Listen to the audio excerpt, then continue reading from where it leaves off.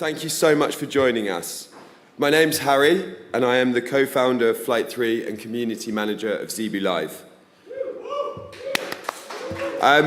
Over the last 4 years, all of the stress has been worth it. I can now do wedding speeches with no fear. But no, firstly, thank you so much for joining us, and a big shout out for everyone that supported us from year 1 over in Kensington, all those that joined us for year 2, and of course year 3, where we just about survived the bear market, and my head of finance has just about forgiven me. I have to start this event with some thank yous to Alchemy, Goliath, Coinbase and Solana, and all of the other sponsors that have made this possible. We wouldn't have been able to put on such a big show without them. The time for Web3 is now. We have fallen behind. We often celebrate companies like A16Z moving from the US to our shores. But the US is the only country worse than us, rather than us being good. Zebu stands for always bullish, zero bullshit. And Zebu Live means the future of tech. As we build the brand and move into our 4th year, I'm more excited than ever to welcome 160 plus professional speakers into our space to share this stage. Looking through the lineup of all the professional people was so exciting. The hundreds of media and community partners and the 30 plus sponsors. And of course, a huge thank you to all the other event organizers who have helped collaborate on what has been a wonderful week so far. Can't believe that we've had 50 plus side events. Up Flight3, we're building a blue chip Web3 marketing agency. And this has been one of our most exciting years yet. Building award-winning marketing for people like Solana, Coinbase, Google, and everything in between is still a real pinch me moment for us. Zebu Live is a huge team effort. Some 500 plus people have played a small role in making this possible. So please, come with an open mind, pay it forward, depending where you are on your journey, and have a wonderful time. Thank you so much. Awesome, and so now I've got the pleasure to introduce a really, really old friend, Johnny Fry. He's going to be our host today, and I'm really, really grateful that he's come from year 1, and big warm welcome for Johnny. Thank you so much. Good luck. Bloody cheek, I'm not that old. All right, well, thanks very much for coming. Looks like some of you made it on time, unlike the trains did their best to sort of make that not happen. Delighted to be emceeing today, and we've got a real variety of different speakers, different panels, and it's been quite an interesting year. It's sort of in the crypto space. It's sort of, it's interesting how we're seeing different markets evolving, and in particular, I'm looking forward later on to Roddy talking about meme coins, because they're either the latest Ponzi scheme, or there's actually a huge amount we can learn, because you're looking at an industry that's sort of garnering sort of 30, 40 million people following, I'm not sure quite what it is, but if we can find a way to engage that number of people back with other assets and get people more involved in the finances, I think that's going to be a huge step forward, so interested to see. But what I'd like to ask Victor, he's going to come up next and introduce his panel, if he can come up. Don't be shy, guys. You've got to come up here, do your stuff. And they're going to be. So Victor works for a sort of PR marketing company, offices in Hong Kong, London, Dubai, helping the crypto community with sort of marketing and PR. And I will let him introduce his panel. Over to you, Victor. Thank you. Thank you for introducing me. Hi, everybody. It's a pleasure to be here in London. Whoa. Okay, and it's a pleasure to be on stage with Alex and with Gerard, who have been on panels before, but not everybody knows you as much as I do, so if you want to introduce yourself, Gerard is the founder of Regenerative Project, and Alexandra is the CEO of SEAM. If you want to tell us more about it. Of course. So, should we have a seat? Yes, please do. Yes, let me start. Hi, everyone. Thank you for coming up so early. I think we're the first to go today. My name is Alexandra, and I'm the co-founder and CEO of SEAM and Smart DPP. So we are a digital fashion platform. We provide the best digital solutions for traditional fashion brands. And with Gerard, we've been working on one of our projects together recently. Yeah. I think he's going to talk a bit more about that. And one of the latest features that we introduced are digital product passports. That's something that is really big right now, happening in the fashion industry. Let's say a lot of brands are talking about it because of upcoming regulations. We're going to talk a bit more on the panel about it. So, yeah, I guess digital product passports is our big product right now. So I'm going to give a word to Gerard. Thank you. Yeah, for the people who don't know me, I'm Gerard, the co-founder of Hermetic. We are a Web3-based fashion brand where we use the Web3 technologies to enhance the experience of the clients. And we have one part that is a public line of wear for all the people. And we have a membership line that is only for members, where the membership is an NFT membership. Then you have a bunch of benefits inside the brand.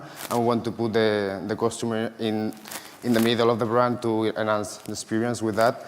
As Alexandra told, we are working with SIM to put the DVPs on every wear that we are making, because we make limited wear. So with this, we can make traceability from the origin of the garment to the point of sale for the customer. Amazing, amazing. And on my side, I've been writing for Being Crypto for 3.5 years. I'm also in charge of partnership for the media. So Being Crypto is one of the top 3 Web3 media in the world. And we are available in 21 languages, 21 soon. So yeah, I'm happy to present that panel. Let's dive into it if you want. If everybody's got a seat already. I wanted to ask you, both of you, I know we were supposed to be a bit more, but I'm sure it's going to be interesting, just the 3 of us. What do you see as the biggest advantage of digital product passport for fashion brands right now? I mean, I'm happy if you want to. Okay, so first of all, I think it's important to start why digital product passports were introduced to the market and why now they're having this kind of buzz around them. So the European Commission said that by 2028, approximately, every brand who wants to sell across Europe will need to have a digital product passport, which is really interesting because fashion is one of those industries that before it didn't have any regulations comparing to the other industries, I mean, that always had regulations. And they kind of introduced it because they thought, okay, we want the customers to make well-informed choices, so let's make this world a better place because fashion is, fashion for the planet. I mean, they produce a lot of waste. We all kind of dispose our clothes, and how they produce the items, is quite disgusting. So as a person working in traditional fashion for many years, that's exactly what's happening there still. So they introduced those digital product passports, and the thing is, the original version means that the only thing that is required from brands who want to sell across Europe is to have the information about materials and production. I mean, that's the basic things you need for now. But it's going to expand, and 2028 is actually what, in 4 years? It's not. Tomorrow. Well, it's actually kind of tomorrow for that industry because it's just kind of several collections away. So that means it's coming into place kind of soon. And I think the real benefit, of course, they're talking about sustainability. I mean, I'm not going to be controversial on that topic. And yeah, sustainability is really important. And that's the main reason for it. And that's how we're making the world a better place. But we, for example, we brought it a bit further. And our digital product passports, they're, of course, on blockchain. Why? Because if the idea of digital product passports is to make them, transparent, the information clear, basically the blockchain is one of the only ways to do so. And therefore, we're now a multi-chain solution. We've been operating on Solana, on Polygon recently as well. We kind of added them. Congratulations. So yeah, brands, thank you. Brands can choose where they want to be. And I think a big benefit is that digital product passports help brands and help users see the whole journey of the item and make a clear decision if they actually want that item. They have the real information, because if the brand adds something that is not right or something that is not true, I mean, that's illegal, and that is good in a way, Thank you. So that was the answer of somebody providing the solution. you are using the solution Exactly. as a fashion designer. Yeah, as Alexander said, for example, they focus on the traceability and the regulations, and we enhance the downstream part that is to give the customers a bigger experience with the brand, because you can connect with them in a way that we have never done before, because you can interact directly with the client wherever he is, and you can give them exclusive, for example, we use the DPP for the garments to give to the customer different experience besides what kind of garment he's buying. We can use the membership as a gateway to different kind of exclusive things. We can make different kind of limited garments and capsules that you can have the access to them with this digital product passport. And of course, you have all the part that is the regulation part, all the traceability of the garment from the origin to the house of the customer. And then it's very, very good because you can introduce a lot of things that maybe in a normal, traditional fashion brand is very difficult to make. And with this kind of technology, it's very easy to interact with the customer directly, and we think it's very, very good for the industry of fashion, because if you are in a normal fashion brand, you don't need maybe all these kind of things to interact with the customer, because you make like a bunch of garments of the same garment. But if you are in a luxury fashion brand that you make very little limited garments and you want to make it unique, you can make it unique with the DPP, because you can put the digital twin, as Sim has put it in the DPPs. And then you can have your bridge between your physical product and the digital product in the same garment. And I think that this is a very, very good experience for the customer and enhanced experience for them. Amazing. So it starts with regulation and transparency and, making it better for the environment, but it also goes to better customer experience. Great, great.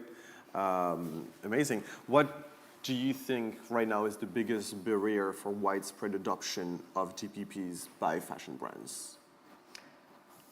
I think it's for me. Who wants to As a brand, I think you would know. Yeah. I think that the main issue for the fashion brand is maybe doesn't know anything about the DPPs, first of all, because if you are not in the Web3 industry, maybe you don't know what it is, and maybe you will buy a garment from, I don't know, Prada, Gucci, and you don't know that they are still using these NFCs in the garments.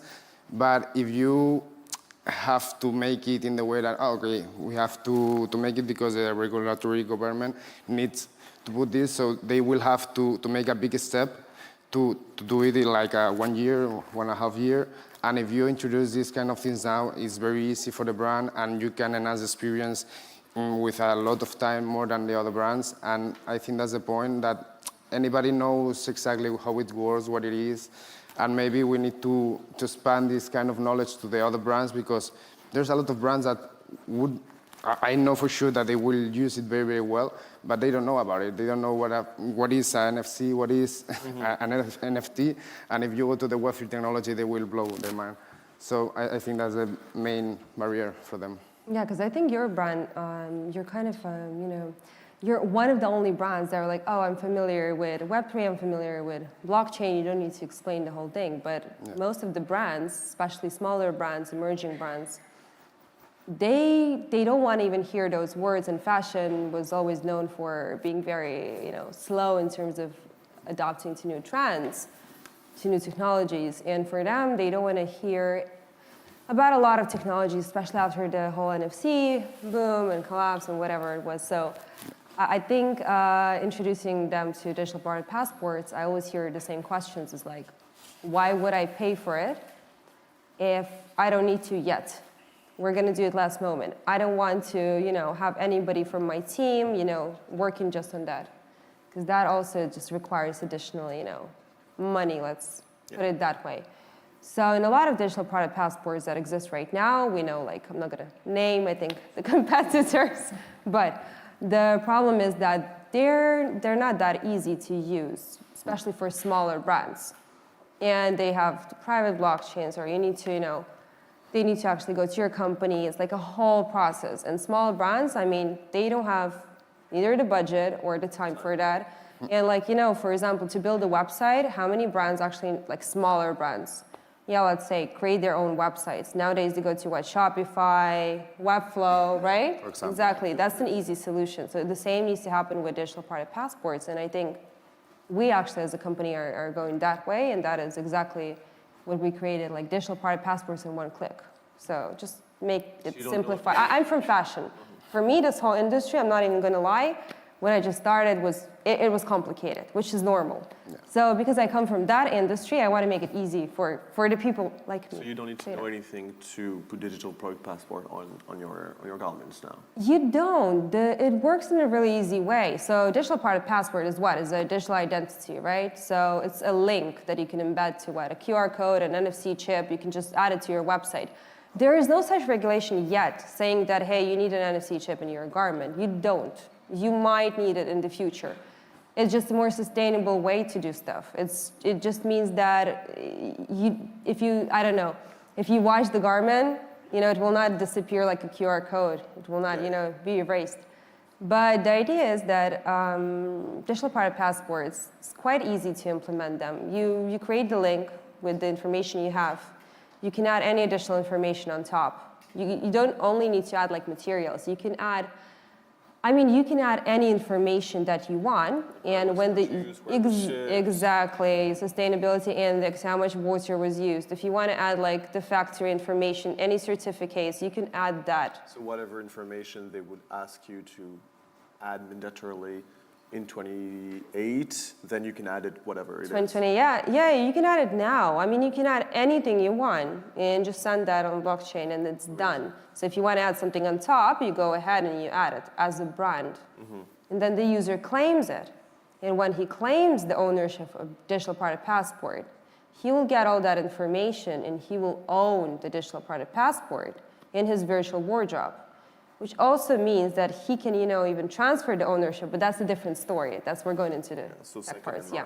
Amazing. So the question was, what was the barrier? So the barrier is education. Some brands want to wait until it's mandatory, but your idea is it's better to be proactive and onboard brands now. Makes sense. Okay. How do you envision digital product passports influencing sustainability and transparency in the fashion industry in the next 5 years? Who wants to start? I can start if you want. For me, from here to 5 years, as Alexandra said, for sure there will be regulations about the digital product passport, and you will need to have a traceability from the fabric to the point of sale of the garments. So I think that the point is, whenever you start as soon as possible, because there's businesses seem that they are doing it very easy. You only need like one link to put your DPP, and the more the customer know about the DPPs, the more the brands embrace this kind of technology. They will be used to this technology and it will be normal. As the credit card, first it was like very strange, you only have to pay like this. And now you take money from your wallet and it's like, oh, what? Money? What? It's not working. No? Okay. So I think that is the same. With this technology, it's a technology that is very new because it's not only Web3 technology, because it's separated if you want, and you can only use it internally in your business to the logistics and so on. That is the regulation part. But I think that if you implement this kind of technology in your brand, it's very easy to implement it for the customer too. As it's only like, try to make a better experience for the customer, try to put experience inside the garment and go far away from only to buy a garment and that's all. Yeah. And I think that it will be, every brand will be with the DPPs in 1 to 5 years. Okay, so it's not just fabric anymore, just on the garments, it's an experience and it can be digitalized. And because you can make less impact on the environment because of the digital version. Yeah, or because there's a lot of people that is very, very aware about the sustainability of the material, the sustainability about the fabrication of the garments. So with this kind of technology, you can give to the customer, the confidence that you have made this with this material. these people in this fabric made it, and they scanned it at the PPE, and they put it like a timestamp that, yeah, it's made with this, with that, in that time, and then went to this fabric, made everything, and then go to the shop. And I think that is very clear for the customer to know all the process about the life cycle of the brand, of the garment. Yeah. Amazing. Yeah, I mean, I agree on that part, and it's great that you think the same way. But I also want to add that, first of all, digital product passports is something, let's say, comparing to the other digital solutions that were introduced to the industry in the last 5 years, that's something that has a lot of value, both for the brands and for the users. And the value is quite clear. So I know we start by discussing sustainability, by all the regulations. They're going to change in the next 5 years, 100%. I mean, yeah, they'll add a lot of things. I mean, they're talking about it. I mean, they're writing it. So first of all, it's going to change. And second of all, I think that brands, by slowly adapting those technologies, I think brands will see the real benefits that, you know, with digital product passports, by adding that information also on blockchain, the value is quite clear. I mean, brands can get more loyal clients because once you tap that digital product passport, you automatically become part of the brand's loyalty program. It works in that way. Instead of, you know, them typing their email for the newsletter, opting in, opting out, all those things. And the other thing is that you also have royalty on resale, because when you have a digital product passport and you claim the ownership, you can actually then transfer that ownership. So before brands, they did not have a lot of data on post-sale. So what, you buy an item, what information do you have about the client? You have the information that, hey, that's the name, surname, email, that's all they gave you, if they did. So with the digital product passport, you can actually track the whole journey after that. You can even check if the item was repaired, how many times did the user use it. There are ways to know that information now. So I think it's just in the next 5 years going to be, I wouldn't say it's going to be everywhere, but I think we're just going to see real examples of brands using it in a practical way, not just as a hype thing, not as, you know, not going to name the other technologies, but yeah. On the sustainability point of view, you kind of touched base on it earlier. You talked about the second-hand market. Mm-hmm. Well, then now you have a proof that your garment is a real one, not a fake. Then it's going to increase second-hand market transactions, and instead of buying new, then we'll buy more used, probably, because you have all the details and see it's a real one, it's good condition and everything. So that, yeah, could help as well. Amazing. We were supposed to be more in the panel for that discussion, but I'm sure we could extend the conversation to the public. And yeah, I will welcome any questions that you guys may have. Don't be shy. You guys are the panelists that couldn't make it. You don't have to come on stage, but yeah. I would like to ask what makes it user-friendly for more traditional fashion brands. The question was how to mix traditional. How is it user-friendly for traditional fashion brands? Well, we, for example, as a technology, right? What we're trying to do, we're trying to make a very, good interface, a very easy-to-use solution. So, as mentioned, the brand journey works in a very simple way. So, the brand flow is going to look like this. It already looks like that. So, you go and register on our website. You log in. You have the admin panel. You add the information about your digital product passport. You preview all the information. Press a button, send on blockchain, and you get a link. That link has the digital product passport. We have a guideline. That's the most simple solution, and you can, add it to your website, to the NFC tag. We have all the instructions, and if you want us to help you on the technical side, we as a company just, get in touch with you. We come and do all the work. So, super, super simple again for a brand. And earlier I was asking how to overcome also the barrier. And so you said one of the barriers was education, but basically with that kind of solution, you don't need that much education. Like you don't need to understand blockchain to use it. You don't. You don't even need to, by the way, add it on blockchain if you don't want to as a brand, but it's just, we kind of offer it because we think it's beneficial for the information to be, kept secure. Can be erased. Like from a database, like some intern came and just erased, the information. You don't want that.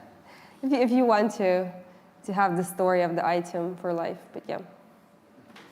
And for me, as a fashion brand, I can tell you that the customer don't need to know exactly what kind of technology they use, as you don't know how is the logistic of a normal brand. You only need the garment. So I think that the main thing is to educate the customers only on the thing that with a phone and approaching to the label, in this case, to this red label. You can have all the information, you will have the DPP, and then inside this DPP, you can put the experience that you want. Every brand will have their own kind of things, maybe, for example, for us, we have the digital twin that is a NFT counterpart of the garment to verify on the blockchain that it's unique because we make limited garments. But in the case of another brand, they can make another kind of experiences. They can put like AR experience. They can put maybe try it before you buy it or try it for the people that it's with you. And I think it's not that hard to the customer to understand that only approaching the phone to the NFC, they will have all the information. And as a company, you need to make it like that because you don't have to make it hard to the customer. So the less that they know about the technology inside and so on, the better for the customer, because they only need to have that and to know to have the confidence that this is real, and the people who maybe have the skills to understand this, you can have like a separate part to them to make it understand how it works. But if it's working well and you are a good company and you're making well, you are not lying to the people that, yeah, we make that and it's only a link that, that's the main thing. Make it easy. Amazing. Yes, sir. Just a question. What's your opinion about the impact of digital product passport on the reselling market? Because the reselling market in luxury goods is booming more than the primary market. So what's the impact of the passport on that side? What's the what?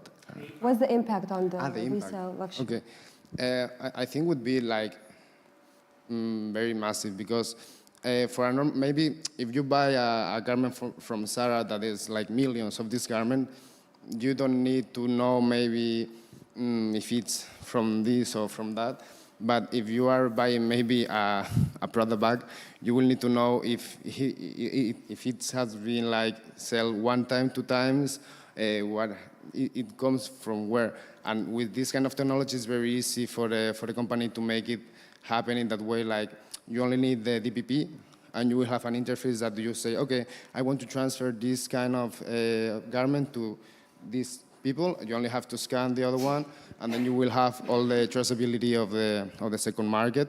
And you don't need to, for example, in our case, the NFT counterpart will be inside the DPP, so that you don't need to go to OpenSea to say, I have to buy this hoodie, so I have to buy the NFT, and then search for the people to send me the real one. It's very easy. You only need the NFC technology, and inside the NFC technology, you will have everything to make it happen in an easy way. Yeah, I agree. Because as the person who buys in secondhand market luxury items as well, I think the problem always is like on any website you buy them. I mean, if you want to be sure that the item is genuine, right? You need to send it to an authenticator, and that's usually an additional cost. Mm-hmm. Yeah. I mean, the resale platforms struggle from that. You as a user pay more, and then you use, if we're talking about sustainability here, I mean, use additionally the logistics and things like that. That's also quite costly, let's say. So I think with digital private passports in the future, first of all, that'll sort that problem. But the second thing is that there's one more thing on top of that. Brands can earn money and earn a royalty when all the platforms will have that adaptation, let's say, to digital private passports. So they will have a percentage from every transaction when the item is resold. And that kind of adds a value. Because at the end of the day, what actually brands care about is how to monetize and how to get new customers. That's all they actually care about. And sustainability is their not last priority, but not the first. So it's also interesting for brands because when you hear regulation, you only hear more costs, but in the end, they could actually also make money from it. Exactly. Exactly. Amazing. Do you have any other questions from the crowd? I see somebody over there. Maybe no. No. Yeah. Don't be shy. Is it active? The one on your, yeah? Can we try on stage maybe? Yeah, why not? Yeah, let's do it. Let's show everybody if my phone wants to work. Try to do it Like this? separate, yeah. I done it before, so it's Wait, working. it's my case probably. Take it with mine if you want. Yes, amazing. And I turn my server data off. Let's do it again. Boom. You have It's working. internet, yeah? Yeah. Yeah. And yeah. Then you have the digital product passport. You have one of You'll 500. see. You need to pass your phone to the people. Yeah, digital product passport. You have all the information, product details. Yeah. Yeah. Yeah, I but love to show it. We talk about but it. that's a good idea. But I think, by the way, if you want to know more about digital product passports, we're actually going to showcase at 3:30 Okay. on the other stage, and we're actually going to show some examples of our digital product passports. I mean, together on those items, and we have some more, so you can actually check it yourself and scan the codes and everything. I mean, that's the MVP version, but you can all have a look. So Amazing. 3:30. Well, thank you very much. We'll close the panel. It was a pleasure to be on stage with you guys. Thank you. Thanks to you, man. That's great. Thanks very much indeed. Okay, so the next panel, we're talking about kind of the old world. We're talking about ETFs, exchange-traded funds. Been a lot of discussions whether we're going to see here in Europe go the same way that the US has gone, in the sense that we've seen mutual funds become quite dominant in America, whereas certainly in the UK, and interesting, some of the sort of Latin American countries, ETFs aren't that widely used. But Michaela's, where's she gone? Where's she gone? Disappeared on us.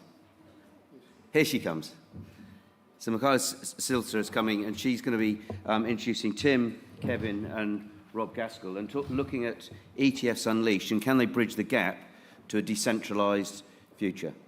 Michaela.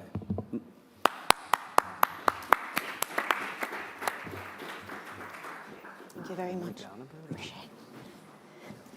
Good morning.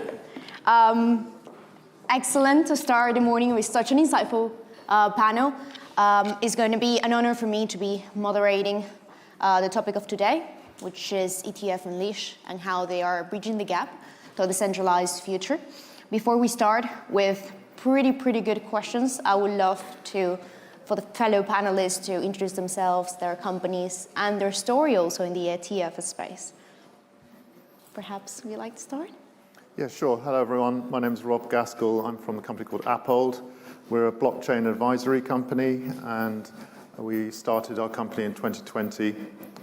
So we've been running for 4 years now. We advise institutions, blockchain protocols, and we've been tracking this market for a long time because we see the institutions moving into the digital asset space, and also the use of blockchain is becoming much more prevalent. So my interest in the ETF space, I'm not an ETF provider. I did used to work in the asset management industry, so I understand funds and exchange-traded funds. But what we've seen is, what we do is we are tracking this avidly for our clients, because some of our institutional clients and also some of the protocols as well like to understand what is happening. So we produce that in research reports. My name is Kevin Blackburn, work at blockchain.com, CIO and financial strategy director there. Blockchain.com, I'm sure a lot of you guys are familiar with it. We started in 2012. It's one of the longest running crypto companies out there. Our flagship product was the Explorer for a long time, and we really sort of pioneered the non-custodial wallet. We have 90 million downloads, 40 million verified users. And now we actually have a full-fledged consumer platform and institutional platform. Consumer platform where you can buy, sell, hold, stake your crypto and connect to DeFi. And on the institutional side, we actually have an OTC spot and OTC derivatives and institutional custody and staking product. We really built out that institutional product for the last sort of 3-4 years. And we're seeing definitely a lot more excitement into both passive asset management and active asset management is how we sort of describe it. So the ETFs has obviously been a super big pressing point for that segment. And yeah, interested to see how it evolves and how it sort of changes the institutional landscape. Yeah, hello. My name is Tim Bevan. I was CEO of ETC Group up until September this year. ETC Group was one of the first issuers of ETFs, or rather ETPs, in the European market in crypto. We were the first to be authorized by BaFin and listed on Deutsche Börse, and have the largest and most liquid Bitcoin ETP in Europe, physically backed Bitcoin ETP in Europe. I say was because we sold the business in August to Bitwise Asset Management in the US, and that's very successful ETF issuer and crypto asset manager in the US. So yeah, the story of Europe and the US, they've taken slightly different paths, and obviously when it comes to the depth and breadth of capital markets, Europe's a bit of a sideshow, but Europe has a range of product that's the most advanced in the world. We've got a lot more discretion in this geography as to what we can issue, a broader range of single asset products, index products, staking products, and beginning to see some structured or multi-asset products come through as well. So just from being a pure wrapper around an asset like Bitcoin, these ETPs are beginning to offer investment management solutions with a slightly more complex or maybe more interesting risk-reward payout profile. Yeah.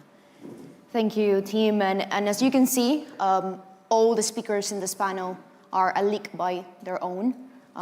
So we will be hearing from them and from their point of view in different angles. I would like to pivot to what you said, Tim. You were one of the first issuers. How was this process, in brief, in a few words, how was to launch this product? What was the experience? Well, it's exceptionally painful.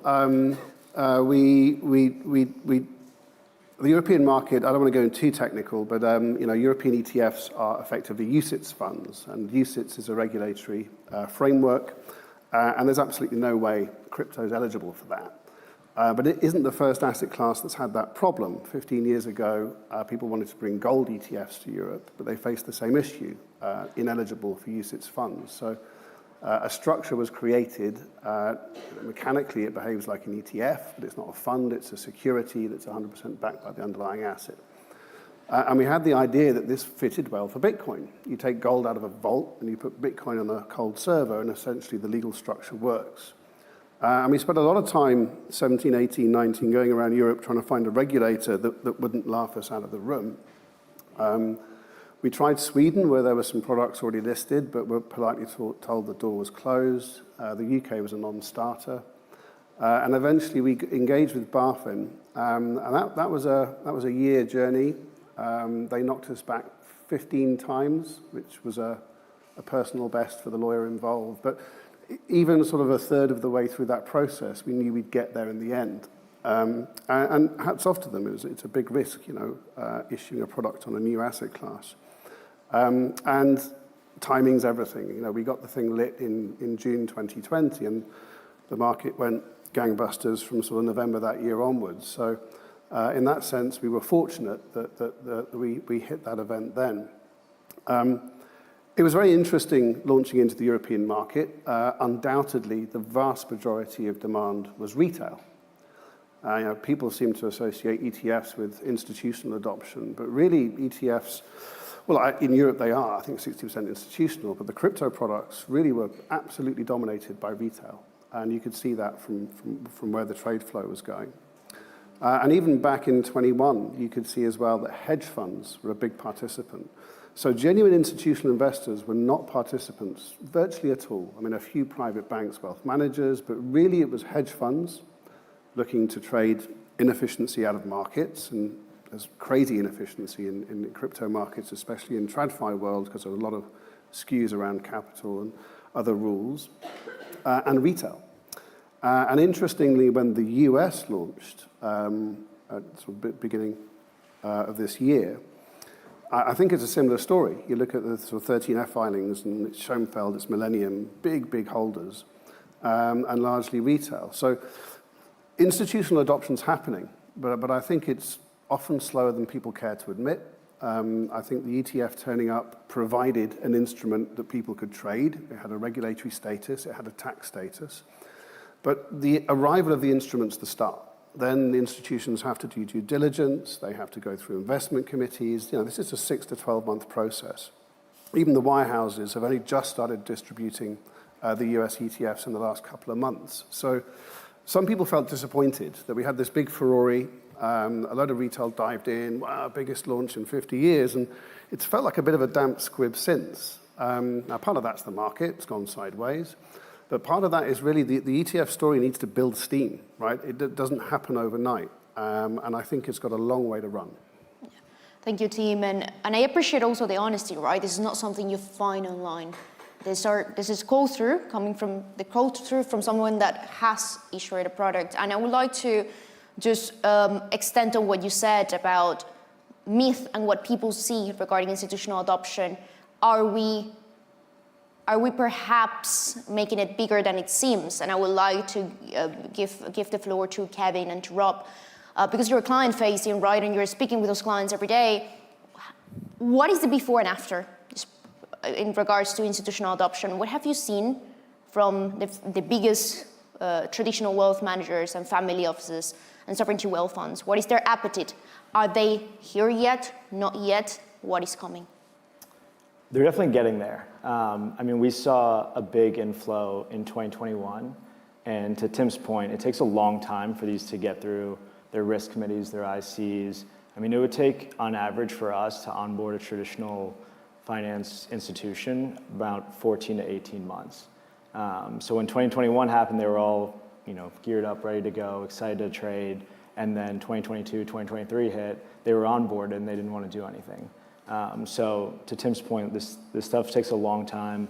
Like he mentioned, if you look at a lot of the 13 Fs, it was mostly retail that came in and some asset managers. But I think they're still scratching the surface. They're still trying to get their mind around Bitcoin. I think there's a lot of waiting in terms of, there's still a lot of regulatory stuff to figure out. There's still a lot of, big events like, what the Fed does and what the elections do. So, I think it's kind of natural for them to be in this waiting game, and they're still sort of feeling it out and understanding what their options are and where they want to be exposed.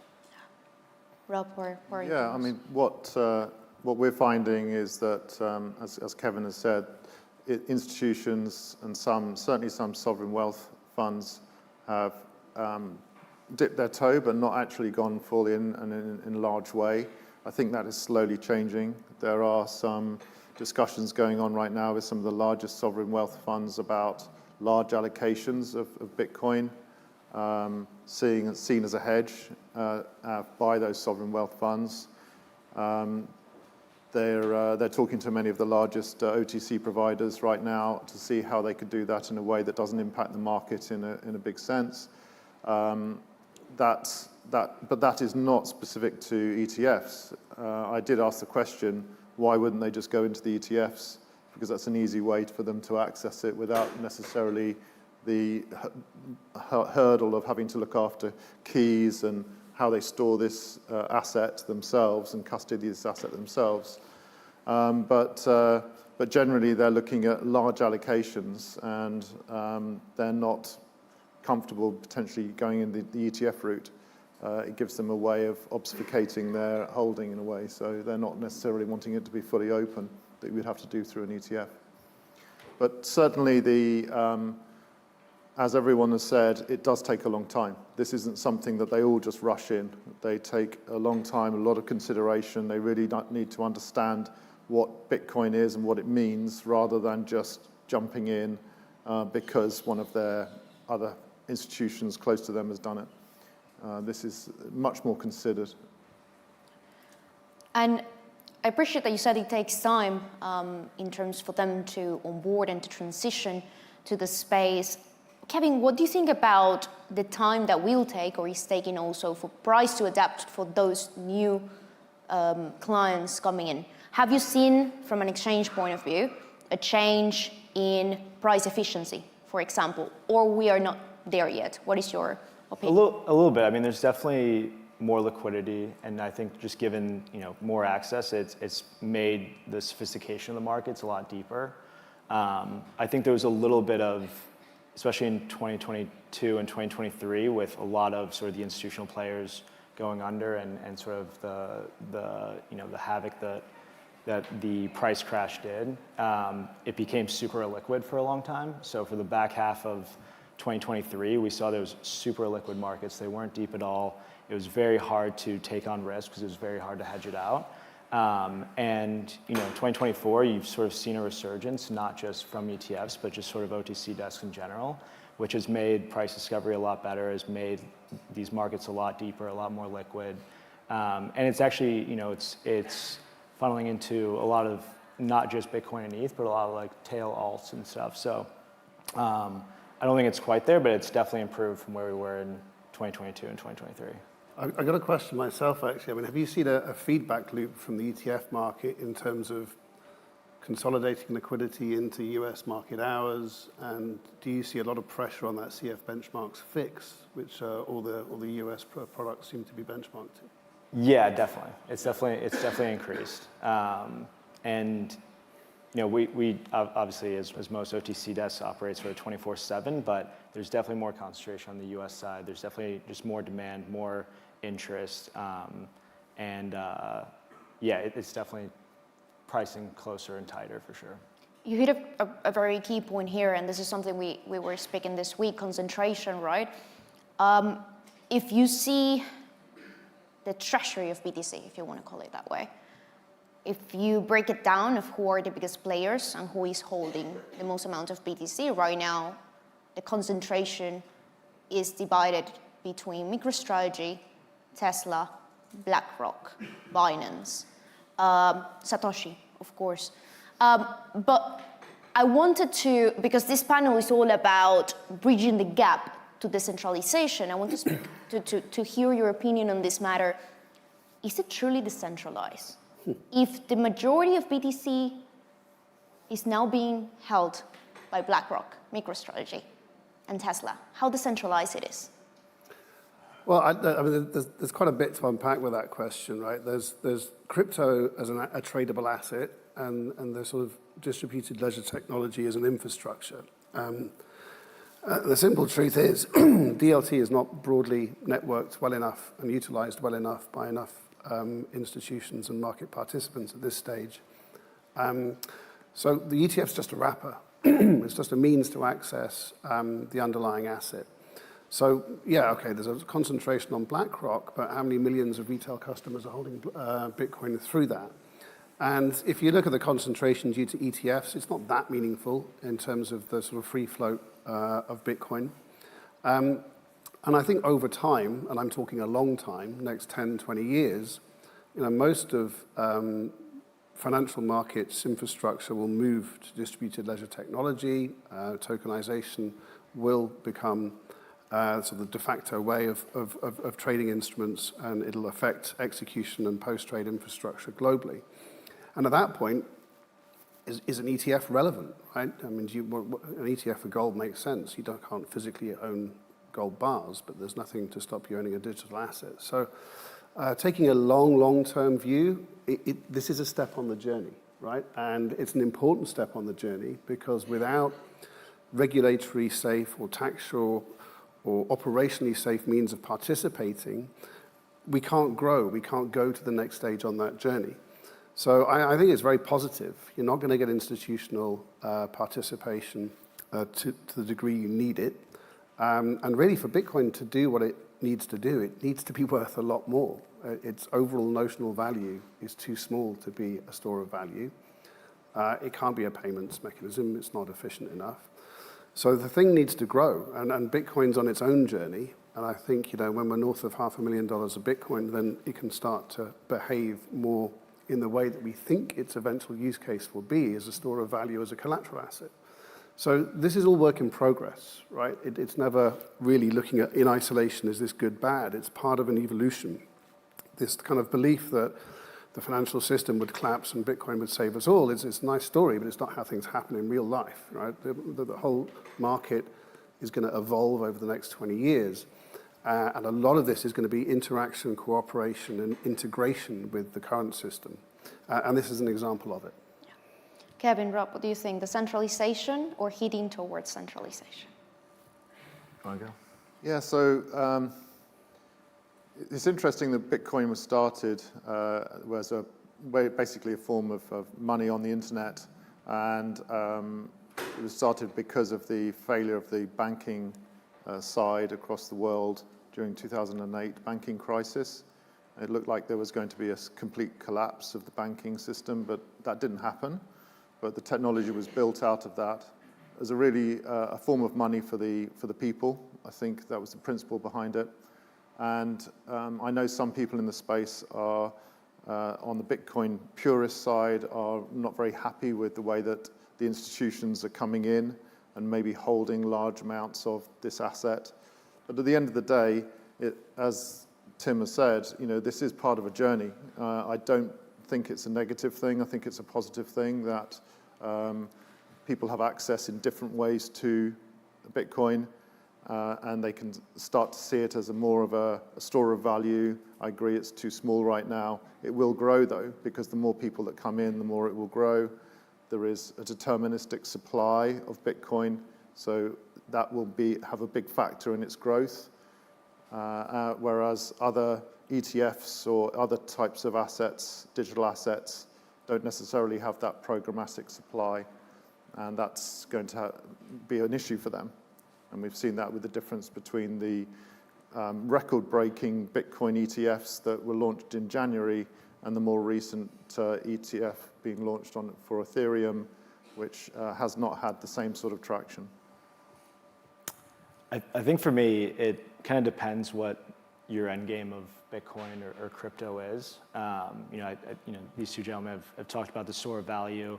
You kind of teeter between, is it a store of value or unit of account or medium of exchange? And I think if you want it as a store of value, then these ETFs are obviously great. And I think it leads to more access, more liquidity, more sophistication of the market. In terms of, these products are putting Bitcoins in a box and then selling those shares, selling shares of that box, which I think is a very different thesis to when we're talking about Bitcoin as the future of money or the future of this decentralized future. So I don't know, it depends on what you think Bitcoin can be and will be and what the ultimate goal is. And maybe Bitcoin is just supposed to be a store of value and people can get exposure to it and you're not supposed to do anything with it. And then the rest of crypto, of ETH and Solana and all these other great chains that are being built can sort of facilitate the other values and the other primary reasons of crypto and sort of that future of finance. So I don't know, I think it's a mixed bag. I think it's obviously indirectly a very good thing for crypto and a very inevitable and very necessary. If you want Bitcoin to be sort of this end-all be-all future of money and future of finance, it's probably not a great thing. We have in some ways. No, I couldn't agree more. And we have been focusing mostly on BTC and Ethereum, but Rob, you did mention those two ETF launches specifically. What is next? And of course, from your point of view, you do have quite good insights on the next few products or investment vehicles that are going to be launched. Do you think we're going to see more of those launches in Europe or perhaps more outcome-focused ETFs in the US? Again, no predictions, no investment advice. This is just what are you foreseeing in the next few months regarding the next steps? Well, I'm not as well placed as Tim to mention this, but we did talk about this yesterday on options trading. Yeah. I think Tim can talk about that because I think that's gone a little bit under the radar, but effectively you can option trade on Bitcoin, BlackRock's Bitcoin ETF. That's a big thing. And in terms of what's next, then certainly some of the ETF providers are looking at other large tokens in the ecosystem like Solana and others. I think they'll probably XRP be next. as well. Yeah. Well, XRP might have an issue because they've just had another problem with the SEC. So yeah, that might delay that ETF. I know in Europe, again, going back to my earlier point, there's a very broad church of products you can issue. That is not the problem. The problem's demand, right? At the end of the day, when you're talking to a European private bank wealth manager, they've been pushed by their clients, right? So they've been forced to find access products because they're getting hammered for not having some exposure to crypto in their portfolios from their ultra-high net worth clients. Further up the chain, the pure discretionary or larger asset managers are probably a bit further behind the curve, right? This hasn't really hit the radar. It hasn't really passed the sniff test in terms of investability. So really, we're at the stage of explaining the difference between Bitcoin and Ethereum.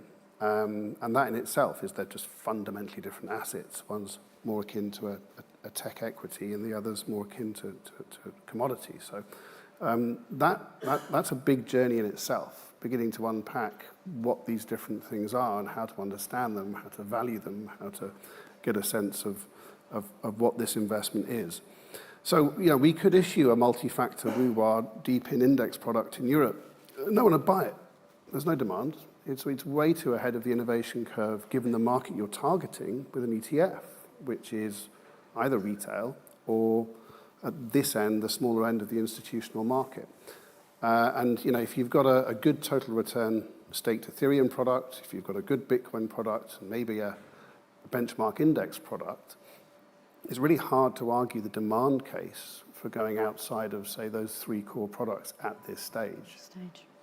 Yeah. Kevin, what are your thoughts on this? Yeah, I think that makes sense. I've always said that, especially traditional financial institutions are sort of the most conservative, riskiest institutions out there, and it's intentional that they're kind of both, because they take a long time to develop these theories and to develop these products. And they always wait for sort of regulatory green light, and they have to jump through a lot of hoops, both sort of governmental and for insider reasons and whatnot. But they're always willing to push the envelope, and I think Larry Fink and that whole crew are going to keep innovating and are going to keep pushing these products. And so I think you'll see more ETFs come out. I think you'll see more focus on altcoins. I think, going to the JP Morgan conference yesterday, there's this really interesting dichotomy of people that are interested in Bitcoin, sort of vanilla exposure to Bitcoin, and then want the craziest DeFi yield strategies out there, which is and nothing in between. Like, they don't want to hold Solana. They don't want to hold, market caps of 5 to 20. They're super interested in cash and carry position on Notcoin. And it's like, I don't know, it's super interesting of the interest levels and where the interest lies, even at an institutional basis. But getting there and getting regulatory clearance is probably miles away. Wondering who is going to fill that gap, right? Yeah. Well, I would say outside of Bitcoin, index products are going to be crucial. This is still a petri dish of experimentation, and a lot of these things are going to go to zero. Some will go to the moon. It's still early stage tech. And as an investor coming in, I don't really want to go down the rabbit hole of a deep dive into a bunch of different layer one protocols. I probably just want to buy a 10, 20 name index product and capture that general upside. So I think broader indices and then thematic or subsector index products are the natural evolution of this market when it's big enough and got enough interest to support that product suite. But that would be a very obvious way for it to develop. It gives people a cleaner, more graspable investment case without having to go too deep, and it diversifies risk. It's a better investment product. I think generally as well, we'll see it won't necessarily be the next token to be an ETF, but just bigger growth around Bitcoin ETFs. I think there will be more Bitcoin ETFs globally. In 2025, I predict there will be some quite large launches of Bitcoin ETFs into Europe and into Asia, much more so than we've seen recently. I think that's, even though, and we've spoken about this before, Tim, around the first mover advantage, but there are going to be different areas and different pockets of markets for Bitcoin ETFs, which we haven't tapped into yet globally. And one of the biggest markets to be capped, which is APAC. APAC is still one of the biggest markets for some of the biggest exchanges. We haven't seen many ETFs there. So it's still so early, I would say. What are your opinions, Tim? Yeah, there's definitely movement. We hear Poland, Italy, and Europe this year. There's South Africa. There's movement politically, at least in South Korea, Japan. So yeah, I absolutely concur. There's going to be a much broader set of jurisdictions bringing product to market, ETFs or analogous products on TradFi platforms. And I think, yeah, in Asia, that could be super interesting. And I would also like to highlight, I think many entrepreneurs focus a lot in Europe and in the US, but there is so much wealth concentrated also in CIS region, in APAC, that is yet to be uncapped because we don't have the amount of investment vehicles at this moment they can trade or they need. The potential is huge. This is something ourselves have seen in the last few weeks. How much wealth is still capped there? They're just waiting for the right vehicles. Yeah, I mean, I think in the Middle East, they're quite happy trading US products. And that they look to US capital markets, as a lot of the world does. But I think the further east you go, there's a huge case for local product, especially in markets like Japan, for instance. But a lot of Asian countries, yeah, you need local product to bring the market to life. And I think that there's a huge untapped pool there. Couldn't agree more. I think we do have a space for one or two questions. And I would like to kindly ask the audience if you do want to bring those questions live. I would love to give the word to Mark.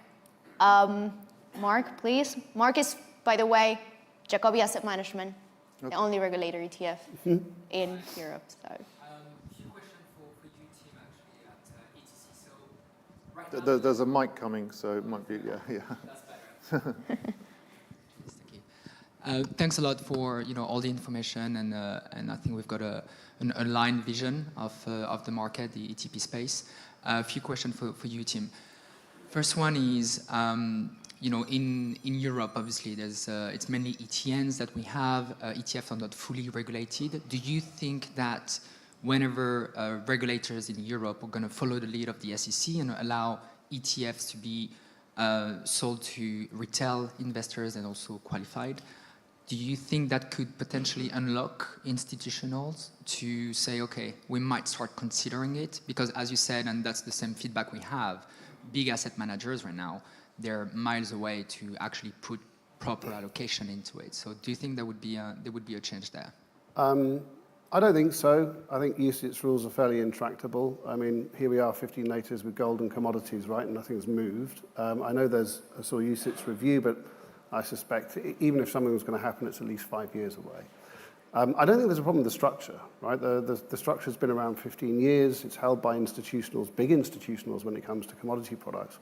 The problem's the underlying asset, right? It's still very much getting comfortable with Bitcoin or Ethereum as an investable asset and the investment case for it. Europe's lumpy, right? So in certain markets, Germany, etc., retail can trade these things. In the UK, they're blocked. I think that will change over the next 12, 24 months. It's kind of indefensible from an objective risk basis. If I can buy a 3 times short NVIDIA certificate, but I can't go long Bitcoin. There are some. I think retail will generally get access across pan-Europe, and at the moment it's a bit jurisdiction by jurisdiction. Institutional just need time. There is a time factor, right? They need time to go through their processes, get comfortable, build internal levels of confidence to get to the point where they can pull the trigger. And it's not just getting comfortable with the investment, it's getting comfortable with a whole bunch of different risks, the operational risks, the credit risk, tax risks. I mean, it's a lot of work, and getting surety to the degree that these institutions need it, even now, is hard. Second question, if I may. During the summer, ESMA asked for a call of evidence to add crypto assets into, eligible for UCITS. And I've seen also this week, I think 21 shares urged the regulators, also ESMA, to act on it. will ETC Group follow the lead also, try to put a bit of pressure? Well, I can't speak for ETC Group because I'm no longer with them. Yeah. That would be one for Bitwise Europe, as it now is, to decide upon. My personal view is too much too soon for UCITS. I think they'll look at it, and I think they'll take some learnings, but I expect that to be a slow coach out of the station. And I would be very surprised if crypto's UCITS eligible within a 5-year time frame. 5 years, okay. Oh, thank you. Yeah. Mike, thank you. There was another question there, thank you. Hi. We might have space for one more after this, so. Okay, thank you for excellent panel. Apart from regulatory issues and the education piece, as well as time taken for institutions to come into the crypto environment, what can the crypto industry do to help bridge that gap and help more institutions come into the space? I think it's confidence, right? I mean, obviously confidence was badly shaken in 22, 23, and, you know, who knew an unregulated retail-dominated market would attract bad actors? But, you know, it still has this sort of stop-start, crazy fly-by-night reputational issue. And one of the biggest blocks is the personal risk, reputational risk premium senior individuals at institutions have to put on the table to say we're moving into Bitcoin or crypto. It's really that personal reputational risk premium that is often the blocker. So I think, again, the industry's come on so much over the past 18 months, 2 years, but that needs to continue. Governance is important. Assurance is important. These aren't just old-fashioned TradFi things made up to be fuddy-duddy. You know, they're really important. Otherwise, things go bad and go wrong. And there's certain bits of TradFi that need to be embraced, right? This system is developed for 200 years. It exists the way it exists for a reason. Not everything needs to be broken and chucked out the window and replaced with crypto. So I think better governance, better assurance, better processes, just less bad things happening, and just a more adult, grown-up approach will improve the reputational standing of the whole industry. Yeah.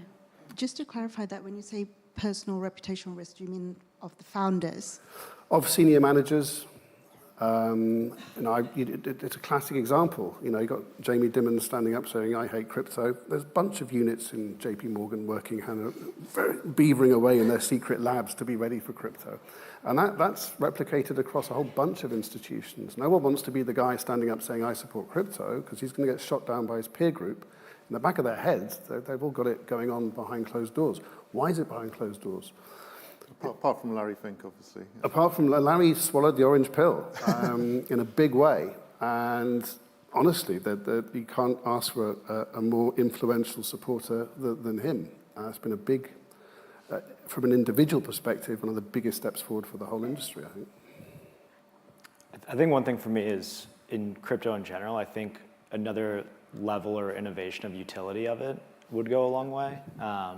You know, I think that's the biggest divide when I talk to people from traditional finance of like what's the so what of all this, right? If you just want exposure to this thing that goes up and down, but there's no real like use case, and maybe again the use case for Bitcoin is just a store of value, but I think with crypto, like one of the biggest examples of like what Aave and Compound are doing, I think those are like amazing protocols and have really, you know, possessed and leveled up a utility of this over collateralized lending and can actually use this to facilitate different things. And I think we've kind of been stuck in that rut a bit of what is the next level of innovation. And it's fun coming to these conferences and meeting all these super cool companies and protocols that are building that exact level of innovation, but bringing that innovation to sort of traditional finance and real world application, I think is kind of the next level. Again, that's probably more for crypto in general and less sort of Bitcoin focused. And Rob, what's your view on this? Yeah, getting back to the ETFs, I mean, there could be products around the ETFs.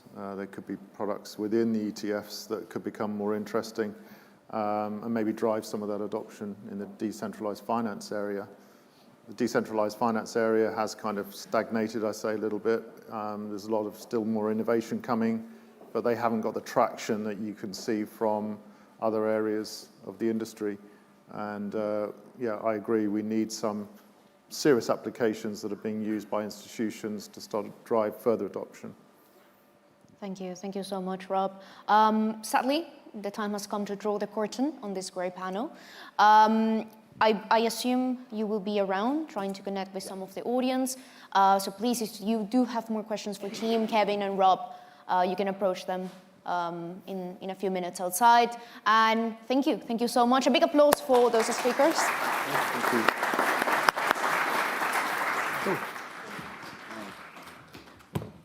Thank you. Whilst we're just having a quick changeover panel, I think it's worth bearing in mind.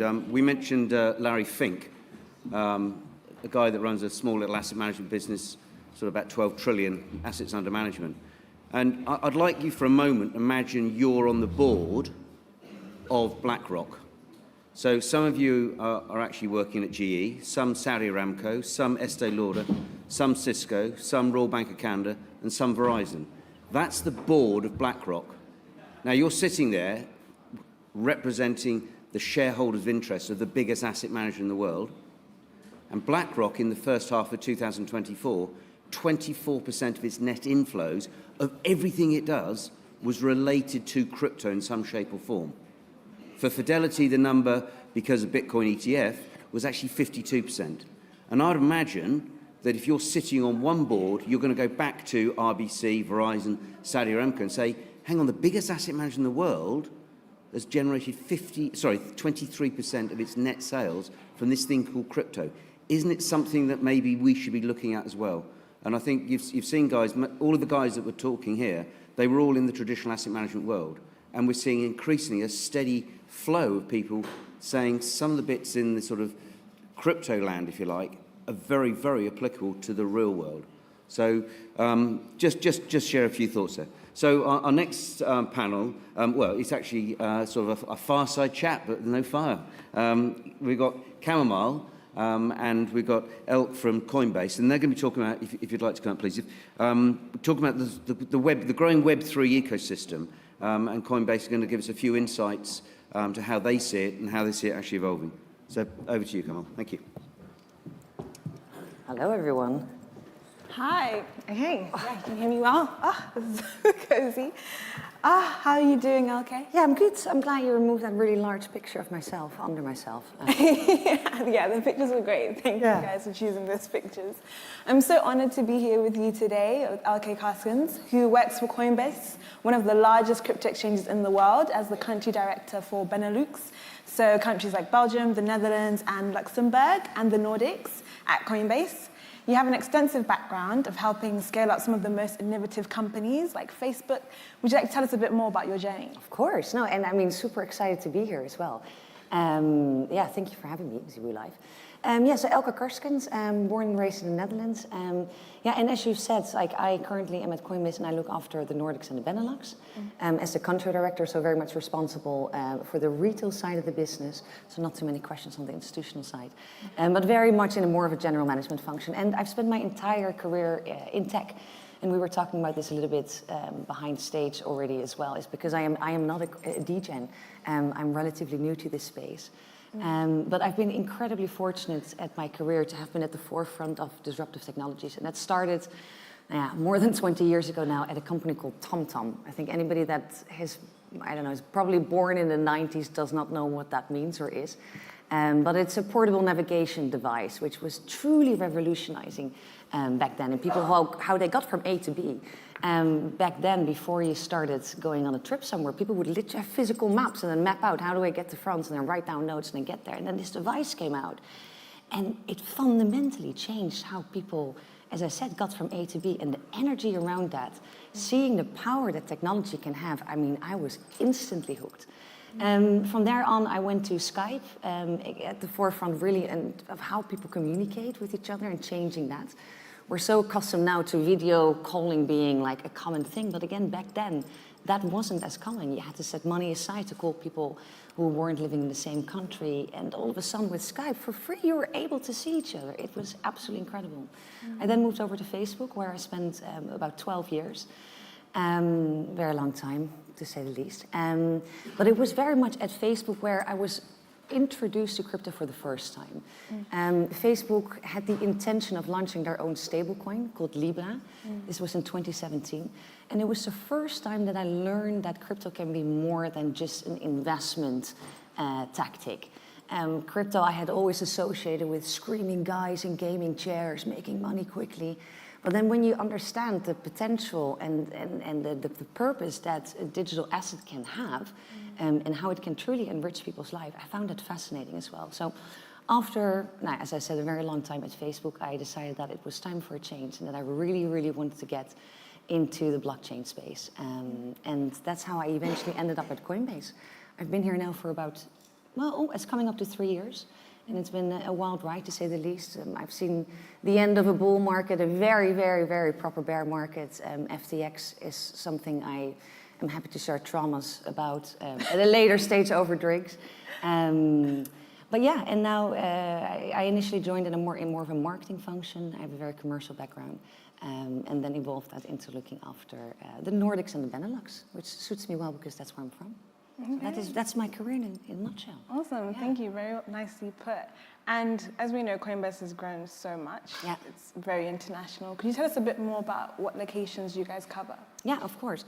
So for those of you that perhaps are a little bit less familiar with Coinbase, we're a global company, we're US based. We're one of the oldest players in the industry as well. We're about 12 years old and we're publicly listed, which happened in 2021 in April, I want to say. And we are a global crypto exchange. We like to think of ourselves as the safest and easiest place to be able to buy, sell, and trade crypto. But we're much more than just a trading platform, a company that's moving boxes around. We really like to think of ourselves as a one-stop shop for everything within the crypto economy. So we offer a very simple and easy-to-use interface for people who are just getting started in crypto. But we also have a very advanced interface for sophisticated traders. We offer a suite of services for the institutional side of the businesses, but we also have platforms available for developers, for creators, for builders. We have an NFT marketplace. And as a company, we are very, very focused on really changing and updating the financial system. We believe that crypto equals the future of money, and we're laser focused on getting there. So we are about 3,500 people worldwide, and we have operations across the world. The UK is one of our largest markets. It's actually the largest market outside of North America.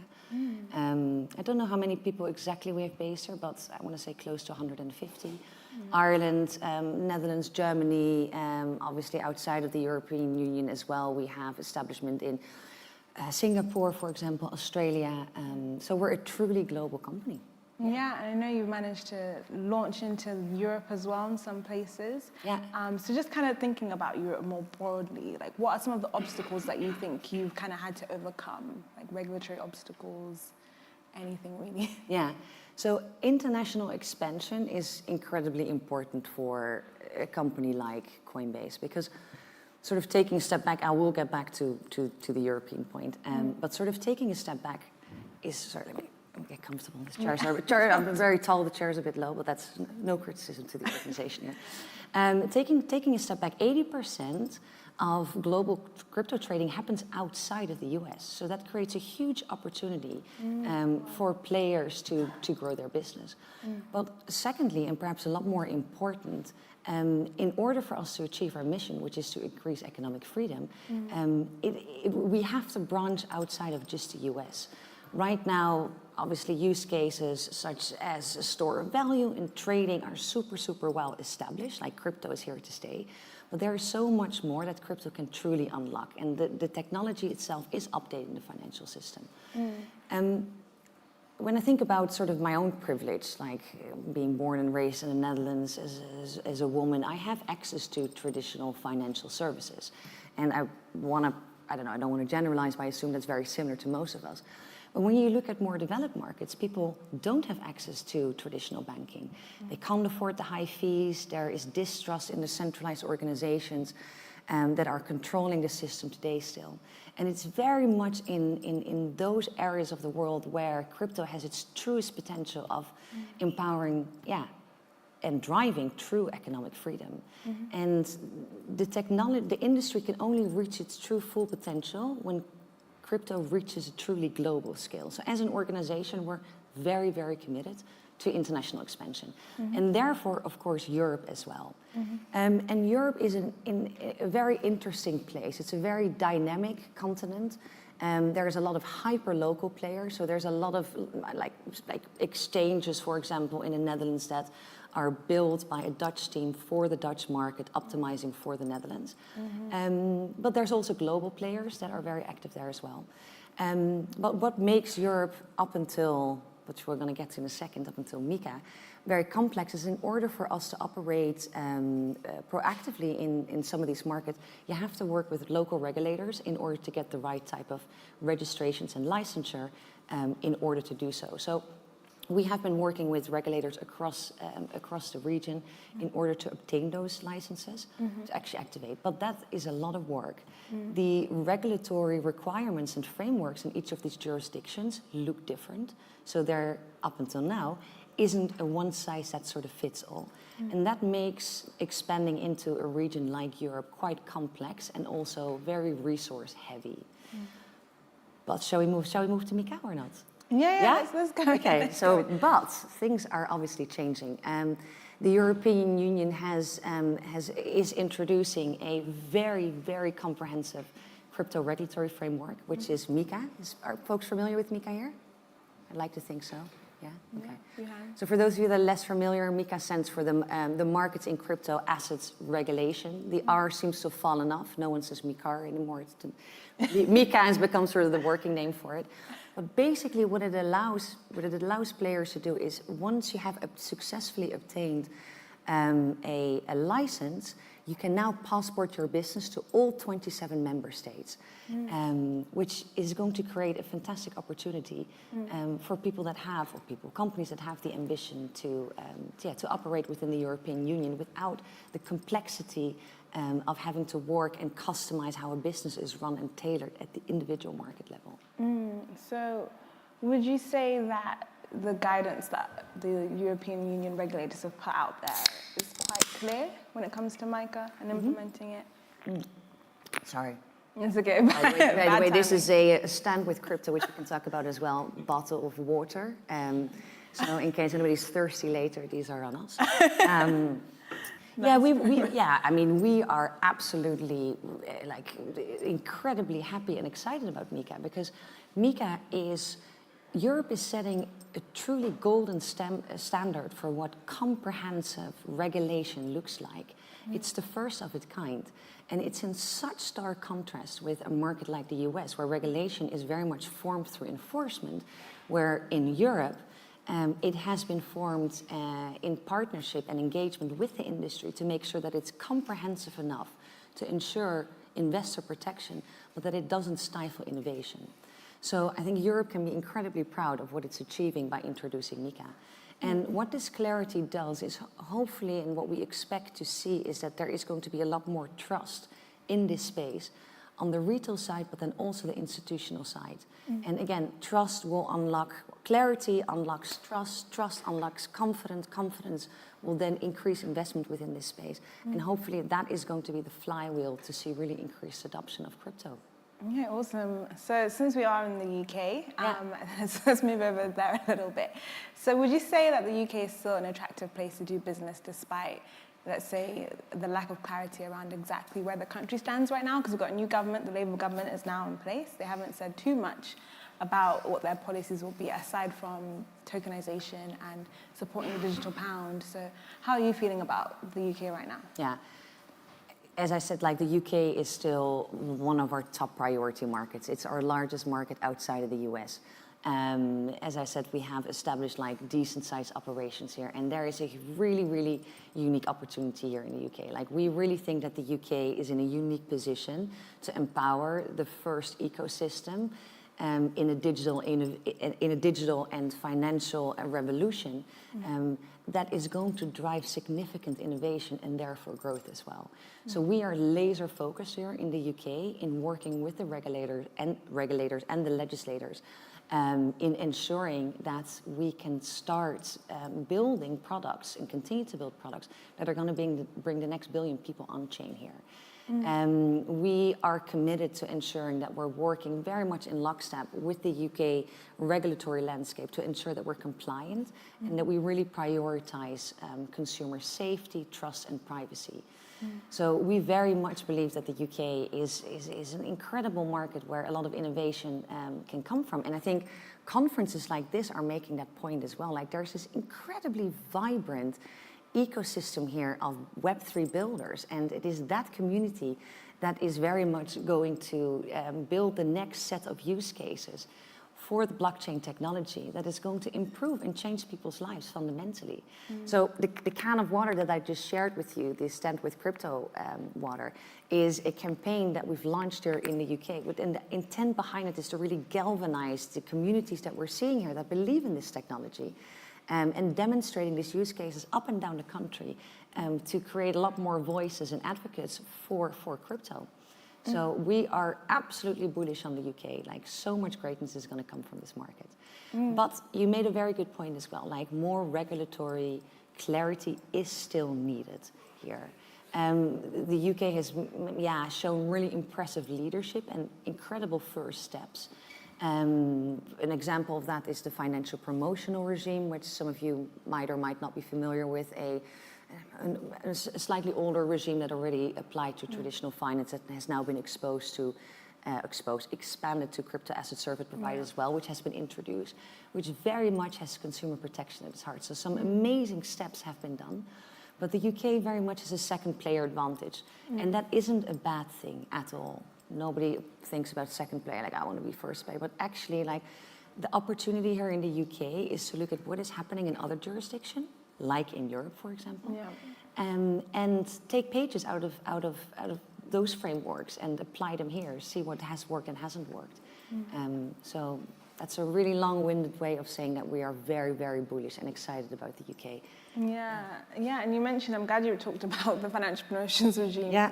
It has been a bit of a tough regime, I think, for some people, especially international players, because the promotion rules basically mean that if you're not registered in the country or approved by someone that is to campaign and to reach out to customers, that you can't reach out to those clients.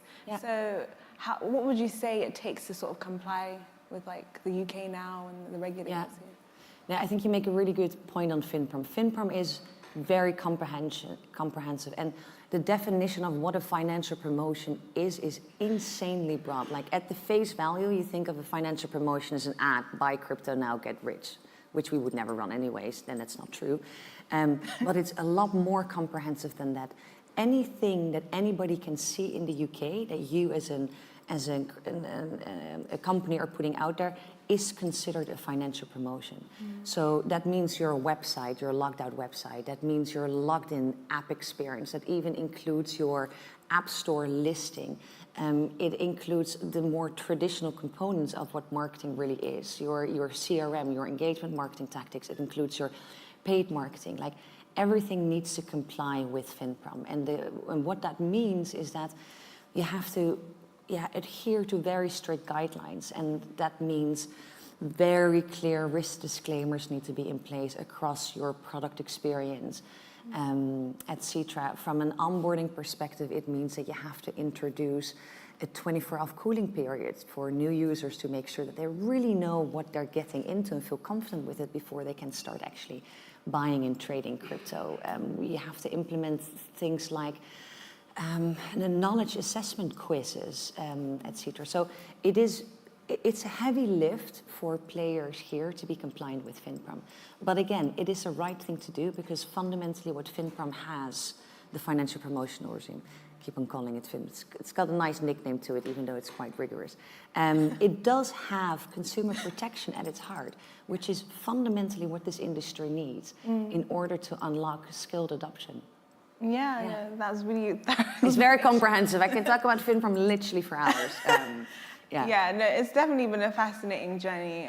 The UK has come a long way because there was a time where the crypto market felt like they would have been blocked out completely if they didn't make adjustments. So fortunately, the UK did make adjustments to allow companies that are already registered to have access to the UK market. So there has been progress. But what is next on the agenda then for Coinbase when it comes to international expansion?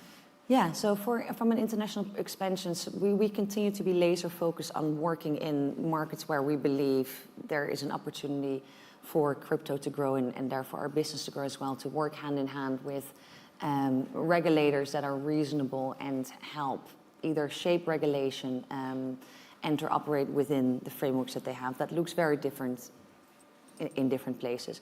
But we're very focused also from a localization perspective, because we're not offering a different version of Coinbase in different markets, but the cultural nuance and context is incredibly important, which is why it's a Dutch person running the Dutch market, because I understand what is expected in certain markets. Like, let me give you an example. Like, how many of you here are familiar with Ideal? Two hands. That makes a ton of sense, because why would you be familiar with that if you're not in the payment space or Dutch? Ideal is a Dutch payment method that everybody uses for everything all the time. If you don't offer Ideal, I mean, it ain't real. Which I try to explain to people in the US. They're like, yeah, but like, I mean, we've got open banking integrated, like people can deposit with their debit cards. I'm like, that's not how it works. Ideal is the payment method of choice. And you need to have a local voice, somebody that understands that, to be working with the product teams to ensure that those payment methods are integrated so the product feels real and local. So on the face value, like the product might feel the same in most markets. It actually isn't. Like, it is being adjusted. So we're laser focused on ensuring that products are localized in the right way. So that is from an experience perspective, but also from a language perspective, especially when you're dealing initially with, I guess, fiat money and then digital assets. Like, it needs to feel local. When things are poorly translated, like, I mean, it just doesn't feel right. Like, when you have an issue with your bank or whoever it is that you're dealing with when it comes to finance, you want to call their customer support and speak to them in your own language. So localization in the very traditional sense of translation is incredibly important as well. So we're hyper focused. We're very focused on ensuring that we build the right product for the market. Okay. Yeah. Now that's so interesting. So are you saying that the key to building the right product is hiring people that have an awareness of the retail users in these regions? Like, what would you say that should look like? I think that is right. I think that is a challenge that any business has when it comes to international expansion. Is like, you might have the ambition to be dominating 10 different markets, but you need to have people that understand that local context that is required in order to build products and services that people actually want to use or can use in the way that they're used to it. So having at least some level of local knowledge within an organization is important. Okay, that's interesting. And what's the best way to sort of make sure you're getting the best access to talent then in different regions that you may not be familiar with if you are an international company, I guess? Yeah, well, I'm sure that there's a large recruiting base here today as well. I think it all starts probably with your own network as well. Like, there are, especially within the crypto space, there are these vibrant communities everywhere. And it's places like these where they come together, but it's very often a little, it's often not, it can be very different. To sort of give you an example, and I'll come back to like how you then get started. I was in Amsterdam yesterday. It was Bitcoin Amsterdam. I don't know if anybody else attended as well, but like a Bitcoin maxi conference, quite hardcore. And the people that you meet at the conference were very different than I met the night before, where I was invited to a very intimate event at somebody's house where there was a conversation around Bitcoin and sustainability. And at that particular event, I actually ended up meeting a much older group of people that did a lot more traditional investing, that were very focused on sustainability, but that were really keen on learning and understanding more about this space. Those people are not attending Bitcoin Amsterdam, I can guarantee you that. So you have communities that are learning and educating themselves around crypto and blockchain technology, Web3, in their own and different ways. So I think when it comes to attracting talent, it is trying to find the right type of communities based on the type of experience and value that you're looking for, to initially start sourcing talent. In addition, obviously, to working with probably sophisticated partners from a recruiting perspective that have a good footprint there within the industry that you're looking to hire at. Okay, interesting. Yeah. What else would you say are your golden nuggets then for companies looking to have a global footprint? Well, at Coinbase, we really like to believe, and we actually have always done so, that compliance is very much key to build trust in and for crypto, if we're just keeping this to like the crypto conversation. So understanding what the regulatory environment looks like, what being compliant truly means, is incredibly important. And having that up forefront is something that we believe all organizations should prioritize. And very often, when we talk about regulation, people instantly think it stifles innovation, but that doesn't have to by default be true. Like, I think especially when you're a lot earlier on in your journey as an organization, like being compliant and prioritizing compliance can be a massive differentiator, because you're building products that people will feel safe to use, but it will also attract probably VC investment, because you're an organization that takes compliance incredibly serious. So flipping sort of the perspective on what regulation means and what you can and can't do without it is important. It can be a catalyst of growth. So keeping that forefront and understanding that and investing in that knowledge is probably another really important component of expanding. Okay, awesome. Do you have time for one more question? Yeah, okay. One more question. Oh my God, how did we get to... Earlier we were saying we're never going to fill 30 minutes, but I was wrong. I know myself poorly, as you can tell. Keep on nattering. Okay. Yeah. So obviously you had an extensive background, Facebook, TomTom, Skype. So innovation is expanding, AI is now happening as well. Do you see Coinbase stepping into these new frontier technologies, expanding? I can't really answer that specifically, because we're a publicly listed company or not, but I can talk about things that we are excited about. Yeah. So we're obviously very excited about layer 2s. We've seen them being incredibly impactful, and we believe that this is really going to unlock the increased adoption of this space by being able to bring builders and developers on chain, and therefore basically unlock bringing the next billion people on chain. We actually launched our own Ethereum layer 2 base. I want to say it was August of last year, and we've seen incredible adoption of that, which we're obviously super excited about. We're also excited about L2s like the Lightning Network. We've worked with Lightspark to integrate that as well, being able to reduce transaction time and reduce cost. It's been absolutely fascinating. If you haven't used Lightning yourself, it's fire. It is absolute fire. And sort of seeing and embracing these layer 2s, not just us, but I think the ecosystem is incredible. Like, that's what we're going to see a lot of innovation coming from.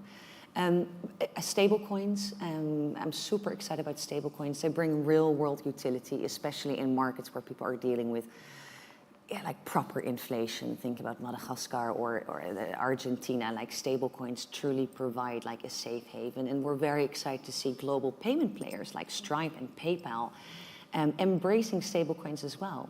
If you are a merchant on Stripe now, you can basically accept USDC on Polygon, Ethereum, and Solana. That instantly transfers to fiat. Massive. This PayPal is now allowing stablecoin transactions to over 160 countries with no fees. And that's such a stark contrast with like the 4 to 6% in fees that you would normally encounter. So we're super excited as well about seeing sort of like the adoption of this space in the more, I don't know, Web2 traditional players. That are going to really increase adoption across the board. So excited about that. Obviously, the ETF approvals were massive. Like, what a seal of approval, landmark moment here. Going to change the space. I can't predict the future, obviously, but especially on the financial side, the markets. So there's a lot of exciting things happening. Yeah, definitely. Well, it's been great talking to you. Yeah, thank you for the questions. Yeah. It was lovely having a conversation. Yeah. And and thank you guys. Thank you for being here and listening.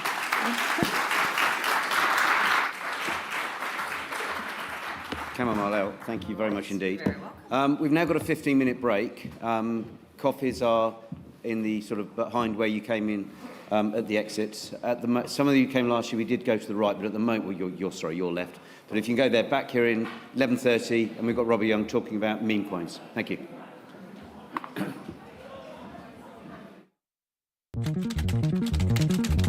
So ChatGPT, chatbot, NFTs, augmented reality glasses, and so Web3, metaverse. This is a tectonic shift. There's no need to panic. I want to make the world's first podcast produced entirely by AI. We can feed your topic into an AI tool that synthesizes the host voice in real time. Are you ready for the latest gaming news?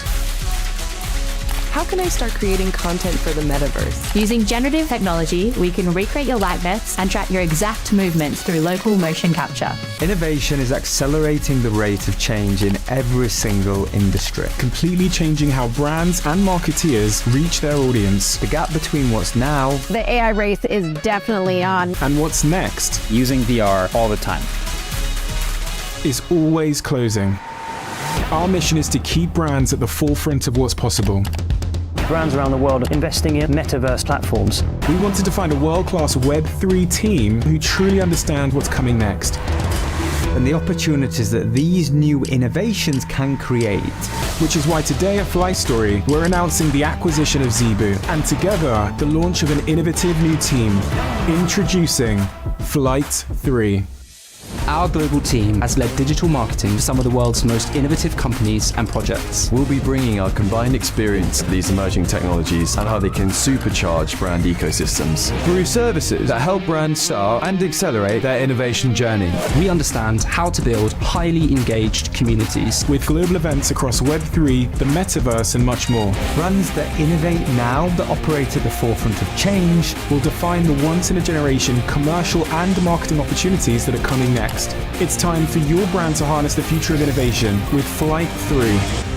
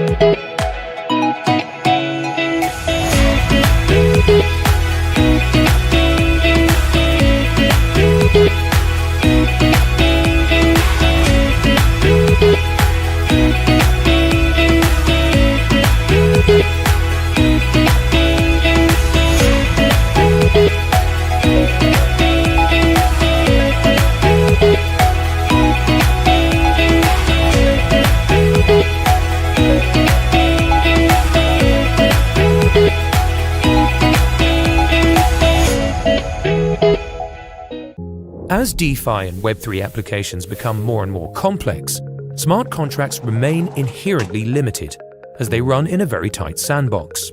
For that reason, many Web3 projects still rely on centralized back-end infrastructure for certain problems, creating a single point of failure, sacrificing decentralization for practicality.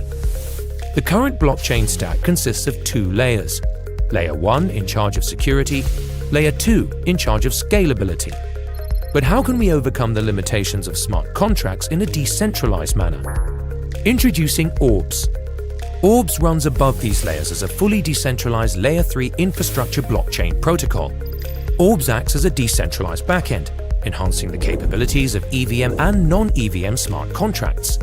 The Orbs protocol is executed by dozens of independent permissionless validators, staked with over $100 million, opening up a whole new spectrum of possibilities for Web3, DeFi, NFTs, and GameFi. Orbs provides 2 different execution services. Orbs Lambda is an event-driven, serverless, and decentralized cloud function written in JavaScript, similar in concept to AWS Lambda. And Orbs VM, a Docker-based virtual machine, enabling implementations of powerful custom decentralized services in any popular programming language like Go, JavaScript, Rust, or Python, packaged as a standard Docker container. Join us in shaping the next evolution of smart contracts. Become a part of the Orbs universe.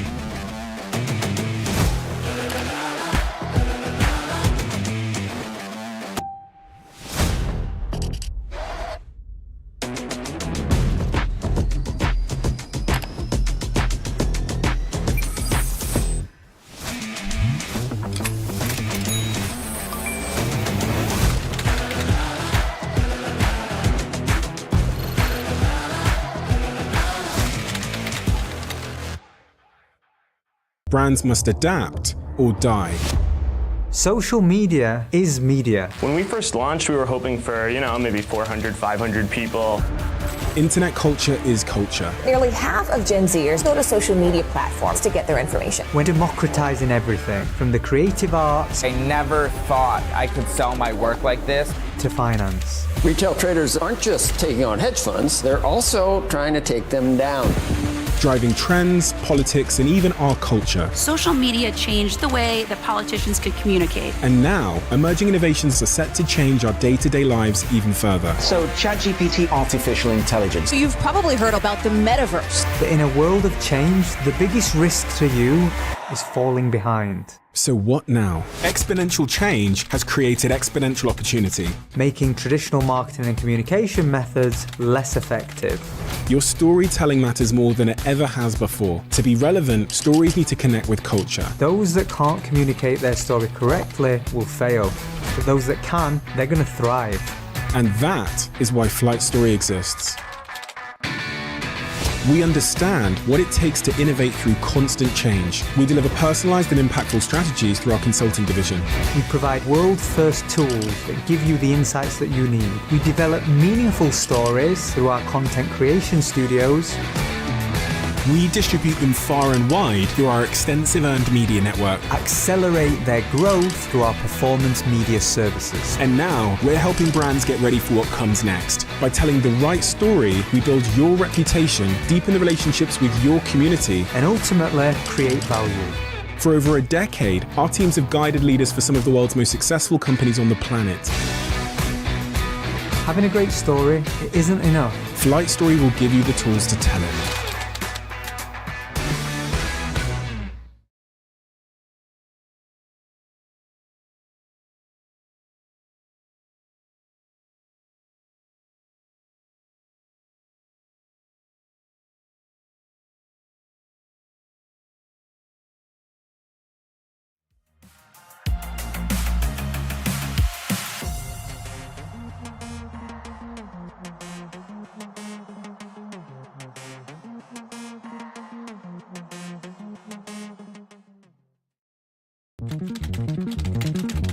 So ChatGPT, troubled NFTs, augmented reality glasses, and so Web3 Metaverse. This is a tectonic shift. There's no need to panic. I want to make the world's first podcast produced entirely by AI. We can feed your topic into an AI tool that synthesizes the host voice in real time. Are you ready for the latest gaming news? How can I start creating content for the metaverse? Using generative technology, we can recreate your likeness and track your exact movements through local motion capture. Innovation is accelerating the rate of change in every single industry. Completely changing how brands and marketeers reach their audience. The gap between what's now, The AI race is definitely on. And what's next Using VR all the time. is always closing.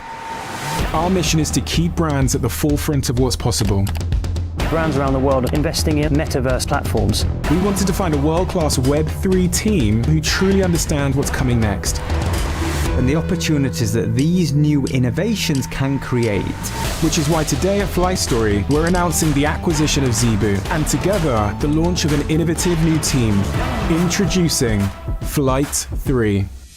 Our global team has led digital marketing to some of the world's most innovative companies and projects. We'll be bringing our combined experience to these emerging technologies and how they can supercharge brand ecosystems through services that help brands start and accelerate their innovation journey. We understand how to build highly engaged communities with global events across Web3, the metaverse, and much more. Brands that innovate now, that operate at the forefront of change, will define the once-in-a-generation commercial and marketing opportunities that are coming next.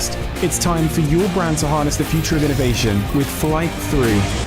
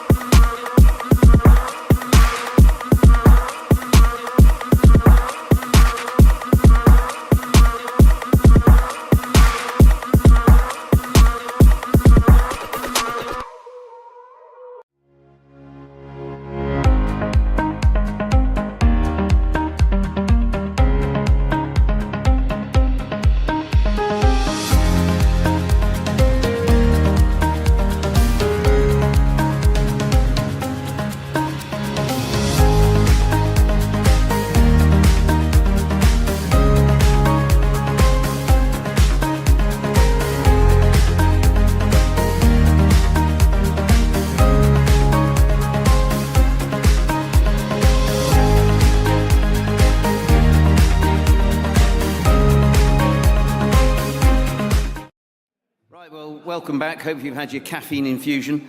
Those of you here earlier, apologies, I'm going to repeat myself. Those of you who came late because of the trains.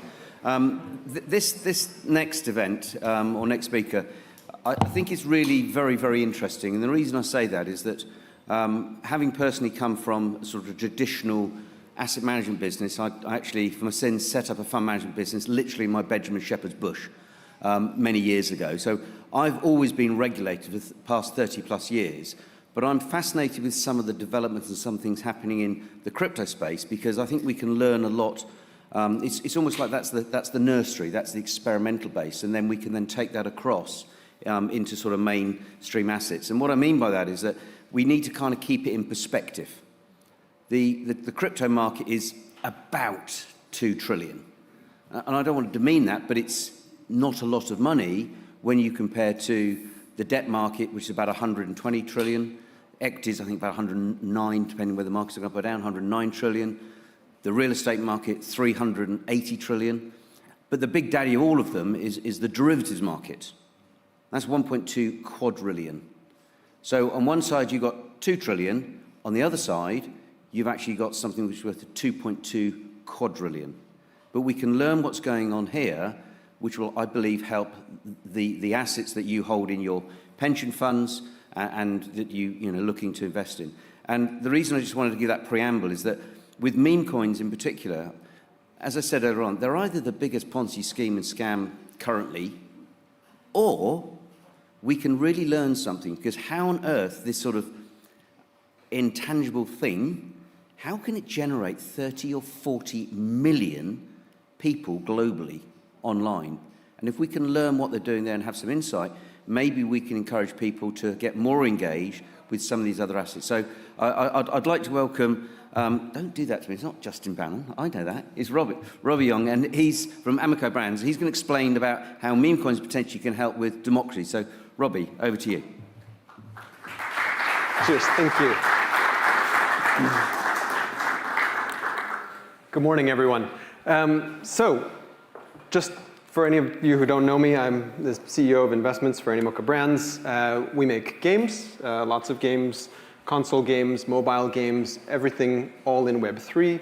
And we're also a very active investor in the space. I think technically still the most active investor in the space. And we invest across all asset classes within Web3. So this includes, infrastructure, marketplaces, entertainment products, you name it, across all of Web3. And I think actually we're probably best known for this activity. But what I wanted to talk to you about today are memes. Everybody likes memes, very popular. And as we were just alluding to, one of the things that's been on everybody's mind in Web3 over the last 6 months has been meme coins. And what exactly are the implications of meme coins, and how should we be thinking about them? Are these things that we should be playing with for amusement? Are these, things we should be investing in and making solid investment decisions about? Not sure. But one thing is for sure, if you look at pump.fun, this is the most popular platform for launching meme coins. Since they launched in March, they have put out over 2.1 million meme coins to date, and it's just not stopping. So meme coins are everywhere. So what should we think about this ubiquity of meme coins? Well, one thing we know for sure, dogs are more popular than cats. One of the rare sections of the internet where dogs are actually more popular. But if you want value, apparently Elon and dogs together is where you accrue value, not investment advice. But if you think about what these meme coins are, I would posit they're like UGC, or user-generated content. Because if we think about them, what they are expressions of individual creativity by individual users who launch them into the world. And then it's up to the world to decide, like with a song or a video, etc., is this good, is this bad, is it useful, does it have value? Don't know. Some of them do and some of them don't. That's up to the user to decide. But in terms of the volume and the amount of creativity and the reach that they have, it's a lot like user-generated content, because that is in fact what it is. If you look at market capitalization, meme coins now are around $70 billion of market capitalization. Yes, billion. And that makes them just slightly bigger than DeFi. So they are something that need to be paid attention to. But I think that what's exciting about this is this means, in Web3, particularly amongst the native Web3 community, we vote a lot with value. And that's how we kind of express our will and what we enjoy and where we like to spend time, because we use tokens and we buy things, right? And so this is an expression of value. And for some of you who may have seen a presentation that's gone a little bit viral over the past few weeks since Token 2049, Murad is a big advocate for meme coins. And one of the things he pointed out that was interesting is that if you take the top 300 coin market cap tokens and you segment out the ones that have performed better than BTC to date, year to date, the top 43, lots of meme coins. Now, obviously, it's easier to go up by 10,000% when you start from 0, just pointing out that sort of math part. But it does point to an interesting thing, which is meme coins have caught a lot of attention, and more importantly, as he's advocating for a particular basket of meme coins he likes, I think the point that he makes, which I personally very much believe in, is it's about community ownership. It's about this idea that the more people who are engaged in that meme coin, the better it is for the life of that meme coin. And so what he's basically distilled is network effects. And that's something that we've been talking about in the Web3 world for a long time. I completely agree with him that the more people you have as stakeholders in your network, in your meme coin, then the better that is for the meme coin, right? The better that is for the network. And this is something that we talk about at Animoca Brands for, the last 5 or 6 years. If you ever see any of us talking about these issues, we believe very strongly in this idea of digital property rights and community ownership, decentralized ownership, the idea of essentially stakeholder capitalism where we all have a stake in the network as opposed to the network being owned by a very small centralized platform. And so this is expressed best in the form of DAOs. DAOs are essentially decentralized communities that share stakes in networks, stakes in protocols like decentralized lending protocols, stakes in games, etc. This is what we do in Web3. We share ownership, across decentralized networks. And DAOs are a great expression of this because of the huge amount of value, first, that has been created inside DAOs, but most importantly, sorry, I'm standing in front of the slide here, for the fact that millions of people every week vote and participate in DAOs and make decisions. They make decisions on what to spend money on, they make decisions on what the direction of the organization is going to be, and that is democracy in its infancy right there. That is something which is truly magical, because actually you're creating a democratic process across the internet, across geographic boundaries, across, cultural and ethnic divides, etc., because everybody has a stake in the network. And so I was thinking about what all these things have in common. And this is going to be the only slide I think you're going to see today that has Franklin Templeton and Hamster Combat on the same slide. But these are essentially a lot of the themes that we've been thinking about over this past year. And I view these as interesting buckets of how new users and new capital are coming into Web3, right? At the beginning of the year, we spent a lot of time talking about Bitcoin ETFs, first in the US and then in other countries, and traditional asset managers putting capital into those Bitcoin ETFs. Then we talked about meme coins starting in March, and meme coins have continued to increase sort of retail users to come into the crypto space, essentially because meme coins are fun, right? It's an activity everybody can relate to. Gaming has been around and continues to grow on a slow burn, since 2020, 2021. And then, of course, Telegram. And there's a hackathon downstairs if you guys want to hang out with the Telegram community. Ton has been a fantastic vector for adoption of casual gaming users because the Ton network has really embraced what's going on in Web3. So all of these things are ways in which people are engaging and increasing their levels of engagement in the Web3 community.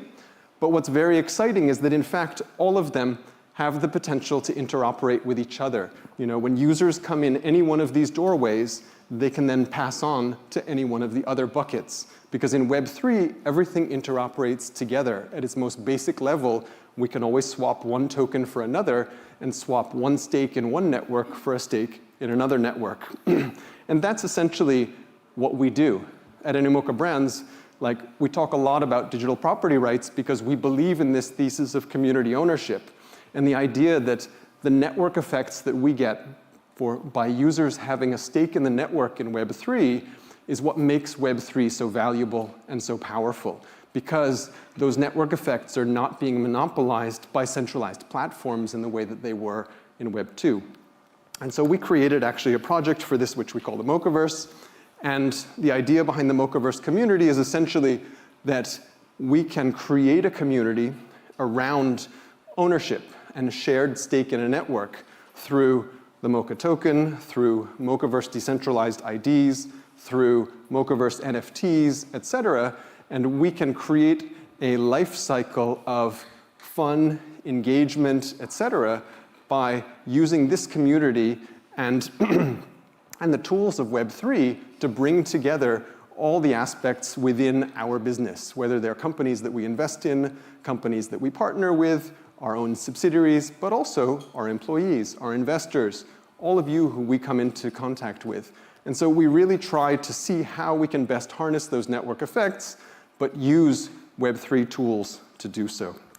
And so, in conclusion, the reason we do this and the reason that this stakeholder capitalism is important is because ultimately, this kind of digital asset ownership and property ownership, these digital property rights, ultimately correlate very highly with both freedom and with income.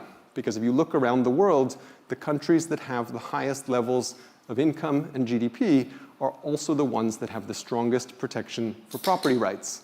And this is why digital property rights in particular are so important, because this is a type of property right that we have never had before until Web3.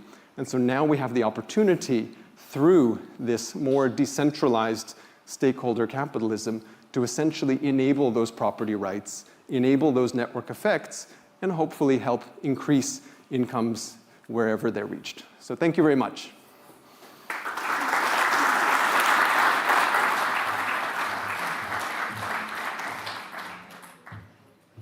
Thanks for that, Robby. And obviously, it's super topical given the fact that we've just seen recent changes to UK law, and we've currently got in the UK a bill going through Parliament, which hopefully will come into force by the end of this year, talking about attaching digital assets and property rights.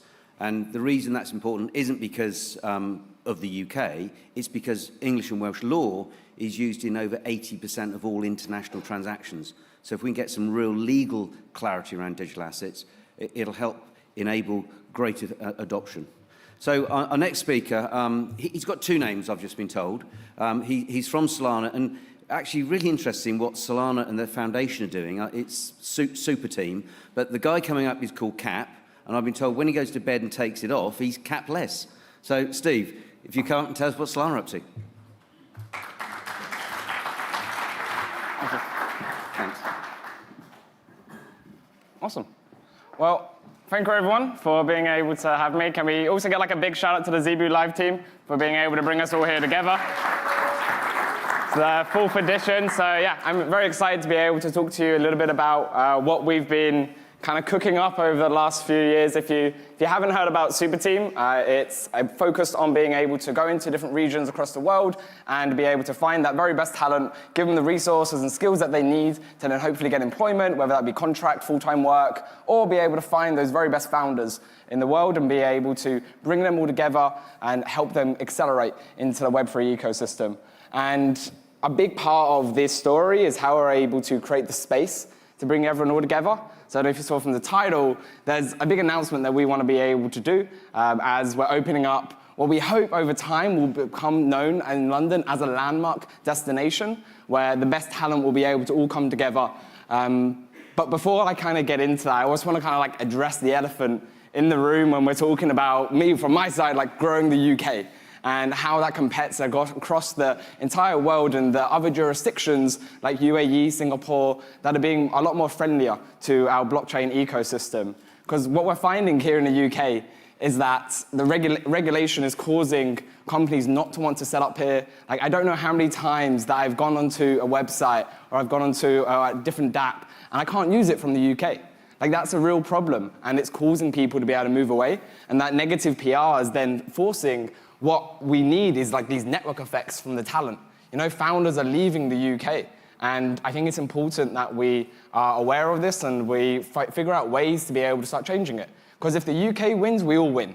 You know, being based here, being able to work with and find the best people that you want to be able to align with is incredibly important. And you need to make sure the quality of the talent there is at the bar that you need to be able to compete on a global stage.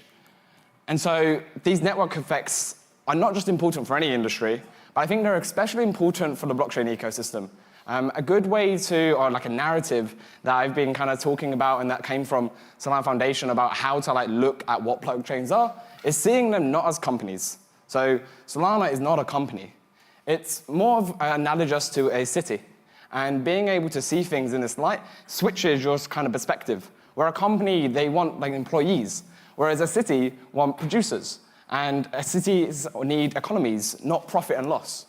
And so the focus on how you're able to create these spaces to bring everyone all together becomes more and more important when we talk about this like digital city. We just had Robby talk about the Memecoverse and the digital metaverse that we're going into.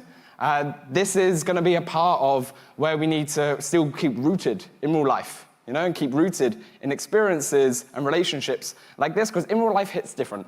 And I think one of the things that we've learned over the last year of launching out with our super team is that we're seeing this exact thing start to happen, where we want to be able to build a space to bring everyone all together. And we've been doing weekly co-working days as a way to get around this at Somerset House every Friday.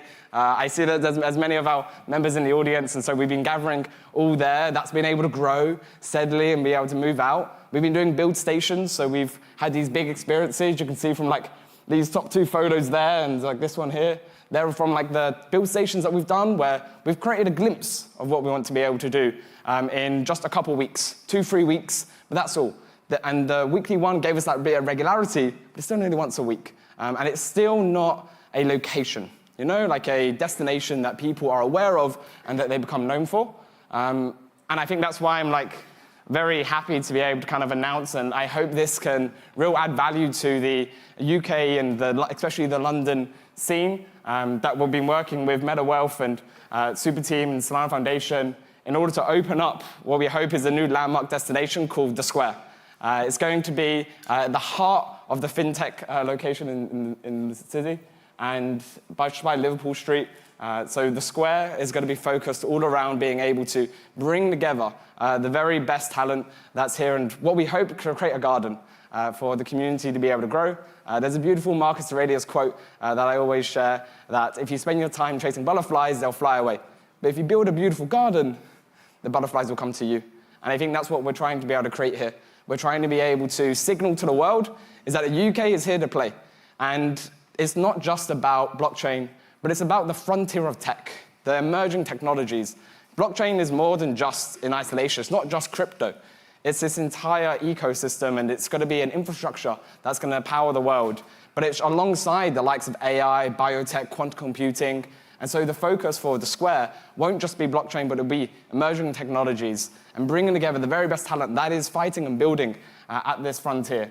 You can see here like a little sneak peek of what will be in store. They will have an event space where you'll be able to see everything come together. That's just there. So it's at the base of the principal tower there. So Liverpool Street's just down the road, so perfect for everyone to be able to get to. And it's got prestigious neighbors, so you've got an Amazon HQ just next to it, and obviously it's right down from the business sector. We'll be able to create a space similar to this right now. It's under refurbishments, and we're building it out so we can be able to create a really cool experience. We'll have about 40 desks, 120 standing, 200 dancing, if we want to do some fun events. And there'll be a collaboration unit as well, so there's 2 main units. This one will be used for a podcast studio, so you can be able to create the content that you need to be able to get out there and tackle the attention economy. There will be meeting rooms, so you can be able to make sure to have those collaborative whiteboard sessions with your team. But it's not just those co-working spaces. This is, as I said, we want to make it a landmark, so you need places that already kind of exist and are there, and if you have that history and rich culture. So we're lucky enough to be able to have Light Bar that's there, and like this beautiful restaurant is going to be then the home place. You'll be able to sit in the co-working space and order from the restaurant. And we want to be able to make that kind of like synergetic environment. The top floor is amazing for big mixers, and we want to be able to open that up to the community, you know, and help give them a space where they can host their events and that they can bring together their community. And we're not going to charge venue fees and things like this to be blockers. We want to just give the best communities the opportunity to create space to bring everyone all together. And then if you have a little bit more chic sort of side, The bar just behind it has a beautiful lounge environment. The roof comes off in the summer to make a beer garden. And so that's going to be an awesome way, again, to do different types of events and bring everyone all together. The Solana aesthetic can be very much felt through, and we hope that vibe and energy is able to provide the life to the ecosystem. And then my last little thing that I want to be able to say is that that's not all. We're not just opening this space, but we want to open it with you. And so I'm proud to announce we're going to be tokenizing the Square with MetaWealth. So everyone in this room can own a piece of what I just talked about. Everyone in this room can be able to have that opportunity to grow and be able to succeed as we're able all to turn this into a space. If you would like to be able to get early access and to be able to get a part of it, here's the beautiful QR code to be able to join us on this adventure. As I said, this isn't just blockchain. This is the frontier of tech. And we hope this is going to be the perfect space that puts London on the map and allows us to be able to compete in this global game. And I thank you all for being able to have me, and I'm looking forward to being able to bring this all together, to create the home owned by the community, something that's only possible on Solana.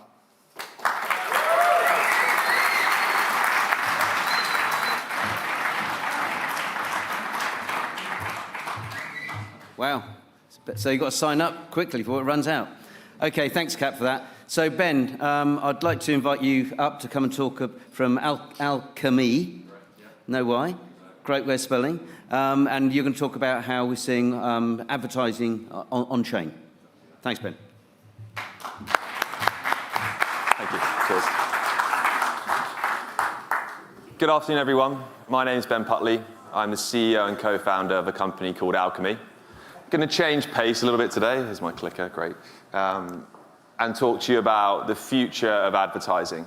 Now, there's probably some people in here that don't believe advertising works, but I challenge you to lose your cat or your dog, put a sign on a lamppost, and more often than not, you'll get a call to say it's been found. So the right message at the right time to the right person quite often has a good effect, and that is why the advertising market exists. It's why brands spend tons of money reaching their customers at the right time.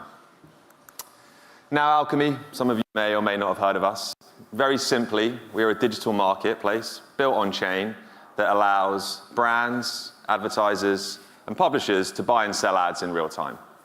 Now, we've existed for 3.5 years. There's 20 of us here in the UK. There's 40 of us over in Bangalore. And this is the first year that I've really felt that we found product market fit. We've been working with some amazing brands. There's probably some logos that you'll recognize here to help these companies realize the performance improvements from buying media on chain.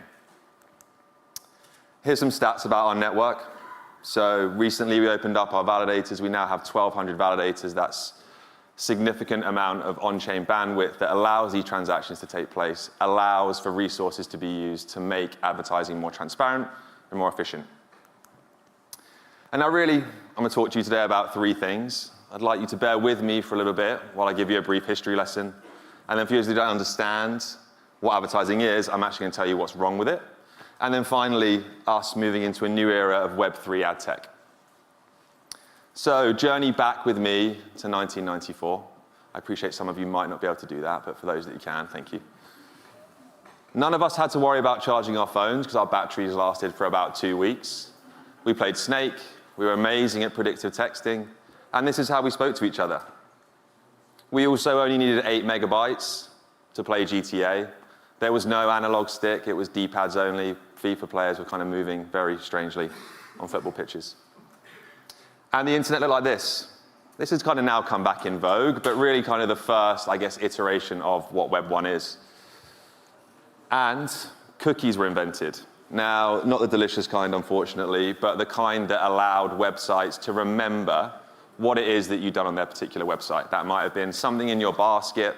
That might have been returning to the logged in page that you're on. But a cookie was an identifier. It allowed brands, publishers, to sell or buy a particular audience. But it's 30 years old now. That's quite a long time. There's not much technology. No one's using that phone I just showed you. Everyone's now on PS5. But ad technology, which is a $600 billion market this year, is using 30-year-old infrastructure. It's going to be $1 trillion by 2028. So we're talking about a significant volume of cash that is currently being spent on 30-year-old infrastructure. And more importantly, I think I really want to spend some time on this point, it's responsible for the ad-funded internet. Now, the ad-funded internet is responsible for keeping content free, accessible to anyone that wants to read it at any time. You probably all come into a paywall, it's annoying, you can't see the content you want, or only content available in certain walled gardens. That's really not the way the internet was intended to be. It should be free, accessible, and open to everyone. The only way that can happen is if it's ad-funded. So how does it get ad-funded? Well, you start here with an advertiser that places a bid on a particular website. You have then a marketplace that matches that bid on a publisher that has the supply or the ad unit that's able then to be purchased. Unfortunately, this is what it looks like in reality. So there's many intermediaries that sit between a buyer and a seller, and they take fees. They also aren't transparent. Only 5% of all ad purchases online are transparent through from the buyer to the seller. 43% of your dollar is lost before a publisher who's creating the content, creating the reason for someone to view your ad is getting paid. It's largely inefficient and, unfortunately, contributes more greenhouse gases to the environment than the aviation industry, which is kind of nuts when you think it's just banners, buttons, and videos on your favorite websites, apps, and TVs. And here's a little analogy for you. So you're creative. Creatives are brilliant. It's like your kitchen, you know, or your front of your room where you bring your guests. Your data is where you make the food, but your basement, you're scared to go down there. There's giant spiders. Your children might think there's monsters. That's really what we're talking about with the infrastructure that's being used today. Now that's where blockchain comes in. You know, blockchains are brilliant because it's programmable infrastructure that can do a whole host of wonderful things. It can create marketplaces, you can create NFTs, you can allow loyalty programs. It's programmable and it creates efficiencies that don't typically see in centralized infrastructure. And we've used that to build an ad marketplace, an ad exchange, as we call it. Using a ledger, 100% of transactions now are completely financially transparent. So if you're a brand or a publisher that uses our exchange, you can see exactly what happened. Because we have 1,226 validators, we're able to distribute the cost of the infrastructure required to support these kind of auctions and reduce the cost dramatically. We charge between 3 to 8% for anyone that's buying or selling an ad, which is a significant improvement on the 43% and higher you might see when using Web2 exchanges. And then most importantly, this has really been a mantra for us as a business, is that we meet the market where it is. The standards that we've used, the open source protocols that we've used to create our custom consensus mechanism is completely interoperable with the way in which ads are traded today to reduce the barrier to entry. It's basically zero. You can see some of the brands that we worked with, they are all buying ads on a blockchain because it feels very familiar with the way in which they're purchasing ads today. Now, to go into that, to kind of show you exactly how this works, you have on the left-hand side, it should look familiar, but the money, the brands, and then the publishers. We have portals and software that allow people to do various things required to run, create, sell ad campaigns. We then use our validators to host the auction, notarize those transactions, and then you visit Alchemy Labs to see exactly what went on, how many rewards you're able to earn, and really how your infrastructure is being used to validate ads online and kind of keep the internet ad funded and free. Now, what does that mean really in terms of the flow of capital? Well, you have 100% of your dollar here. Our current average network fee is 6.5%. And then our publishers receive 93.5% of the dollars on the other side. Now, the dollars that are generated by the protocol are used, generally come in fiat. We purchase those ads tokens back and then distribute that to our validators and then also our liquidity pool that are providing some resource to the network. So there's a nice incentive mechanism there for people to help keep the internet ad funded while simultaneously providing value for people that need to do user acquisition, brand awareness, changing purchase intent, or fund content from journalists that are writing it, improve your experience, like paying salaries for what is required when you're creating content online. And we're doing quite well. I like to think this is something you don't come across very often, if I do say myself. We're generating revenue. It's around about $1,700 a day. That puts us in quite good company. And the difference I would say here is that generally, I mean, COVID was a slight exception, but advertisers don't care about the price of Bitcoin or Ethereum. They care about getting their message in front of more people. They care about acquiring new customers and generally spend money day in, day out in the process of doing so. And as I said earlier, are spending more money. Kind of money is being spent on acquiring new customers every single day. It's $600 billion this year. It will be $1 trillion by 2028. You know, as it stands today, that is half of all of the money that's in blockchain. So really is a significant opportunity to onboard liquidity that isn't on-chain from a sector that really, I mean, prior to us had no right to be on-chain and now is. As I said, yeah, we are onboarding $600 billion of advertising spend on-chain. And why, I mean, why now? What's the point? I mean, why are we bothering to do this? And I think that generally the brands that are most important, now one of my mentors was talking to me about this, brands that are successful and persistent and remain, innovate at the right time. And I think what we've seen is some amazing companies, projects, blockchains, create general purpose infrastructure. You know, you can come to Ethereum and do anything. You can come to Solana and you can build an office, own an office. You know, there's a lot you can do with a general purpose infrastructure, but there is kind of a significant knowledge gap, a barrier to entry in understanding the infrastructure, what to do for it, and then finding people that that's solving a problem for. Now, what we've done at Alchemy is taken what is quite a niche problem, albeit on a very large market, but built purpose-built infrastructure that allows brands, publishers, to pay attention to what is a new and innovative technology to solve problems that they have. Like, I know 5,000 people personally that have this problem that we are solving. I can talk to them about it, I do talk to them about it, and we help them make better decisions about the technology they use. Because when technology gets attention by eyeballs, brands want to be there. You know, they want to use that technology to maintain their relevancy, to persist, and kind of be there for the next 100 years. You know, like that is really important that brands move to the right technology at the right time. And now is the right time. I borrowed this graph from a presentation I saw from BlackRock, but this is plotting the adoption of the internet since the years it became commercially available. It's plotting the adoption of mobile phones since they became commercially available. And in white, you can see at the top, crypto. So it's standing on the shoulders of giants. This makes sense because it's an internet-based value exchange system, but is being adopted quicker than all of the technologies we've seen historically. AKA, a ton of eyeballs are now paying attention to what is a new and interesting technology. And it's being adopted by the financial mainstream. You know, I won't be the first person to show headlines like this today or the last, but ETFs are breaking records in terms of the volume that's flowing into them. So it's being adopted by the financial mainstream. You've got governments now that are beginning to see the groundswell, want to create policies around crypto assets, their regulations. So it's, again, even 4 years ago, this was not really a conversation that was being having at levels of government like it is today. And that's a very short period of time. And the UK is going to be a leader there. Like, very proud to have been involved with Stand With Crypto. I'm wearing my badge today, but we got the chance to speak to government about making the UK a leader in blockchain. I think it's essential. There's a ton of talent here. We've always been a services hub, and really what blockchain does is allow for better, more efficient services to be offered in a market with a great time zone.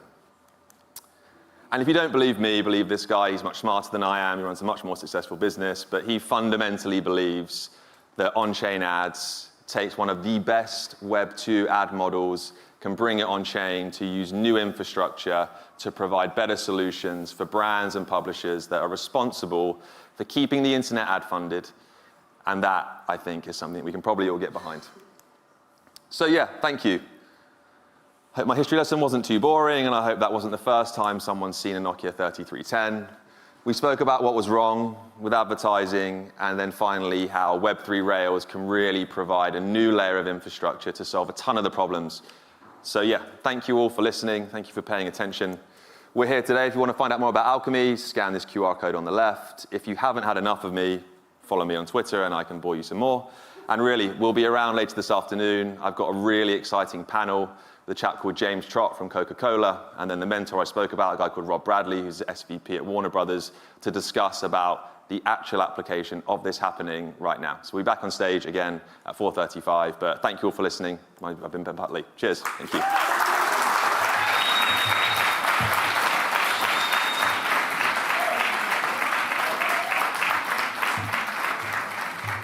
Wow.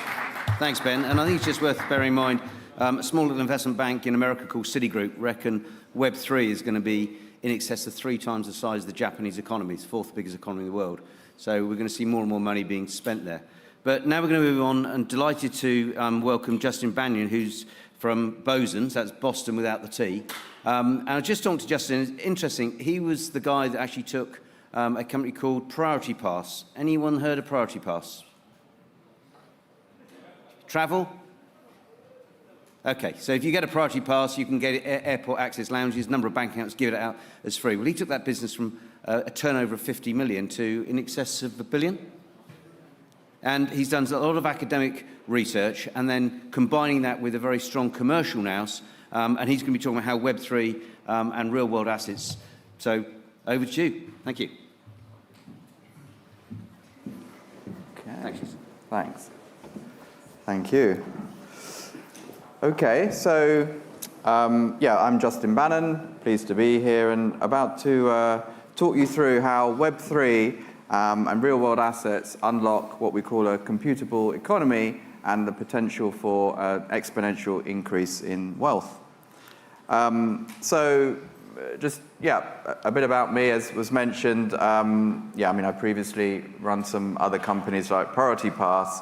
I'm also the founder now of Boson Protocol, which is a decentralized commerce protocol, and about to launch a second protocol, Fermion Protocol, which is for higher value assets, including real estate and commodities.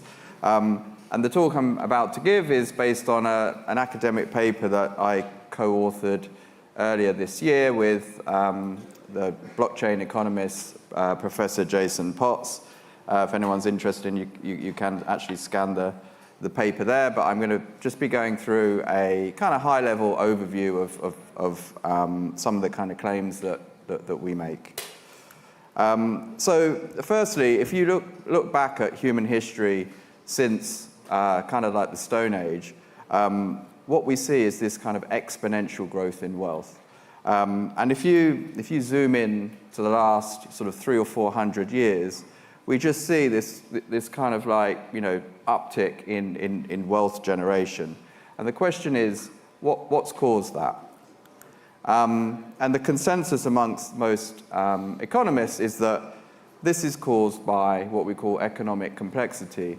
And that's quite simply the number of products, the number of transactions, the number of counterparties, all kind of just working together.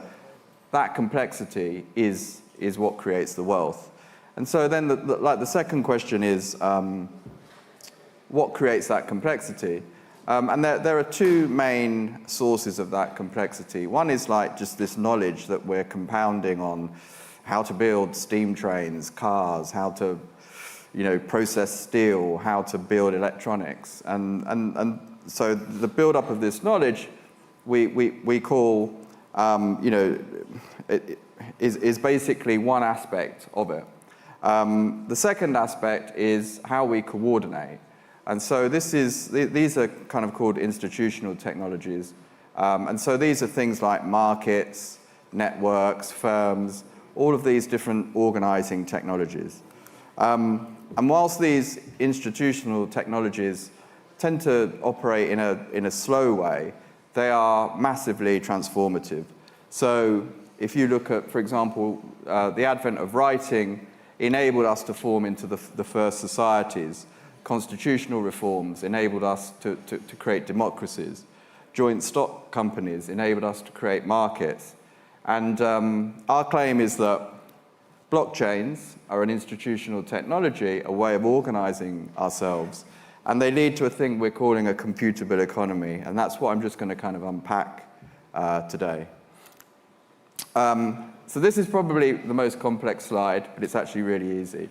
There are certain types of change that happen to kind of the underlying basis or substrate of things that will cause this massive change on top. And the easiest one to explain is, if you take RNA is like a genetic chemical that can support life forms like viruses, which are really quite basic. But if you increase the complexity of that to DNA, you get the whole ecosystem of life on Earth. And what we're saying is that moving from operating the economy like we do at the moment, kind of with contracts and courts and all the standard ways that we operate the economy, moving that on chain is a bit like going from RNA to DNA, and is going to create this complete explosion in terms of the complexity on top. And so when we talk about a computable economy, let's first describe a computer. So, I mean, a computer has a certain set of properties where it will transmit data, and it does this really reliably. It will store and receive from its hard drive or its RAM, and it does this like super reliably. And then it runs programs. And these programs are what we call deterministic. 1 + 1 always equals 2. And because of these reliable properties, you can build on top super complex applications. I mean, the whole internet, everything we're building, you can see that. But if you contrast that with today's economy, well, if we want to kind of transmit value, we're doing it through intermediaries. They're slow, they charge fees, they've got risk of default. If you want to store and receive value, we're doing that with things like banks and counterparties. Again, fees, defaults, and kind of error prone. And then if we want to kind of run what we might call an economic program, that's typically, what we mean by that is like, a contract. I might have a contract with someone, I'm going to pay them, they're going to perform some sort of service. Well, if they breach that contract, as we all know, we're going to have to take them to court. We don't know what the outcome is, etc. So all of that creates this kind of fuzzy, non-deterministic platform which limits what can be built on top. But a computable economy built on smart contracts and on-chain changes that quite dramatically, because now when you want to transmit value, you can do that with smart contracts in a transparent, immutable way. It's super reliable. If you want to store and receive value, we can do this through tokenizing, and it depends on how you tokenize. But if we tokenize in what we call a hard way, like with very, very specific properties, then this can again be super reliable. And then when we have smart contracts that with rules encoded in them, what we see is this, much like a computer, it's deterministic. We can rely absolutely on the outcome. And so when you put all of these things together, it supports a far more complex set of applications on top that the ordinary economy wouldn't. So the claim that we're making is that blockchain technology enables a computable economy which unlocks exponential wealth through this kind of increased complexity. But with this condition that we hard tokenize the assets. And so when we talk about this hard tokenization, we mean that we need to tokenize in a way that minimizes the reliance on trusted parties, gives us secure and verifiable guarantees of ownership, and is all enforced by cryptography. And so when you look at the different types of assets that we tokenize, I mean, there are either these natively on-chain assets, such as NFTs, but then a whole swathe of other assets like debt, equity. All of these can be brought on-chain just natively and with the same strong commitments. And so these are quite, kind of trivial to get these properties. But when you look at physical assets have this residue, which is the physical thing itself that can't be brought on-chain.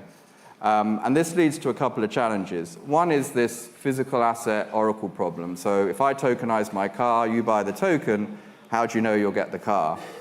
The second one is the fair exchange problem. What happens if there's a dispute about the quality or standard of the item? And so typically there are like 3 ways that we can go, that you can handle this. You can either have the trusted entity, or you can kind of lock up the funds, or you can lock up the physical assets. And these 2 methods are the methods that you can pretty much divide all the physical assets on the planet. And that's one of the reasons why I've kind of built one protocol in Boson and another protocol to handle the kind of higher value assets in Fermion. So, what does all this mean? Where's it all leading? So obviously exponential wealth is a great thing, but it's far more far-reaching than that when we have these big changes in the economy. And there's this kind of, Pierre Levy, the philosopher, says it talks about how language, whether it's DNA, writing, software, it's all about code. And as we change and upgrade that code, we upgrade everything on top, like going from RNA to DNA. And this can have an enormous impact on humanity because economies create knowledge, and knowledge solves hard problems. And if we look at kind of human progress as this march of the acquisition of knowledge and technology to solve hard problems, moving up the scale in terms of our economy could really unlock some huge upticks in progress. So things like internalizing what we call economic externalities, so solving the issue of burning fossil fuels and solving the hard problem of sustainability. And then upgrading things like economic production and allocation so that we can actually organize ourselves to solve very long-term problems like becoming a multi-planetary species, which increasingly is starting to sound like a good, a good idea with the damage we're causing to the planet. But then, moving even further, things like being able to kind of cure cancer, that, having the problem-solving and innovation capability through organizing ourselves, and things like, solving energy problems. So hopefully that kind of puts into context that this isn't just about technologies creating wealth. It's also about moving humanity forward and solving these hard problems. Thank you.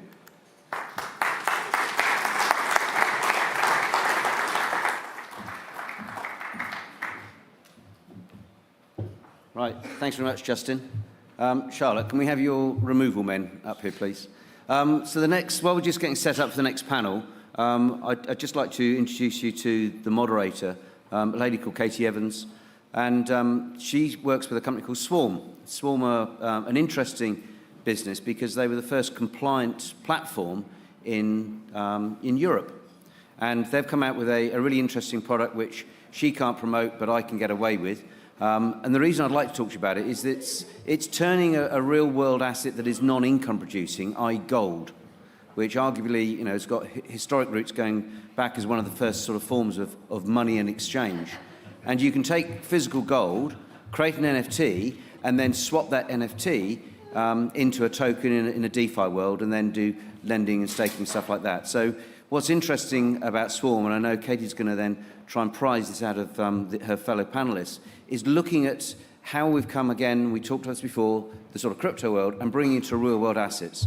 So how can you actually use the technology and start trading that 2.2 quadrillion that I mentioned before? Because Swarm already make markets 24/7 in boring things like sort of 7 S&P 500 stocks or 2 bond ETFs. So this is actually happening now. And I think it's a really good example of a company bringing, if you like, that technology with the pool of assets which many of us are exposed to and a lot of institutions we're going to have access to. So Katie, if I can ask you to come up with your panelists, talk about the real world assets. Thank you. Thank you. Do you want to come up? Thanks, Johnny. I'll pay you later. In gold, tokenized gold. Okay, we're going to start this a little bit differently. So I'm going to ask the audience, if you're able to, for everyone to please stand up. On your feet, come on. Come on, up, up, up. I know you're all hangry, but this is the last stretch before lunch, right? Okay, so, and it's okay to admit if we don't know things. I want everyone to sit down who doesn't know or has a limited understanding of what regenerative economics means. Okay, we have some knowledgeable people in the room. Okay, take a seat if you have limited or no understanding of how tokenized carbon markets work. Perfect. Same question, but for real estate. Okay. Same question, and probably my favorite, this sort of tokenized alcohol industry. Okay, Sarah, you can leave because you're not going to learn anything new today.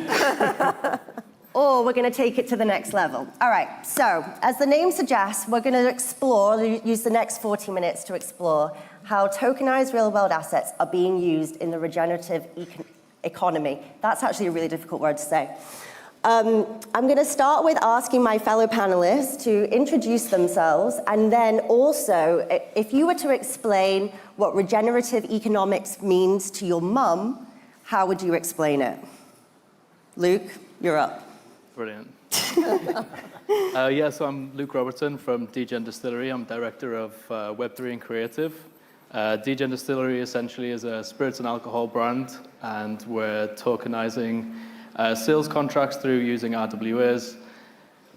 How I would explain that to my mom is a difficult one. I think it would be simplifying it and making it. This is difficult for me. Yeah, I can see that. Yeah. I'm struggling with this one because it's alcohol and everything else, but which is a regenerative spirit in its substance in itself for some people. I think it's taking the community element and basically putting it on chain and basically enabling that to regenerate the more sales and then be able to pull it around. And put back into the community. Yeah. Perfect. Mary? Hi, my name is Mary Camacho. I'm the executive director of Holochain Foundation. It is difficult when you try to put things that are using such new technologies into the context of how would you say it to your mom, but I think it's super important. First, I'd thank her for my scarf because she gave this to me.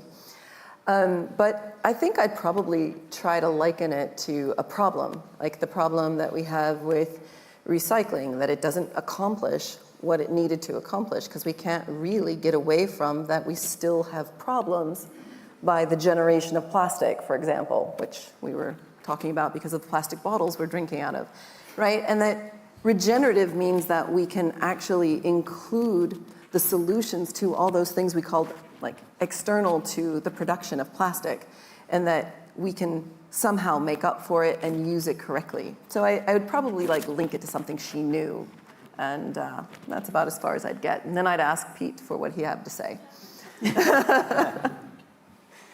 Hi, I'm Pete Cork. I'm with Kwasala. We are an indigenous-led and majority-owned forest regeneration company.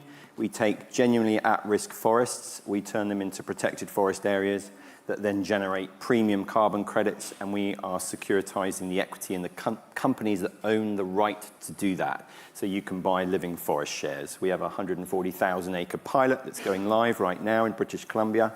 And so, yeah, that's my day job, helping people invest in forests. My mum is an economist, so I'm joking, she's not. Economics, as we think of it, is actually extractive economics. All of our economics rely on planetary capacity.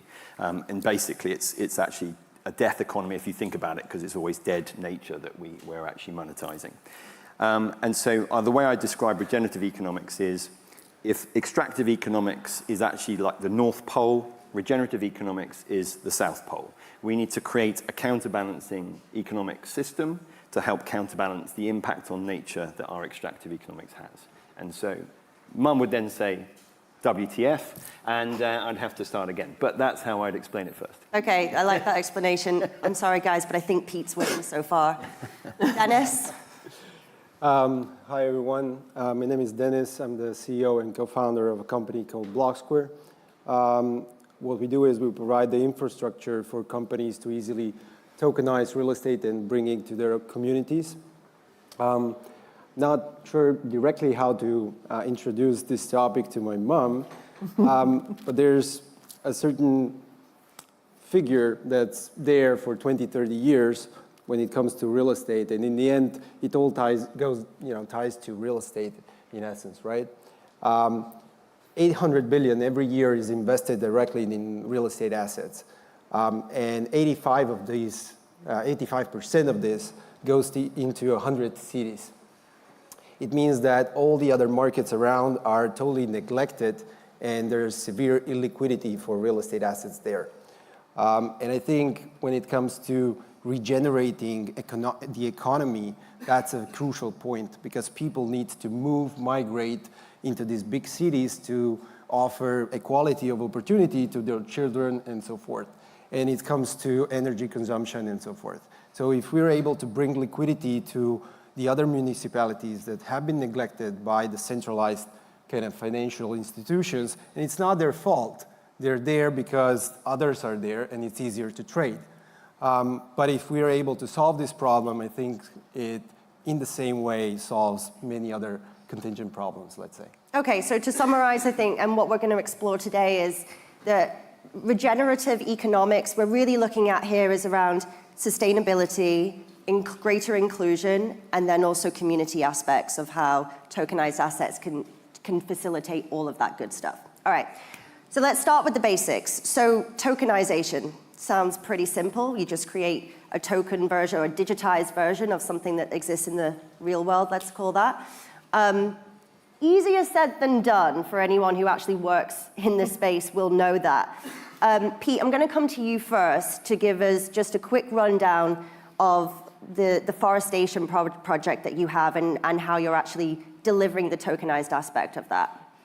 Yeah, thank you. So really the tokenization is the last part. The tricky lift has been the creation of the real world asset. What the tokenization does is really enhance our ability to then make that asset liquid and trade it. The tricky bit for us was actually creating the legislative framework for our product to actually be legal. So we create our protected forest areas in a very unique way. We don't buy the land, we buy the right to kill the forest on an annual basis as a logging license. So you're talking about a forest project that is supposed to be a sustainable forestation, am I using the right technology? Yeah, forestry, regenerative. And you're doing that by tokenizing the right to kill the forest? Well, no, not quite. So we do something else first. Okay. So we buy the legal right to kill the forest, and then we legally collapse that privately, and we create a right to regenerate. So we turn it from a death contract into a life contract for the forest, because amazing. That is actually what it is. And then we put that into a business. The business then generates premium carbon offsets that it can sell on an annual basis. And then we can tokenize those offsets, which makes them from a particularly useful point of view of tokenizing those assets. It creates provenance, which means that there's less due diligence for our clients. We get a better price for them. But then also what we can do is we've basically created a reversed logging company. So we can then also tokenize the securitized equity in those reverse forestry companies, and we can sell those. And that basically creates ultimately, at the core of what we're doing, we're selling positive nature impact. And what Web3 does very well is allow us to therefore ingrain provenance of that impact into everything we do. And that's one of the key parts of what we're doing. And it's actually an interesting approach because, as we were previously discussing offline, that this is actually a much cheaper and effective way of approaching this rather than buying the land and just preserving the land, which would cost what, around the pilot project you have is about $2 billion worth? Yeah, so, the tricky bit for us was also actually making what we do legal first, because technically buying a logging license in British Columbia and not cutting down the trees was illegal. So we had to first work to change that, which we did in May this year. And by the way, we have the British monarchy to thank for that as well. So there may be a colonial backstory there. Let's rabbit hole. But the key thing is, price. The trick that the extractive industry had is the logging company didn't own the land either. They owned the right to kill it. That's pennies on the dollar. So we've been able to securitize the equity in this living forest for a total value of around 15 to 20 million. That's less than $100 an acre. If you were buying that land in British Columbia, $15,000, $20,000 an acre, it's a $2.5 billion asset. Yeah. But you couldn't buy it anyway. So it wasn't on the table for nature protection until we shifted that legislation. Got it. I just want to shift the focus over now to the real estate industry with you, Dennis, because I'm sure anyone who's sat in this audience has likely heard a tokenization panel before. And one of the key asset classes that's touted for a key use case for tokenization is real estate. I would argue it's probably one of the hardest asset classes to actually bring on chain for myriad reasons. Do you agree with that statement? Or do you think actually, no, there's real promise here and there's things that are actually happening in this industry to move forward? I'd say I partially agree with the statement. So the methodology of how you transfer the value of a real estate asset onto tokens, which is in generally called tokenization, but there's many ways of how you do that. One of the most kind of common ways you find on the market is tokenizing shares of a company. Yeah. That takes you to the securities regulation, and you inherit all the burden there, and you get to certain confinements, and it's really hard to actually get it to communities in Web3. There's the other way how we do it, where legally speaking, the transaction is dissected into 3 steps. I'm not going to go into detail, but at the end side, it's regulated under MiCA regulation. Now we finally have it in Europe, and it means that you are creating tokens that have economical rights attached to the underlying asset, but you're not tokenizing traditional securities, which means you have much more space to move across and allow tradability on the secondary markets and so forth. In terms of the hard part, to that as well, because no real regulator or no big regulators come out and put a line in the sand and say this is how we're going to regulate tokenized securities. There's a little bit going on in Switzerland with sort of stuff that's issued natively on chain, but what you're talking about, that sort of asset-backed piece, no one's really doing that. So it's great that you're falling into the MiCA regime and not into securities. We've focused on the side of property rights. When you have title over a real estate asset, you own a bundle of rights. And that bundle of rights can be dissected, and you can just take the economic rights that derive from it and tokenize those. And you can create legally binding tokens. What we have achieved as well is actually securing these tokens with a lien on the title. So you as a token holder have a direct, basically, connection to the underlying asset. And that's something that is commercially viable in Europe, in other countries as well. But of course, the hard part is educating the community behind it how to utilize this, understand this as a viable investment product. Yeah, it's the actual marketing aspect. What are you actually investing in that becomes the issue? So the demand side is a challenging one. On the other side, the supply is very fragmented. Real estate is distributed across the world. And having access to, residential real estate in East London doesn't mean you have access to deals in West London. And when it comes to this, we don't see, a one winner like an Amazon of tokenized real estate. Instead, we see, a scenario where there's going to be thousands of these online shops delivering assets on chain and bringing it to a global audience on the other end. Great.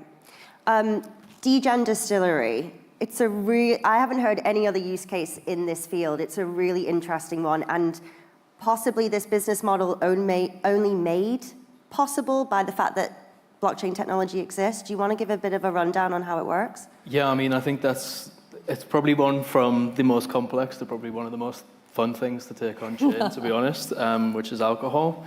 The whole business and premise behind Degen Distillery is blockchain first. That's kind of where we started from. In essence, the idea was how do we enable a community that are fractioned all over the world, essentially, and enable them to grow and stand behind a company and be able to benefit from the growth of that company.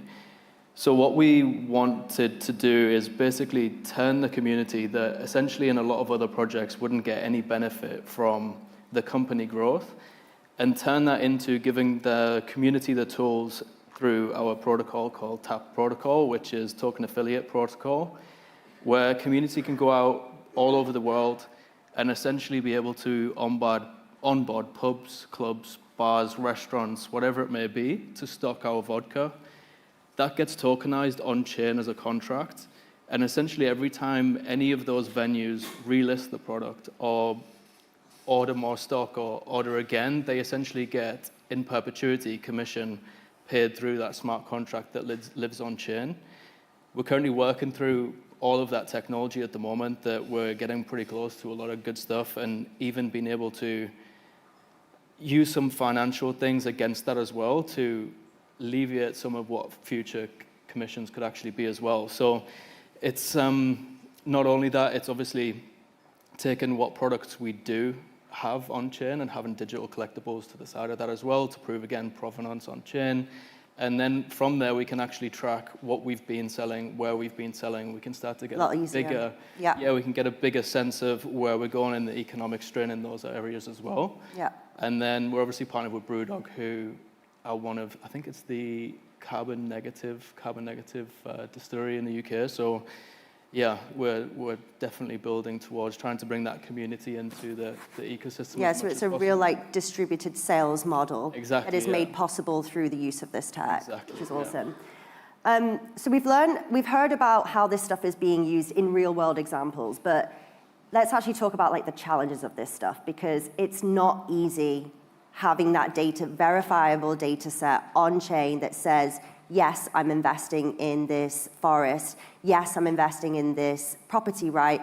Or yes, I'm going to be able to go out there, sell this vodka and get the money back for it and what have you, the commissions.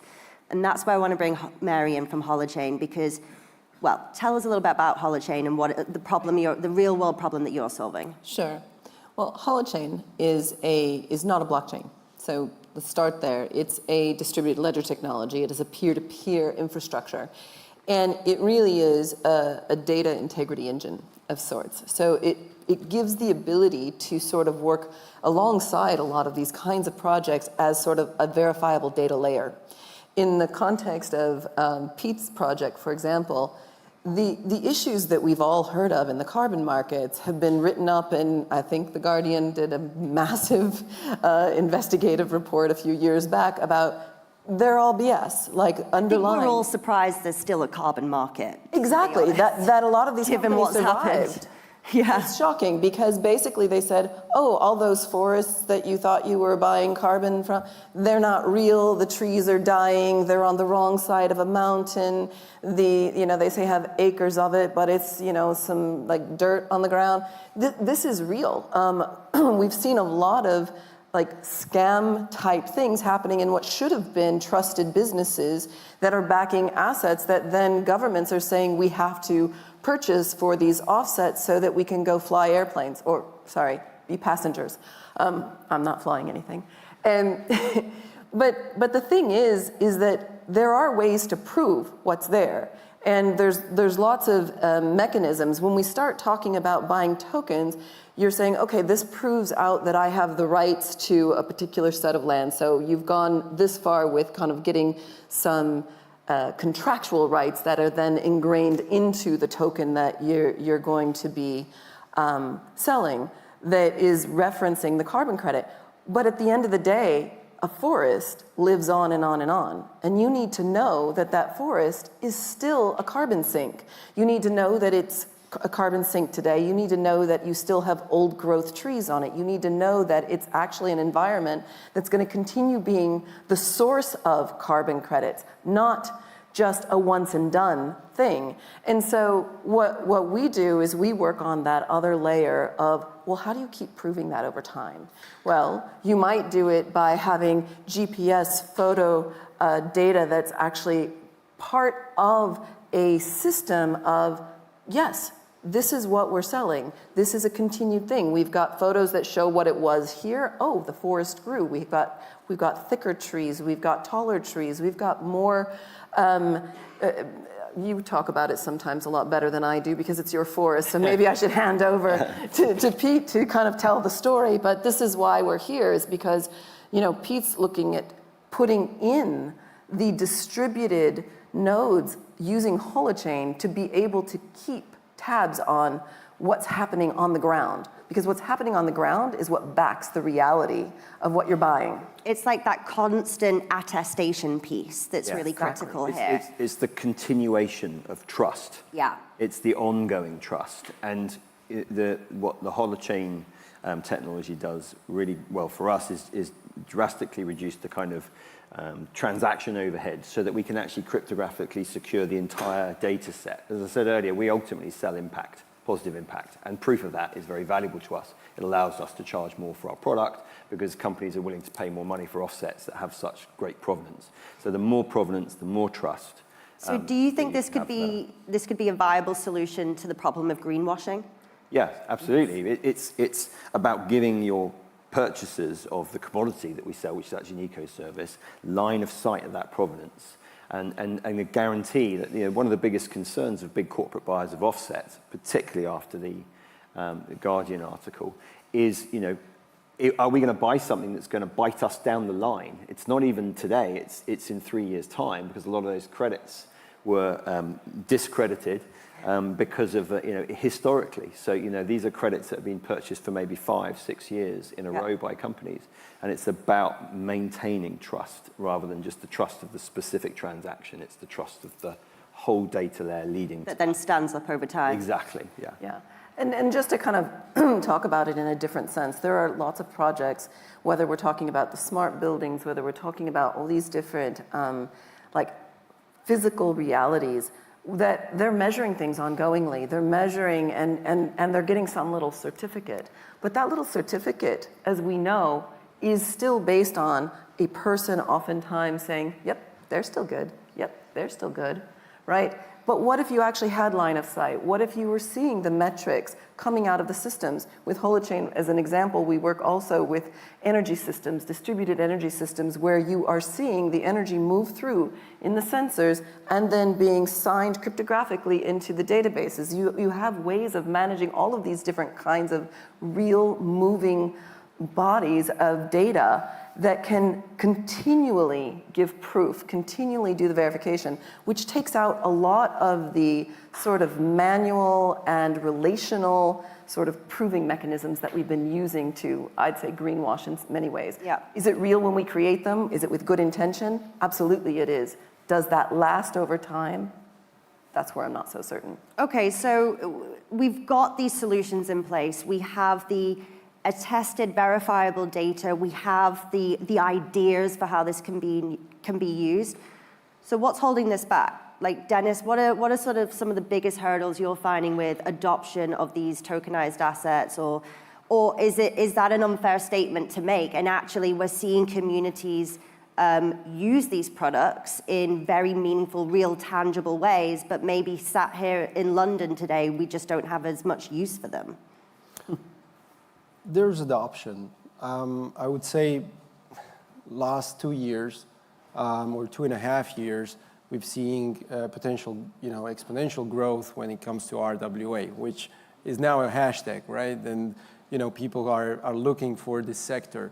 When we started back in 2017, 18, it was a very marginal thing. It was an idea, it was a recipe of how you transfer value from the real world onto tokens. There was a lot of missing pieces in terms of tech, but as well, in terms of knowledge, understanding on the market. Now we have companies like Boston Consulting Group educating the market about this sector. We have, BlackRock openly talking about tokenizing real-world assets. When it comes to real estate, the sector where we focus, it's just a niche within the niche. So there's, again, lack of understanding. And we're trying to really push, as one of the top brands in this space, to transfer knowledge to the communities who are early adopters of it. What communities are those? Who are actually using these things? So, for instance, we are an infrastructure provider, and this means that we enable projects with tech and tools and regulatory, or let's say, the tokenization protocol has also the legal part with it. And these communities are vary, immensely. We currently have around 13 projects, 12 projects that are running on our tech. We have, for Where in the world are they? We have a company from Belgium focusing on co-living. We have a company, we're talking about distillery, company in Mexico running a distillery and kind of owning this big piece of land where they have received permits to build on top of it a more kind of community-oriented set of buildings and infrastructure. And they want to tokenize a small tranche of it, I think 10% or so. Everything else is financed traditionally. We have a project in Uganda which has a lack of access to traditional financing. Right. They have been able to finance the first development, the first 10 units of that village, which is a kind of, they go more into the tourism sector. And now they are kind of looking for a community-led financing tool, and they use tokenization for it. And there's, that others, whole but inclusion piece that, exactly. Access to financing in traditional mechanisms not possible, and this has made it possible. Or a blend of two, right? You might have access to traditional, but since 2008, the restrictions on banking financing, on the traditional financing, they leave a gap. And tokenization can really well serve that gap because it creates a relationship between the equity holder and the token holders that's different from debt and different from equity. But it's kind of like a mezzanine that has a much better protection than the traditional mezzanine we see now. Okay, and then because I know we've only got about 5 minutes left, but I just want to come back to Degen Distillery with what's holding this back from everyone going out there and selling vodka and getting a share of that profit base? I think at the moment, especially, even yesterday I went through the team at Degen Distillery in the office and tried to onboard them into crypto, and it didn't go very well. I think it was very complicated. Some of them are here today as well. I think a lot of people say it's education, but I think that's such a lazy answer. I think if you have to educate to that point, then the product's not good enough. For us, because we're consumer facing, that is. It's almost like the blockchain element doesn't need, you don't care if it's blockchain. If it works, it works. Right? Yeah, exactly. And that's kind of proven the use case of blockchain, I think, in a major way. If it's not one, enabling something that's a benefit, or at least being the same as what you're kind of already used to, I think you're overcomplicating something for the sake of it. So we've been very specific in how we're trying to build and onboard and how we're trying to actually build out this technology to make it as seamless and as simple as possible. Because we're a consumer-facing product, being in the alcohol industry, there's a huge market there that we can actually tap into and enable customers to be then come in not only on the RWA side and distribute the vodka, but also get rewards and that type of thing from it as well. So that's a great statement of the challenge. Last year, we were here at this same conference, and we had a POC project that we were demonstrating in our booth called Fractal Tribute. It was a collaborative art game. And I'm saying this because the purpose of that was to demonstrate that adoption can happen when you make things easy and accessible and fun. Did it abstract away the blockchain element? Well, this project basically started with artists installing an application, playing an art game, creating artwork, and when they saved it, they were basically creating open edition NFTs with it. And they were basically connecting something that they could start with easily, and then they would be like, oh, okay, so I need, if I want to do the NFT side of it, if I want to get it on chain, then I need to have a wallet, and I can actually bind my keys from holochain to blockchain. Then they were doing that. What that then created was a whole list of, or a whole series of artwork that got put up on a leaderboard, and people started buying, and then they got claims from it. It actually was very similar to what you're talking about. What we allowed for was you can get started without having the wallet. You can do something of value first in a way that actually has that same traceability, verifiability, provenance, who are you, starting in a simple way. This is what's critical. This is what's critical for adoption, and we need it in all of these things. So I think a lot of the projects, if you're looking to solve this, you actually need to look at other types of technologies that really align well with that distributed kind of heart and soul, essentially, and start there and then bring them into the community and the ecosystem of the crypto as sort of a next step, because it's difficult. Yeah. So. Yeah, I think there's so many good points. I think it's critical to make it super easy, I think, and the easier the better. And I think there's a crucial point where you have to make the decision whether this actually, does this need to go on chain yet? Yep. And I think a lot of projects get that wrong, where they try to do it really early on and make it that, and then onboarding just gets really difficult. Exactly. Yeah. You're seeing the likes of exchanges now and all kind of different wallet apps that you're not writing down 12 words, you're putting in an email address, and then you're able to get that wallet address. You can mint by putting in a wallet address and then claim it later through. So the technology is better, miles better than we were like 3, 4, 5 years ago, and it's getting to that point. But I think as companies that are trying to build with that technology, it really needs to be thought out in terms of not making it more difficult than it would be if it wasn't on the blockchain. I think that's like really critical. Yeah, I agree with that. I was hoping for a bit of tension and disagreement on this panel, but sadly you want to do really good and you know what you're talking about, so that's great. No, I'm really joking. So I think this has been really, well, hopefully insightful in terms of seeing how this technology is being used for sustainability, greater financial inclusion, and then how we can really engage in commodities and actually build new business models as a result. 50 seconds left. What is the tipping point for mainstream adoption of these things? And I'm going to do quick fire, 10 seconds. Dennis? First, we need Web3 to adopt. Okay, that was quick.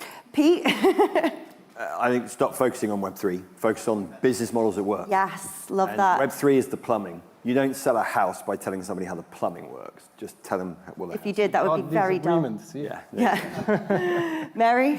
I think business has to adopt verifiable, verifiability at the level of what the market wants and what the users want. Get the foundation right? Yes, get the foundation right, but with the demand being the forcing factor. Yeah. And finally, Luke? I think it's ease of understanding, putting Web3 at the back, so it's the onboarding thing that you actually don't realize you're onboarding into, and then empowering and creating a community where those people can actually come understand that technology and then grow it out from there. I think community is one of the most powerful and most valuable assets in Web3, to be honest, as you're starting 100%. A company. Amazing. And regeneration as a whole. It's about community. Absolutely. Awesome. Well, everyone, if you'd like to applaud our panel, thank you very much.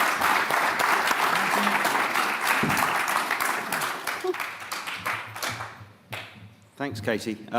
Just one thought on that in terms of what's the tipping point. I think arguably we're almost there. In the UK, we only have 50 billion in something called money market funds. In Europe, there's $750 billion. In the States, there's something like 7 trillion. They are being tokenized. They're being used as collateral by institutions. So it's kind of already happening. We've got a break now till 2 o'clock. So please come back promptly at 2. We'll be starting. But thank you for your attendance this morning.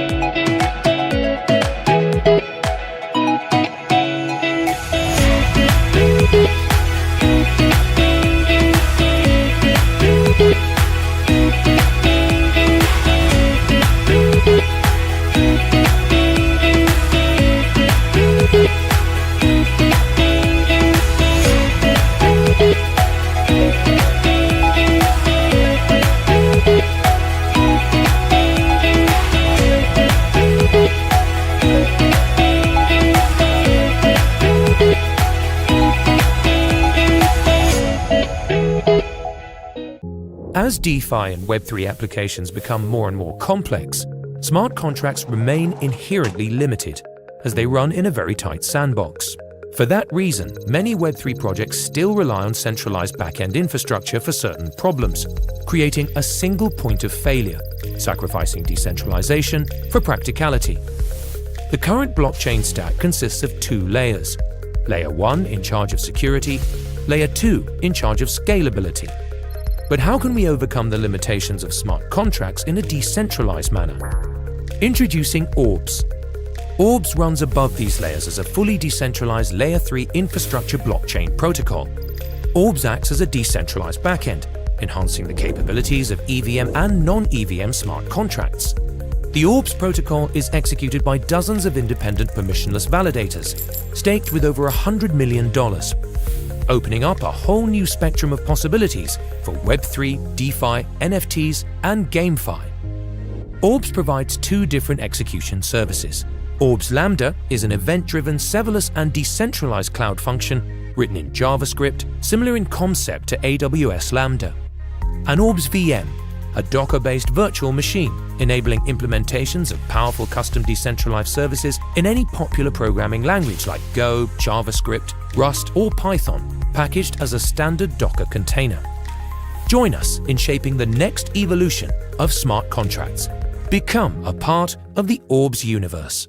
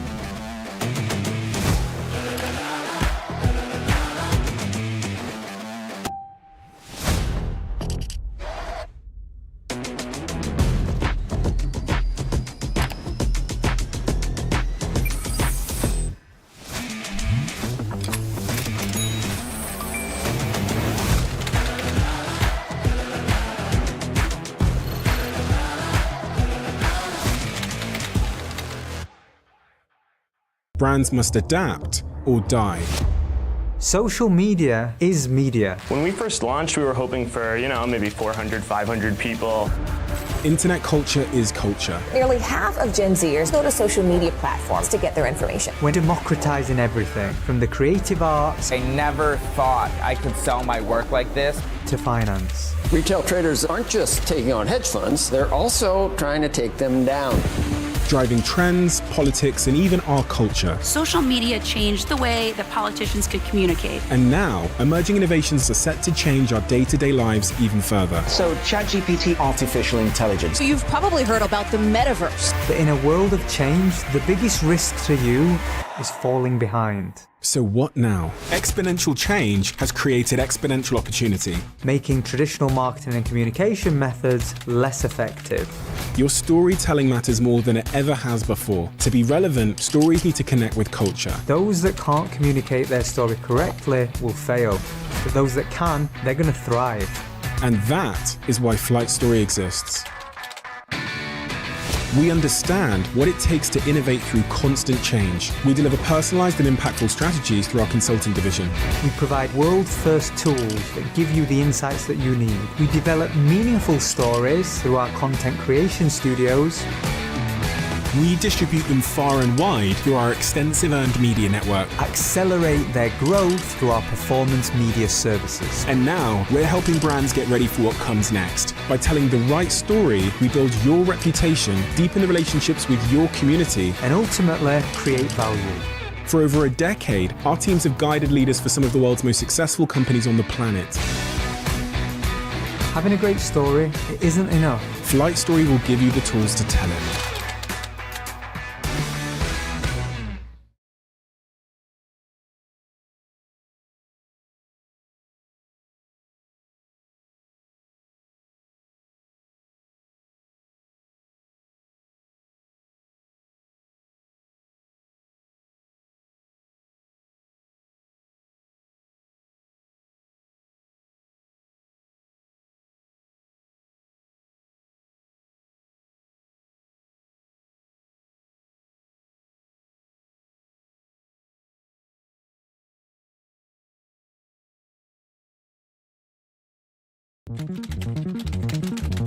So ChatGPT, chatbot, NFTs, augmented reality glasses, and so Web3, metaverse. This is a tectonic shift. There's no need to panic. I want to make the world's first podcast produced entirely by AI. We can feed your topic into an AI tool that synthesizes the host voice in real time. Are you ready for the latest gaming news? How can I start creating content for the metaverse? Using generative technology, we can recreate your likeness and track your exact movements through local motion capture.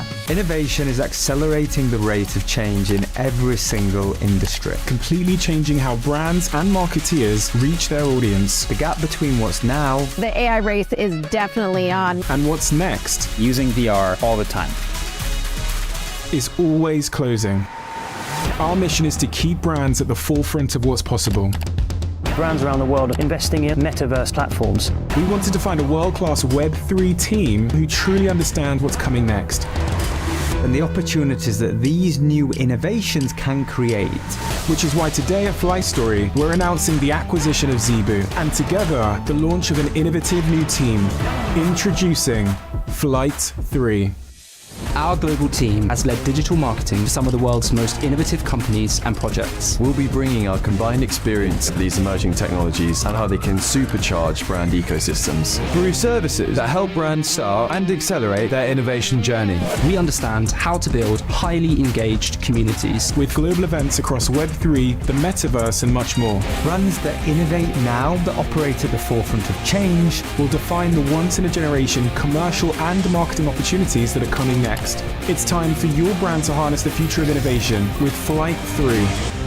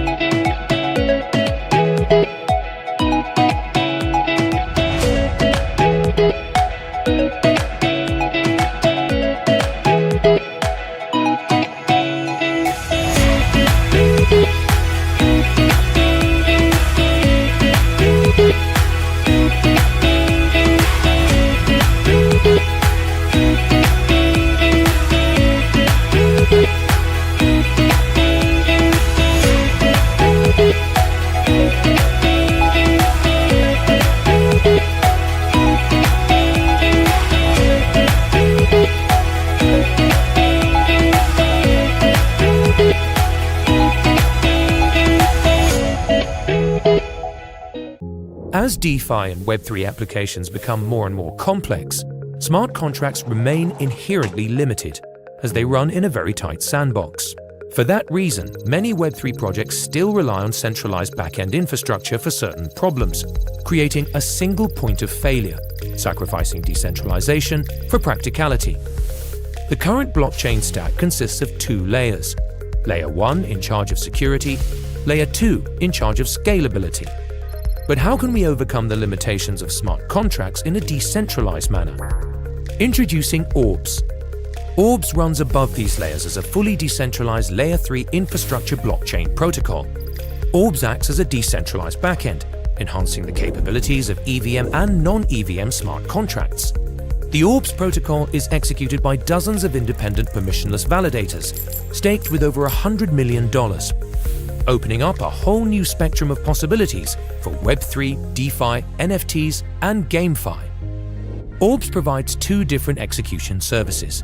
Orbs Lambda is an event-driven, serverless, and decentralized cloud function written in JavaScript, similar in concept to AWS Lambda. And Orbs VM, a Docker-based virtual machine, enabling implementations of powerful custom decentralized services in any popular programming language like Go, JavaScript, Rust, or Python, packaged as a standard Docker container. Join us in shaping the next evolution of smart contracts. Become a part of the Orbs universe.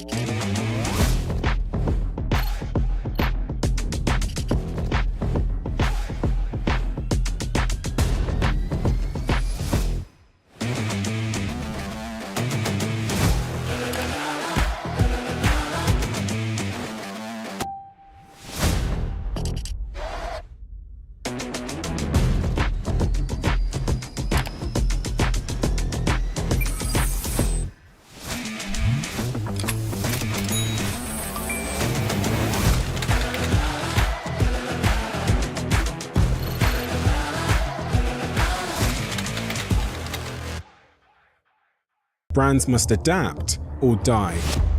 Social media is media. When we first launched, we were hoping for, maybe 400, 500 people. Internet culture is culture. Nearly half of Gen Zers go to social media platforms to get their information. We're democratizing everything, from the creative arts. I never thought I could sell my work like this. To finance. Retail traders aren't just taking on hedge funds, they're also trying to take them down. Driving trends, politics, and even our culture. Social media changed the way that politicians could communicate. And now, emerging innovations are set to change our day-to-day lives even further. So, ChatGPT, artificial intelligence. So you've probably heard about the metaverse. But in a world of change, the biggest risk to you is falling behind. So what now? Exponential change has created exponential opportunity, making traditional marketing and communication methods less effective. Your storytelling matters more than it ever has before. To be relevant, stories need to connect with culture. Those that can't communicate their story correctly will fail, but those that can, they're going to thrive. And that is why Flight Story exists. We understand what it takes to innovate through constant change. We deliver personalized and impactful strategies through our consulting division. We provide world-first tools that give you the insights that you need. We develop meaningful stories through our content creation studios. We distribute them far and wide through our extensive earned media network. Accelerate their growth through our performance media services. And now, we're helping brands get ready for what comes next. By telling the right story, we build your reputation, deepen the relationships with your community, and ultimately create value. For over a decade, our teams have guided leaders for some of the world's most successful companies on the planet.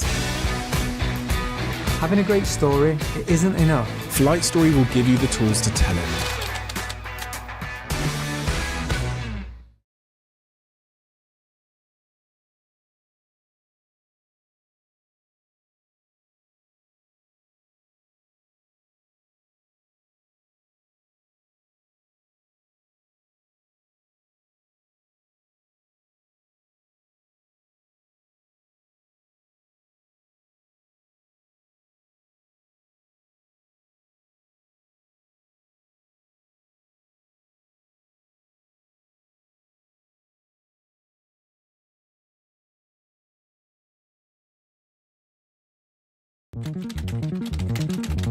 So ChatGPT, Chatbot, NFTs, augmented reality glasses, and so Web3 Metaverse. This is a tectonic shift. There's no need to panic. I want to make the world's first podcast produced entirely by AI. We can feed your topic into an AI tool that synthesizes the host voice in real time. Are you ready for the latest gaming news? How can I start creating content for the metaverse? Using generative technology, we can recreate your likeness and track your exact movements through local motion capture. Innovation is accelerating the rate of change in every single industry. Completely changing how brands and marketeers reach their audience. The gap between what's now The AI race is definitely on. And what's next Using VR all the time. is always closing. Our mission is to keep brands at the forefront of what's possible. Brands around the world are investing in metaverse platforms. We wanted to find a world-class Web3 team who truly understand what's coming next. and the opportunities that these new innovations can create. Which is why today at Flight3, we're announcing the acquisition of Zebu, and together, the launch of an innovative new team. Introducing Flight3. Our global team has led digital marketing for some of the world's most innovative companies and projects. We'll be bringing our combined experience of these emerging technologies and how they can supercharge brand ecosystems through services that help brands start and accelerate their innovation journey. We understand how to build highly engaged communities with global events across Web3, the metaverse, and much more. Brands that innovate now, that operate at the forefront of change, will define the once-in-a-generation commercial and marketing opportunities that are coming next. It's time for your brand to harness the future of innovation with Flight3.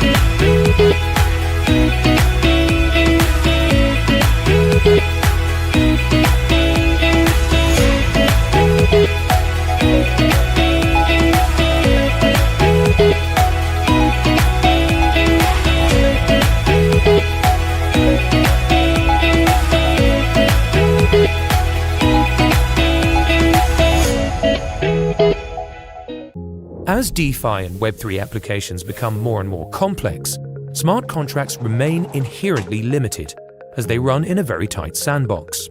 For that reason, many Web3 projects still rely on centralized back-end infrastructure for certain problems, creating a single point of failure, sacrificing decentralization for practicality. The current blockchain stack consists of two layers: Layer 1 in charge of security, Layer 2 in charge of scalability.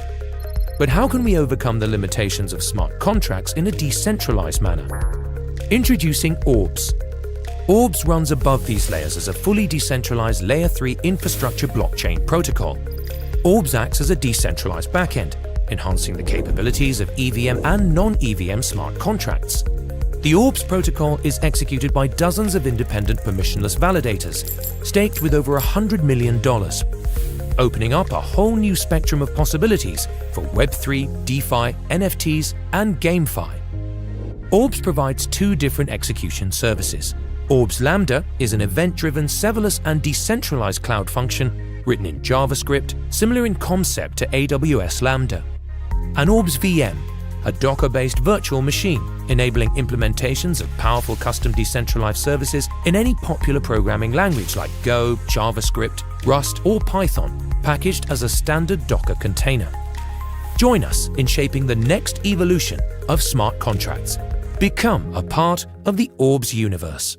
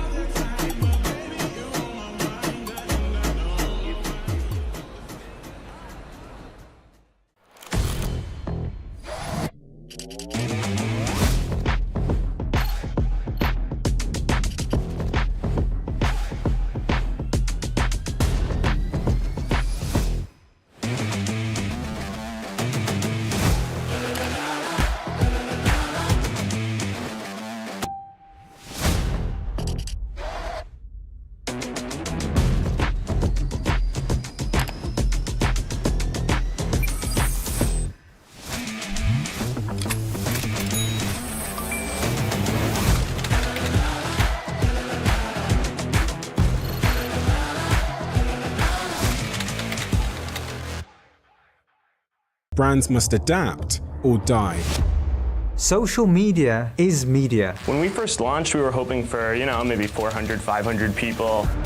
Internet culture is culture. Nearly half of Gen Zers go to social media platforms to get their information. We're democratizing everything, from the creative arts I never thought I could sell my work like this to finance. Retail traders aren't just taking on hedge funds, they're also trying to take them down. Driving trends, politics, and even our culture. Social media changed the way that politicians could communicate. And now, emerging innovations are set to change our day-to-day lives even further. So ChatGPT, artificial intelligence. So you've probably heard about the metaverse. But in a world of change, the biggest risk to you is falling behind. So what now? Exponential change has created exponential opportunity, making traditional marketing and communication methods less effective. Your storytelling matters more than it ever has before. To be relevant, stories need to connect with culture. Those that can't communicate their story correctly will fail, but those that can, they're going to thrive. And that is why Flight Story exists. We understand what it takes to innovate through constant change. We deliver personalized and impactful strategies through our consulting division. We provide world-first tools that give you the insights that you need. We develop meaningful stories through our content creation studios. We distribute them far and wide through our extensive earned media network. Accelerate their growth through our performance media services. And now, we're helping brands get ready for what comes next. By telling the right story, we build your reputation, deepen the relationships with your community, and ultimately create value. For over a decade, our teams have guided leaders for some of the world's most successful companies on the planet. Having a great story, it isn't enough. Flight Story will give you the tools to tell it.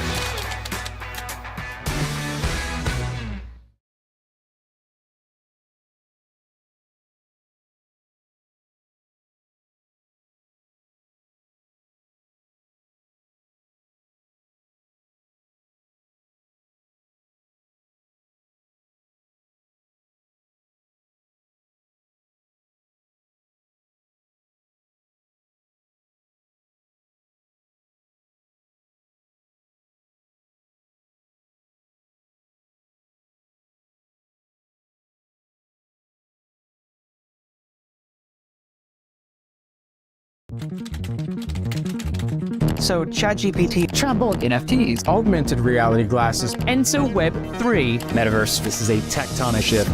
There's no need to panic. I want to make the world's first podcast produced entirely by AI. We can feed your topic into an AI tool that synthesizes the host voice in real time. Are you ready for the latest gaming news? How can I start creating content for the metaverse? Using generative technology, we can recreate your likeness and track your exact movements through local motion capture. Innovation is accelerating the rate of change in every single industry. Completely changing how brands and marketeers reach their audience. The gap between what's now, The AI race is definitely on. And what's next Using VR all the time. is always closing. Our mission is to keep brands at the forefront of what's possible.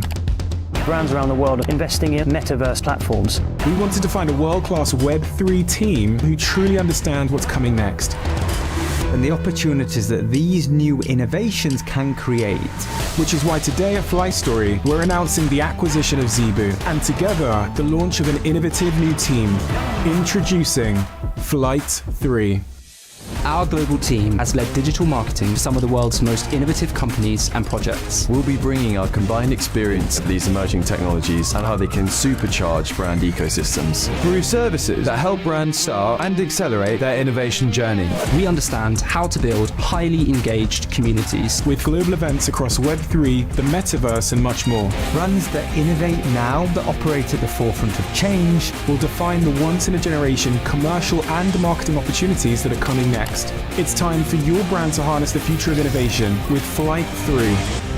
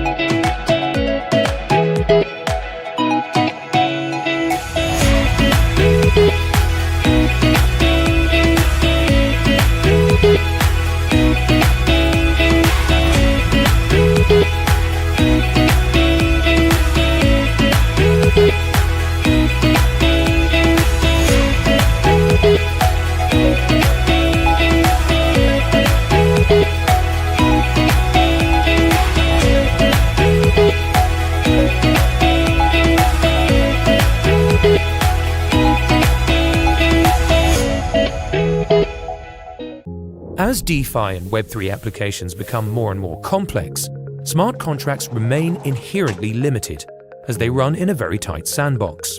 For that reason, many Web3 projects still rely on centralized back-end infrastructure for certain problems, creating a single point of failure, sacrificing decentralization for practicality.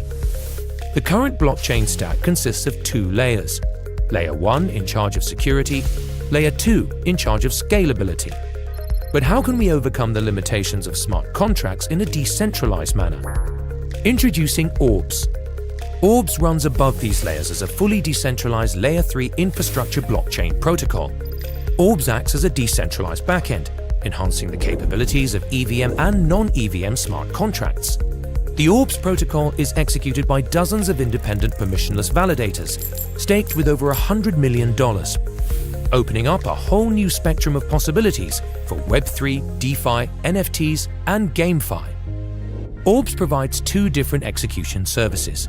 Orbs Lambda is an event-driven, serverless, and decentralized cloud function written in JavaScript, similar in concept to AWS Lambda.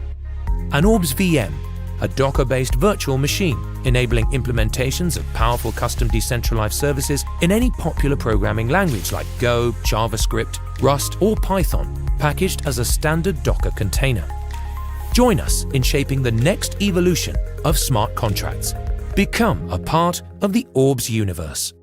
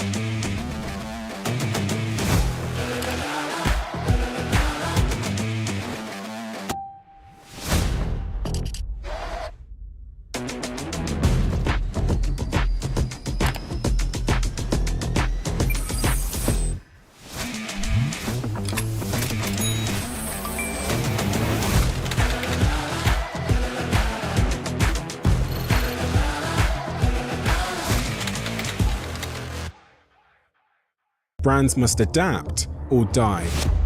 Social media is media. When we first launched, we were hoping for, maybe 400, 500 people. Internet culture is culture. Nearly half of Gen Zers go to social media platforms to get their information. We're democratizing everything, from the creative arts. I never thought I could sell my work like this. To finance. Retail traders aren't just taking on hedge funds, they're also trying to take them down. Driving trends, politics, and even our culture. Social media changed the way that politicians could communicate. And now, emerging innovations are set to change our day-to-day lives even further. So ChatGPT, artificial intelligence. So you've probably heard about the metaverse. But in a world of change, the biggest risk to you is falling behind. So what now? Exponential change has created exponential opportunity, making traditional marketing and communication methods less effective. Your storytelling matters more than it ever has before. To be relevant, stories need to connect with culture. Those that can't communicate their story correctly will fail, but those that can, they're going to thrive. And that is why Flight Story exists. We understand what it takes to innovate through constant change. We deliver personalized and impactful strategies through our consulting division. We provide world-first tools that give you the insights that you need. We develop meaningful stories through our content creation studios. We distribute them far and wide through our extensive earned media network. Accelerate their growth through our performance media services. And now, we're helping brands get ready for what comes next. By telling the right story, we build your reputation, deepen the relationships with your community, and ultimately create value. For over a decade, our teams have guided leaders for some of the world's most successful companies on the planet. Having a great story, it isn't enough. Flight Story will give you the tools to tell it.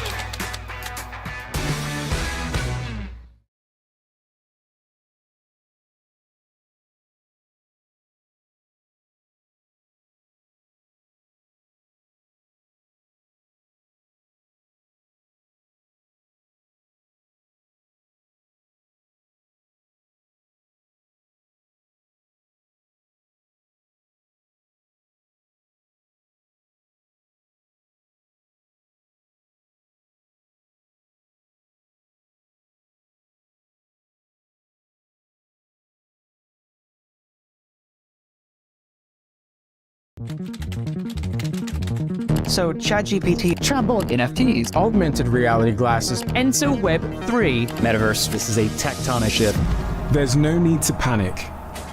I want to make the world's first podcast produced entirely by AI. We can feed your topic into an AI tool that synthesizes the host voice in real time. Are you ready for the latest gaming news? How can I start creating content for the metaverse? Using generative technology, we can recreate your likeness and track your exact movements through local motion capture. Innovation is accelerating the rate of change in every single industry. Completely changing how brands and marketeers reach their audience. The gap between what's now The AI race is definitely on. And what's next Using VR all the time. is always closing. Our mission is to keep brands at the forefront of what's possible. Brands around the world are investing in metaverse platforms. We wanted to find a world-class Web3 team who truly understand what's coming next. and the opportunities that these new innovations can create. Which is why today at Flight Story, we're announcing the acquisition of Zebu, and together, the launch of an innovative new team. Introducing Flight3. Our global team has led digital marketing for some of the world's most innovative companies and projects. We'll be bringing our combined experience to these emerging technologies and how they can supercharge brand ecosystems through services that help brands start and accelerate their innovation journey. We understand how to build highly engaged communities with global events across Web3, the metaverse, and much more. Brands that innovate now, that operate at the forefront of change, will define the once-in-a-generation commercial and marketing opportunities that are coming next. It's time for your brand to harness the future of innovation with Flight3.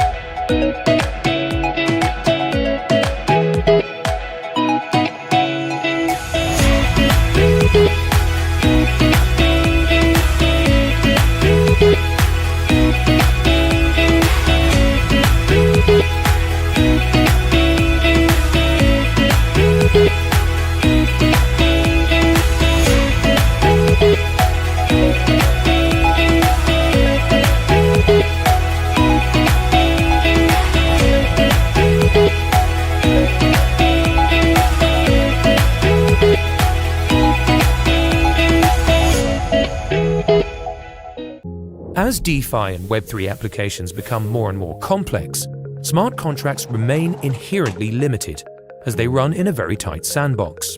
For that reason, many Web3 projects still rely on centralized back-end infrastructure for certain problems, creating a single point of failure, sacrificing decentralization for practicality. The current blockchain stack consists of two layers: Layer 1 in charge of security, Layer 2 in charge of scalability. But how can we overcome the limitations of smart contracts in a decentralized manner? Introducing Orbs. Orbs runs above these layers as a fully decentralized Layer 3 infrastructure blockchain protocol. Orbs acts as a decentralized backend, enhancing the capabilities of EVM and non-EVM smart contracts. The Orbs protocol is executed by dozens of independent permissionless validators, staked with over $100 million, opening up a whole new spectrum of possibilities for Web3, DeFi, NFTs, and GameFi. Orbs provides two different execution services. Orbs Lambda is an event-driven, serverless, and decentralized cloud function written in JavaScript, similar in concept to AWS Lambda. And Orbs VM, a Docker-based virtual machine, enabling implementations of powerful custom decentralized services in any popular programming language like Go, JavaScript, Rust, or Python, packaged as a standard Docker container. Join us in shaping the next evolution of smart contracts. Become a part of the Orbs universe.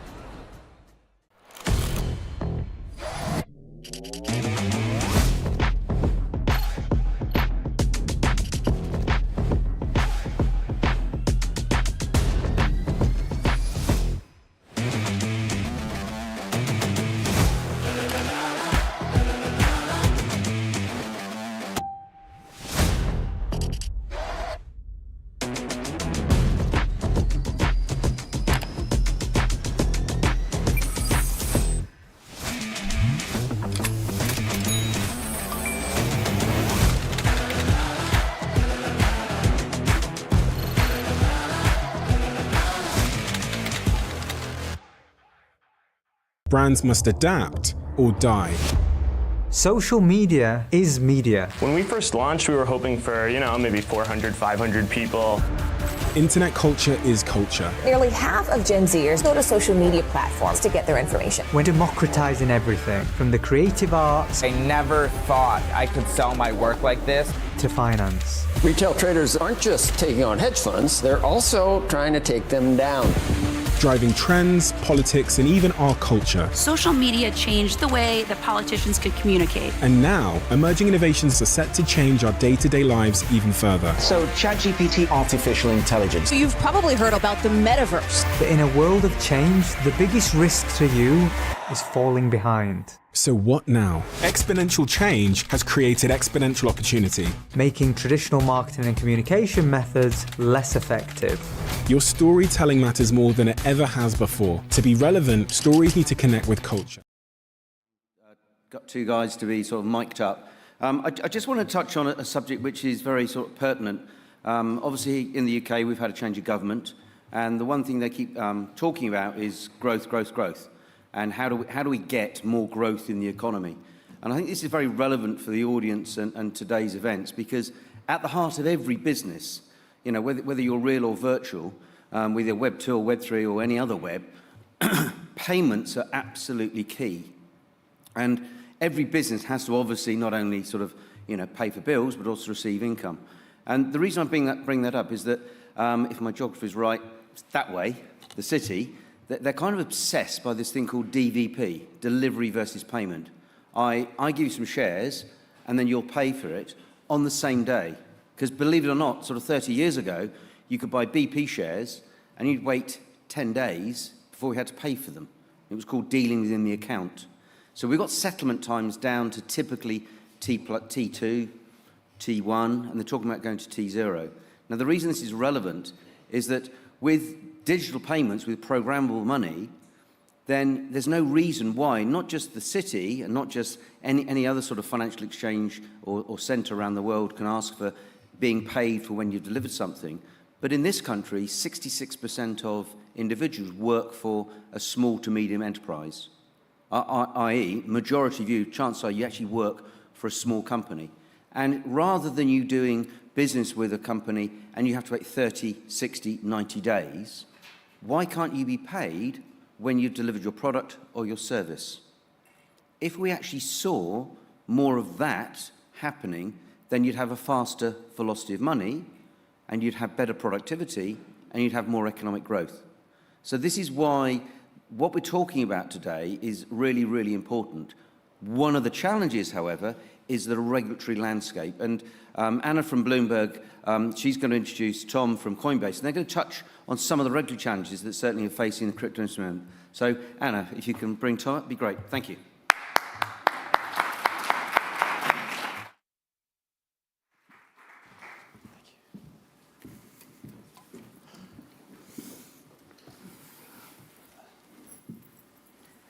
Hi, everyone. Thanks for joining us. Tom, do you want to just start maybe by briefly describing your role at Coinbase? I know you cover everything except the US, which is a big... Yeah, it's a big space. Happy to do that. It's great to be here. Honestly, I look forward to the Zebu Live kind of conference. I think it's a different conference to a lot of the things that we do, and it's run brilliantly by the Flight3 team. So delighted to be here. So Tom Duff-Gordon, I look after international policy at Coinbase. As Anna was saying, so that's everything outside of the US. So obviously we're a big US headquartered kind of dominant crypto player, but wanting to expand a lot internationally. And so I've got a great team, some of whom are here, based around the world, in London, but also in Singapore, in DC, etc. And so yeah, before that I was at Credit Suisse for 16 years. So I was in traditional finance, got a little bored of focusing on all the post-crisis reform, realized that the future was very much either in green kind of finance or in digital finance, got obsessed with the digital finance piece, and then was delighted to join Coinbase 2.5 years ago. So yeah, really excited. All right, so let's start closer to home. What's going on in the UK? We've been waiting for regulations here for a while. Now there's been change of government. How's the landscape looking now? Yeah, I want to be optimistic. I think a lot of you know, under the last government, we had a prime minister who was, deeply invested in this technology, really understood it. That cascaded down through the government, so the chancellor and to the city minister, et cetera. And I think they did a lot to kind of, put digital assets and crypto kind of on the map, and we move forward. And the question now, obviously, new government, where do we stand? Because we're not where Europe is, right? Europe have moved ahead. They've already got this thing called MiCA, the Markets in Crypto Assets Regulation. We don't have that yet. But look, I'm optimistic. In the UK, we've had, just recently a kind of new law introduced by the government here to help us recognize property rights for digital assets. So I think, that's pretty important. We've also had the city minister talk about tokenization, which is obviously kind of one use case of kind of crypto assets more in the TradFi space, but they're talking a lot about that. I was just at a round table with, which is why I'm a bit overdressed for Zebu Live, but I was at a round table with the city minister, and she assured me, and I can now assure all of you, that tokenization is kind of top of mind for them. So, they do understand, I think, where this technology is kind of going. And I hope that we'll see a roadmap from them on fintech more broadly, but including kind of crypto and digital assets so that we can move forward. What about stablecoin regulation? Do you think that will move ahead, or? Yeah, it's a great question. Look, I think we need to have regulatory clarity on stablecoins, right? The two things that we're pushing a lot in the UK, stablecoins and staking, partly because, right, if we want Web3, if we want all of this, all the great things that you guys are building, we need proof-of-stake blockchains. If we don't have staking, we don't have regulatory clarity around, staking, proof of blockchains, ERC20s, that whole ecosystem we're kind of building, we'll continue doing it, but a much weaker foundation. So we need to press the message that if we want the jobs, we want the growth, we want the innovation in Web3, we want decentralization, then having kind of some basic kind of like regulatory clarity around staking, like is it a collective investment scheme? Can retail people do it, or do you have to basically be a pension fund or a hedge fund to do it? How do we regulate it, et cetera? getting that done, I think, is important. And Anna, to your point on stablecoins have such an important role to play in this ecosystem, as you all know. They're being adopted, and they're not theoretical. Like, we have stablecoins now, but we need to make sure that they are, again, we've got kind of regulatory guardrails, and that everybody has confidence using them, that you can redeem them at par at any time, that the reserve assets are generally held in the bank, that we're not taking credit risk, we're not taking market risk, et cetera. So I think if we can get clarity around stablecoins and staking, it'd be really helpful. The government have got to lay some secondary legislation on both of those things, I hope. That will then allow the Bank of England on the stablecoin side and the FCA, but the FCA predominantly on the staking side, to then move forward with consultations and other things that we need. So a lot of this is very regulatory and techy for you guys, but at Coinbase, we and others are trying to push this message, because if we want this acceleration to kind of accelerate, if we want to see more adoption, then I think in these core areas, like stablecoins is the oil of this entire system, whether you're trading, whether you want to tokenize stuff or whatever, do payments. Let's just get that done, and let's make sure that we, as retailers, can still stake our assets. I think that's really, really important. How unified is the crypto industry in the UK in speaking to the government? Because I know in the US for a long time there were different factions, or I don't know if I can call them factions, but the exchanges had sort of lobbied it separately, and now you guys are a big focus there, you have a big push there and here too. So are you converging all here with the same ideas, or is that something that you have to? Yeah, I think it's much more unified from what I see. In the US, there was some really complicated thought going into how do we regulate DeFi. By the way, I think that's a conversation in this country which is kind of being rightly, in my view, parked for some time. But that's when you have potentially some different perspectives from people who play at different parts of that decentralized spectrum. So I think that was at the root of perhaps some of the tensions that existed within the industry on the US side. Here, I think, actually, this is a really unified message that's coming from the kind of the Web3 and the kind of the crypto players. There is a difference, obviously, between us and TradFi, and there is this emerging view in the kind of the halls of TradFi kind of banking standards, so whether it's the Basel Committee or other places, that this is a really exciting technology, that this is value transfer done better, so let's adopt it. But let's adopt it in a closed system, right? A permissioned kind of blockchain, and let's have regulated intermediaries plug into that ledger. And so there is this big policy debate that's beginning to emerge around open versus closed. So at Coinbase, we're massively in favor of open, permissionless blockchains. We think that's the purpose of decentralization. That's why we're all here. That's what we want to do. And whilst we think there's a role for TradFi to come in and use some of this technology, no doubt you can build permissioned layers on top of permissionless protocols, et cetera. But let's not have some form of regulatory bias that pushes this innovation into a closed, walled garden, more centralized space, because that's not what anybody here, I think, wants to see as the outcome. Is there a risk? You mentioned sort of the government seems open to tokenization, that the tokenization that they're open to is the bank version of tokenization, right? Because I imagine they're in those discussions too. And so it becomes a permission tokenization, right? If you're, I guess it depends what you're tokenizing, but if you're tokenizing a gilt or another type of bond, then it's not likely going to be on a complete, or they might. Some people might be trying to push it on a permission blockchain. Yeah, there was a kite that was flown in the press. Some of you may have seen about the UK issuing a blockchain gilt. So I don't know how true that is, and whether we'll hear an announcement on that. I just don't know. But yeah, I think Anna, you're right. In that a big story in TradFi and a big story for the government, and particularly the Treasury, has been around why it is that the capital markets in the UK, and I'm sure Bloomberg has been covering this, is not attracting the same kind of capital and IPOs and investments as we see in the US and we see in other places. And obviously part of that is the top of the funnel. It's like, how do we get more risk capital from pension funds and others into that system? But there's another big part of it, which is how do we make capital markets just work more efficiently and work better? And the massive innovation in this technology is that we can have the broker, we can have the exchange, we can have the settlement clearing activity and the custodian all vertically integrated. And yes, that presents potentially some risks and some conflicts and stuff, but it's a massive step change, because rather than that completely intermediated kind of blizzard of different actors in the post-trade space in capital markets, we can concertina that all together and we can generate massive efficiencies and cost savings. I sat with a, I hope I didn't say this last year I was here, but I sat with a CEO of a big stock exchange, and they said, look, between you and me, 14 people touch each kind of like trade that comes through our exchange. With your technology, it's going to be 1 or 2. And so this is a paradigm shift in efficiency. It's not going to happen overnight, but to come back to your question, I think that is the mental model, which is how do we, of government, right, which is how do we kind of utilize this kind of technology and this kind of vertical stack that we can see emerging in a more TradFi context. And they are thinking less about, you know, small DeFi kind of projects that a lot of you guys will be interested in. But I think it's really important that they're having that debate and they're supporting it. And I'm kind of confident that we'll be able to progress, you know, that conversation more into the SME, the more retail use cases, the smaller tokenomic projects, et cetera. I think that will come as a natural consequence.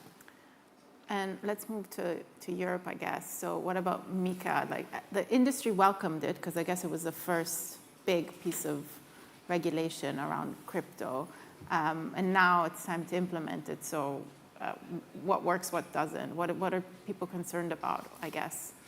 Yes, so MiCA's gone live. To your point about stablecoins in the UK, like Europe now has regulations that are live on fiat-backed kind of stablecoins, and like Circle has a USDC that a lot of you will be familiar with. That's now kind of regulated and kind of legal in the EU. They have a Euro fiat-backed stablecoin, EuroC. So we're beginning to kind of see that, and the rest of MiCA for Coinbase and other centralized exchanges, that goes live at the end of this year. And look, we think it's a good thing. You know, I know it's not always the most popular thing to say in a crowd like this that we want regulation, but I think for centralized actors like ourselves, you know, we want to be the bridge. We want to bring 1 billion people into crypto. We're looking after your money. We're running a kind of an exchange. We're doing safeguarding. Kind of, there should be some basic rules associated with all of those things that we do to give you all trust and to bring more people into the ecosystem. And MiCA, I think, does a decent to work good job a lot across a number of, you know, those different kind of those spectrums. So we welcome it. It's good. The best thing, actually, is that rather than having to get a license in 27 different member states, you can get one license in one member state and then kind of passport around. So there is a lot of work to do with MiCA. Coinbase, I think we've got more people in. We have like 400 people in compliance and legal, which is many more than that ever worked in the entire of FTX. Kind of thinking there's a story there. But, you know, but even for us, that story's told, yeah. But look, even for us, MiCA is hard, right? It is hard, and it's a high bar. And the industry is going to change a lot as a consequence of it. Just another anecdote. I was talking to a finance kind of ministry representative from a big country in Europe who told me that they had 1,000 VASPs registered in their country, right? So, which makes me feel like the bar to become a VASP must have been pretty low. But when I think about the step from just an AML registration to MiCA, which is this new comprehensive kind of rule set we've been talking about, I kind of can't imagine that more than a handful of those players are ultimately going to get MiCA licenses. So I think we're going to see a big change and a big kind of like, you know, consolidation potentially. One thing MiCA didn't do quite so well, just to mention that, 2 things actually.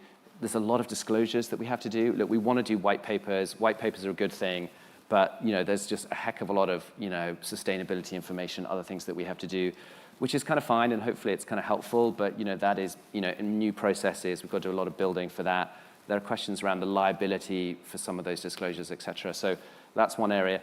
The other area, which we've talked about a bit, is stablecoins. In the EU, I feel like there may be a sense that they want to tilt kind of money on chain more towards a central bank digital currency from Frankfurt, from the ECB. And so whilst it's good that we're seeing EuroC and USDC and these other things get regulated, the capital requirements are pretty tough.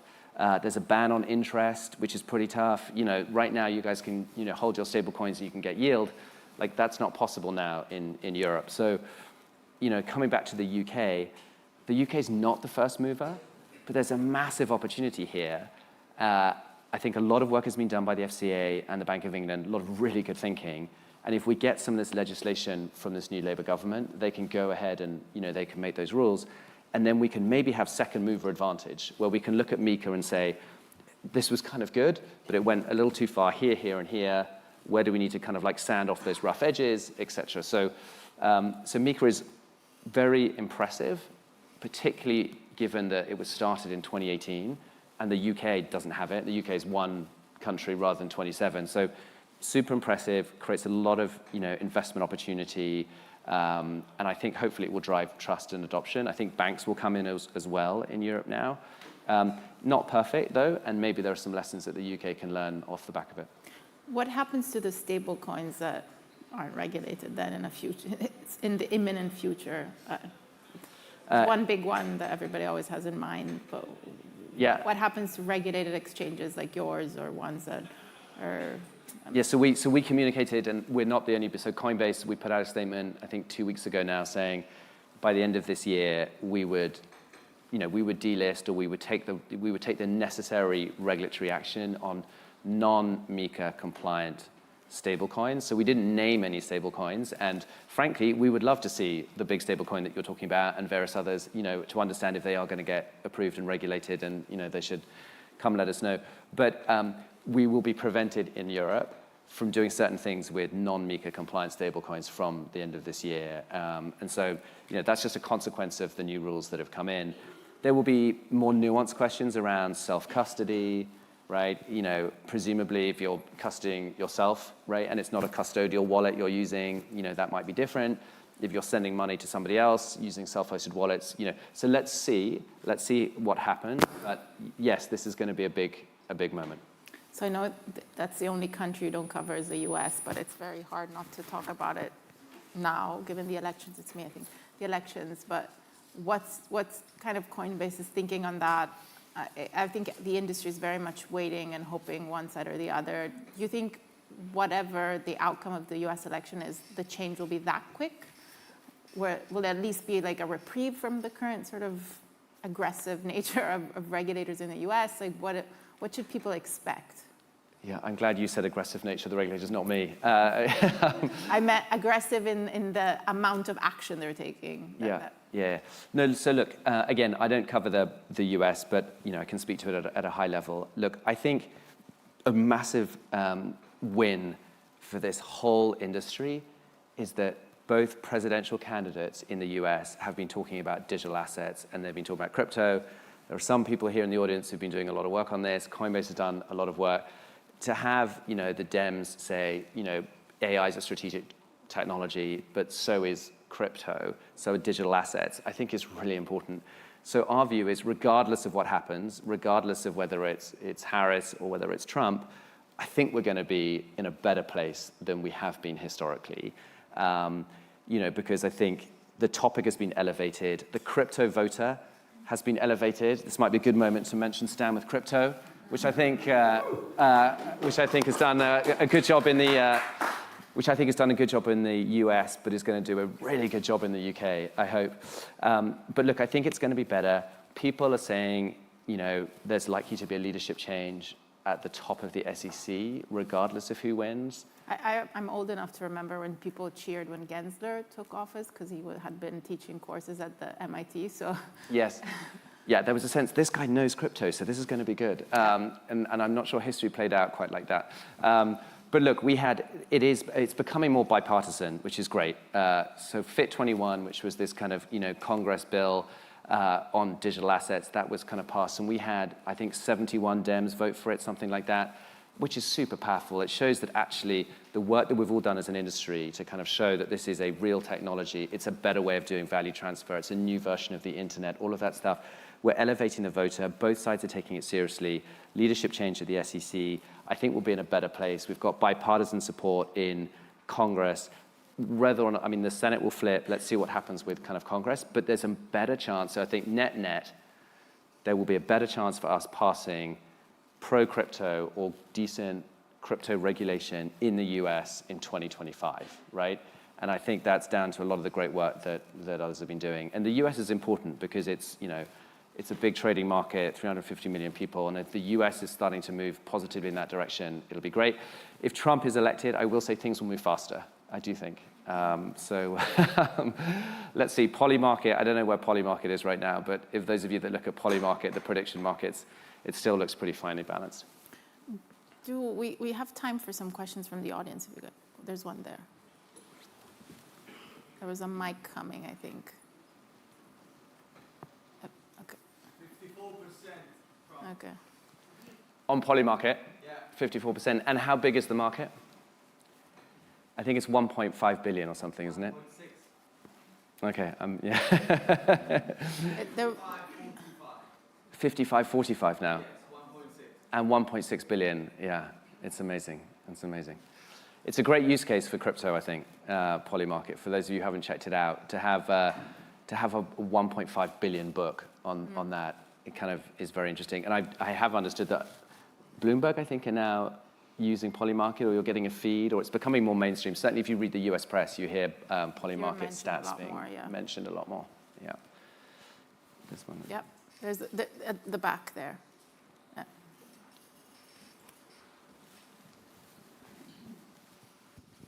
Hello. So I think I was quite surprised when you said at the very beginning that you felt that the progress of regulation under the last government was good. It certainly feels to the average retail user that it hasn't felt that way, especially when we compare to the rest of the world.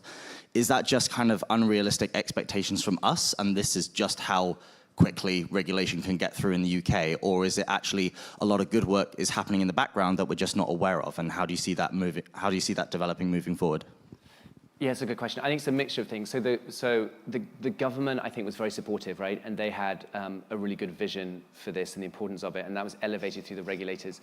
Did we actually get the change that we kind of needed? And did we see the UK MiCA version kind of like, no? Did we get the clarity on staking and stablecoins? No. So those things we still need to happen, and it needs to move kind of quicker. So I agree with you. Also, the FCA used existing tools in order to regulate the market, right? So things like the financial promotions regime and other things that, have been somewhat, tricky and challenging, but they used those tools because they had to use something to regulate the market in the absence of having a mandate to create a whole new kind of licensing framework. So behind the scenes, though, they've been doing a lot of very sophisticated thinking, and that's why I'm optimistic that if we do get the unlock from the legislator, then I do think we'll be able to move much faster because a lot of that thinking has already been done.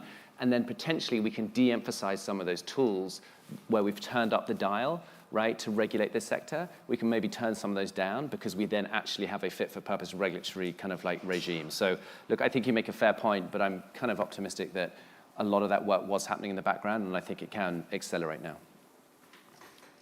Any more? There's one here.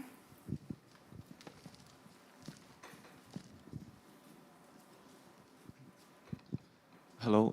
As a professional, where would you recommend the best and the most trusted source of information with new laws coming in and new regulations? God, that's a good question. Bloomberg. I'm glad you said it. And quote you. Do you know what? I don't know. There was a great Zebu event last night, actually, and I was talking to someone, and they added me to a Telegram kind of like chat, and all sorts of kind of new stuff is coming out. I think there's a number of different sources, right? The block is kind of good, Decrypt is good. I mean, everyone will have, like, depending on what you're doing and, what you're most focused on, there'll be different news sources, for you. In terms of regulation, it's a good question. There isn't, like in TradFi, they have magazines like Risk, which are very, very focused on that. I'm not sure that we have something kind of dedicated and specific. So I think it's a mixture of, social media channels. We try and put out white papers and blogs and stuff like that. So the big kind of centralized exchanges that have teams like ours, policy teams and compliance teams, tend to communicate kind of pretty proactively and transparently on some of this stuff. So I don't think there's a single kind of like silver bullet for you, I'm afraid. I think you're going to have to continue to, early in the morning, dance around on the keyboard a little bit. But if anyone else has got any good ideas, then feel free to jump in. Thank you. Do we have time for one more? One more. No, I'll ask the last one then. So we miss lots of parts of the world, right? Was there any other area in the country in the world or geographic area in the world where you think that looks promising? APAC, the Middle East. Yeah, APAC. Latin America. I know you guys are active in Brazil. Like, where are you thinking that regulation is moving fast and in a positive way? Yeah, for both the consumers and people, like in the companies in crypto. Yeah, look, I think the good news is, like, there's a kind of global consensus now that we can't ban crypto, we can't turn off the internet, we can't prohibit it. But by the way, there were big countries around the world that had that perspective only a year and a half ago. That's now changed, and most countries around the world are on this journey that starts with taxation and AML, and then after that you go into licensing, and then you look at stablecoins, and then you look at DeFi. So this kind of journey, it seems now that most people are on, which is great. People are just at different places on that. You know, Japan's, the Singapores, the Middle East, they're kind of almost on wave 2 now. We've just seen kind of wave 1 completed in Europe, the UK is a little behind, and then you've got places like Argentina and India and Nigeria, super interesting markets, massively high adoption, but they're very much like, hey, let's just get the AML piece done and think about taxation and kind of move forward. So, like, you know, at Coinbase, we have this like fortunate, you know, dominant position in the US, but we know that the vast majority of crypto trading, like 75% of it happens outside the US. We've got to grow, we've got to scale. So the fun thing about my job is trying to help the business do that. And APAC is where a ton of activity is happening. You've got some really big trading markets, a lot of exciting projects being built. You know, we're very present in Australia and Singapore. There are countries like India as well, with 1.4 billion people, with a massive kind of digital public infrastructure, with digital IDs and all sorts of incredible developer talent, like huge population of kind of millennials and Gen Z. If they come online and it looks like they're beginning to move in the right direction, that just could be another terrifically interesting thing that we see in APAC. And then maybe just to mention Argentina in Latin America, I mean, this is the kind of place, we talked about stablecoins, but we're sitting here in London and we're so lucky in many ways. I mean, for us, if we have 10% inflation, it's a big deal. You know, I actually looked at it this morning. I think compounded, like the inflation in 2023 in Argentina was 200%, 211%. There is an insatiable demand in some of those markets, right? And it's not just Argentina, you've got Venezuela, even European markets like Turkey and other places, to be able to just hedge, right, your fiat currency through crypto or through a stable coin or something like that. And so adoption could move super fast there, and they get it and they use it and they understand the real world use case. So in a way, they're more backward on the regulation, but they're so much further forward on the adoption. So look, we're just bullish. We still think that we're early stages of this technology. Some sensible, limited regulation on the centralized players, I think, is really going to kind of like propel, you know, the next kind of like wave of this. And yeah, excited to be part of it and building this international story for Coinbase. All right, thank you so much.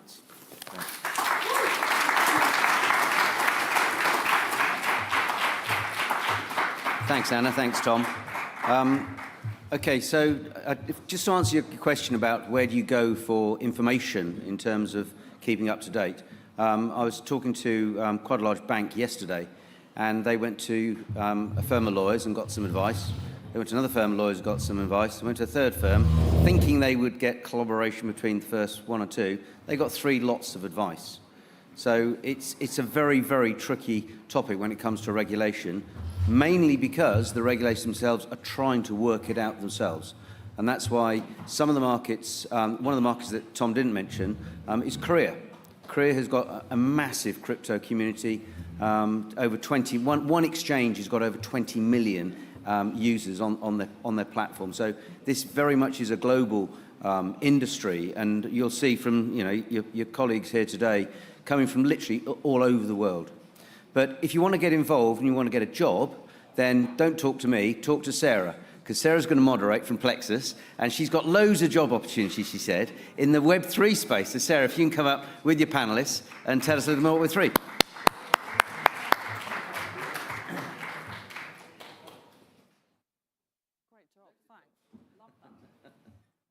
Hang on, do I have a chair? No, you're going to stand at the lectern. Oh, I stand. You are. I love that. Okay, am I on? Do you want to take your camera? Or put it on No, here? I'll put it down here.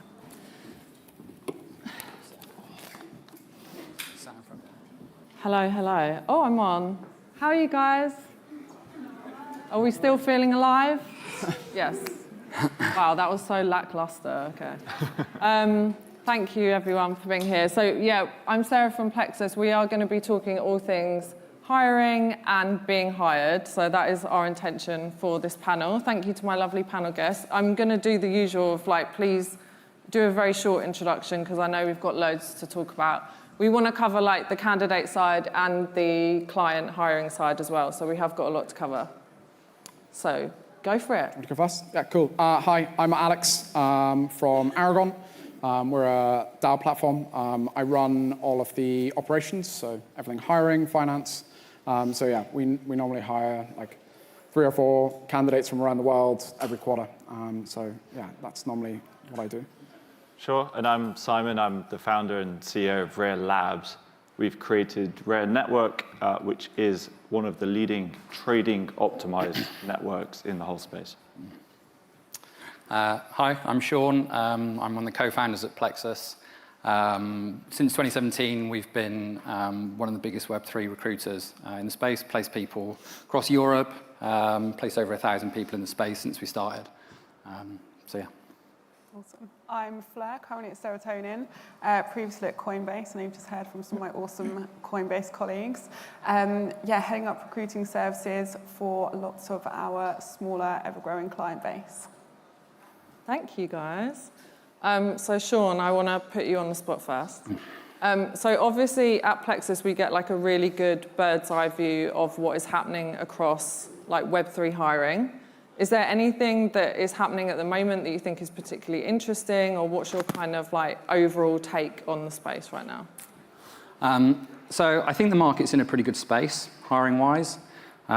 We saw through 2021, 2022, a pretty frothy period, probably the craziest job market that I've ever seen. That's kind of cooled off a little bit, but there's still lots of opportunities out there, I would say, for good people. I guess, why would you go to us? I suppose we've got a pretty unique position in terms of being able to see what's going on in the space overall. You know, we've seen the likes of like the improvement or the increase, sorry, in Rust and things like that over the last sort of 6 to 12 months. So yeah, I guess that's useful. And Alex, are there any like particular roles that you see kind of more interest in, or that you're hiring more of recently? Yeah, so we've, especially recently, we've really been like doubling down on our like developers. So more full stack. We're obviously seeing a lot of chains launching. So we need more experience across like multiple chains to be able to support like multiple DAOs on different tech stacks. So we're seeing that. We're also seeing we need more delegates from a DAO perspective as well. So we're seeing like, you know, we need more operators, people who have experience in business coming in to help run some of these organizations as well. So we're seeing quite a lot of that as well. It's been mainly what we've been seeing. And then obviously the other thing we see, like, and especially for us, which we've been focused on like a lot recently, has been UX and UI, and making sure it's actually like we're building usable products for people that come in and are voting / like moving funds within DAOs. And I think like, when, you know, I've been in the space and I talk to a lot of people that aren't from a Web3 background who want to get into working in Web3. And I think sometimes it doesn't always feel like there are those entry-level roles into the space. Simon, is that something you would agree with, or do you think there's still like room for people to come over from Web2? I think the whole space is getting bigger, so there's always like hiring opportunities. I think it depends like at what level you're coming in at. If you're straight out of university, and it depends on your skill set, right? Like if you're an engineer versus a marketer, there's different like entry paths. But if you're straight out of university, you can just go get involved in a Discord and like effectively join a community.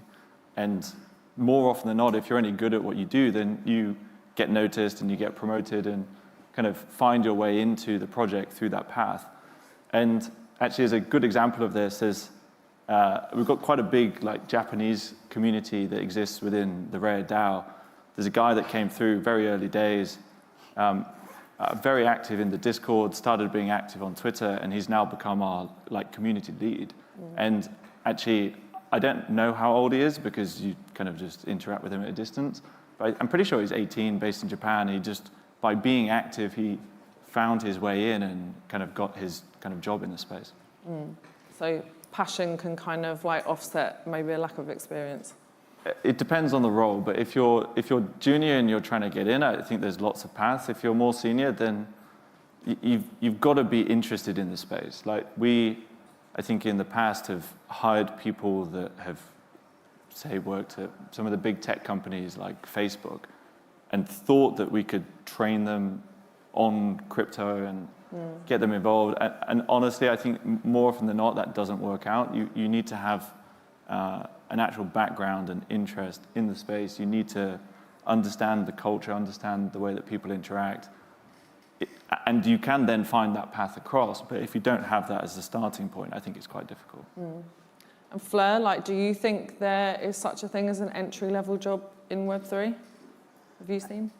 I think you've covered some really interesting points on that, actually. I think there is, but I think, honestly, the most important thing in the space is, like, passion for the space. So I think, yes, you can, totally to your point, like, you can be entry level, but I think if you're an entry level engineer, for example, that's a lot easier if you have like the basic tech experience that you can come in and do it. But if you're looking for community, ecosystem, things like that, you need to have that existing network. I think there's a few people maybe here that are coming along today to try and increase their network because they really want to get into the Web3 space. And I think that's one of the biggest things you can do. Show that willingness to learn, show that you're passionate about the space, that you're trying to learn yourself, and then that's a really good entry point. I even think most of the people that I hire, and probably you guys hire, have come through some kind of like word of mouth or recommendation, or someone you've met at an event, or someone you can kind of like back channel and say like, hey, what do you think of them, even if they're fresh out of university. And I think that a lot of the times there's a lot more than whatever's on your CV. It's those kind of extra things that you're doing within the community, because I think that's the biggest difference between us and like the Web2 trying to go into like finance or like a Morgan Stanley. I feel like Web3 is a real community, so the more you get known within that community, the more people you know within the community, it in turn opens those doors for you that aren't necessarily just generic things you can create on a CV. Yeah, so if we're like kind of focusing on the candidate side, so for anyone who is looking for a role right now, like Alex, you must get lots of people apply. Like we speak to a lot of candidates all the time that can get like a bit disheartened, like I'm doing lots of applications and I'm not getting anywhere. Do you have any kind of practical tips or like things that really stand out to you when you're looking at people who've applied to work at Aragon? Yeah, I think firstly, what Fleur said about networking, that's huge, like word of mouth, that's always a massive thing for us. People being involved in the space is huge. So especially, like, I'll use developers as an example. Like, when we're looking at developer CVs, like, often we're not looking at where people have worked previously. We're often looking, especially as we're an open source organization, we're looking at their code base. We want to see their code. We want to see what they've worked on in the past. So even if, say, someone hasn't worked on Web3 before, like, we still want examples in the CV.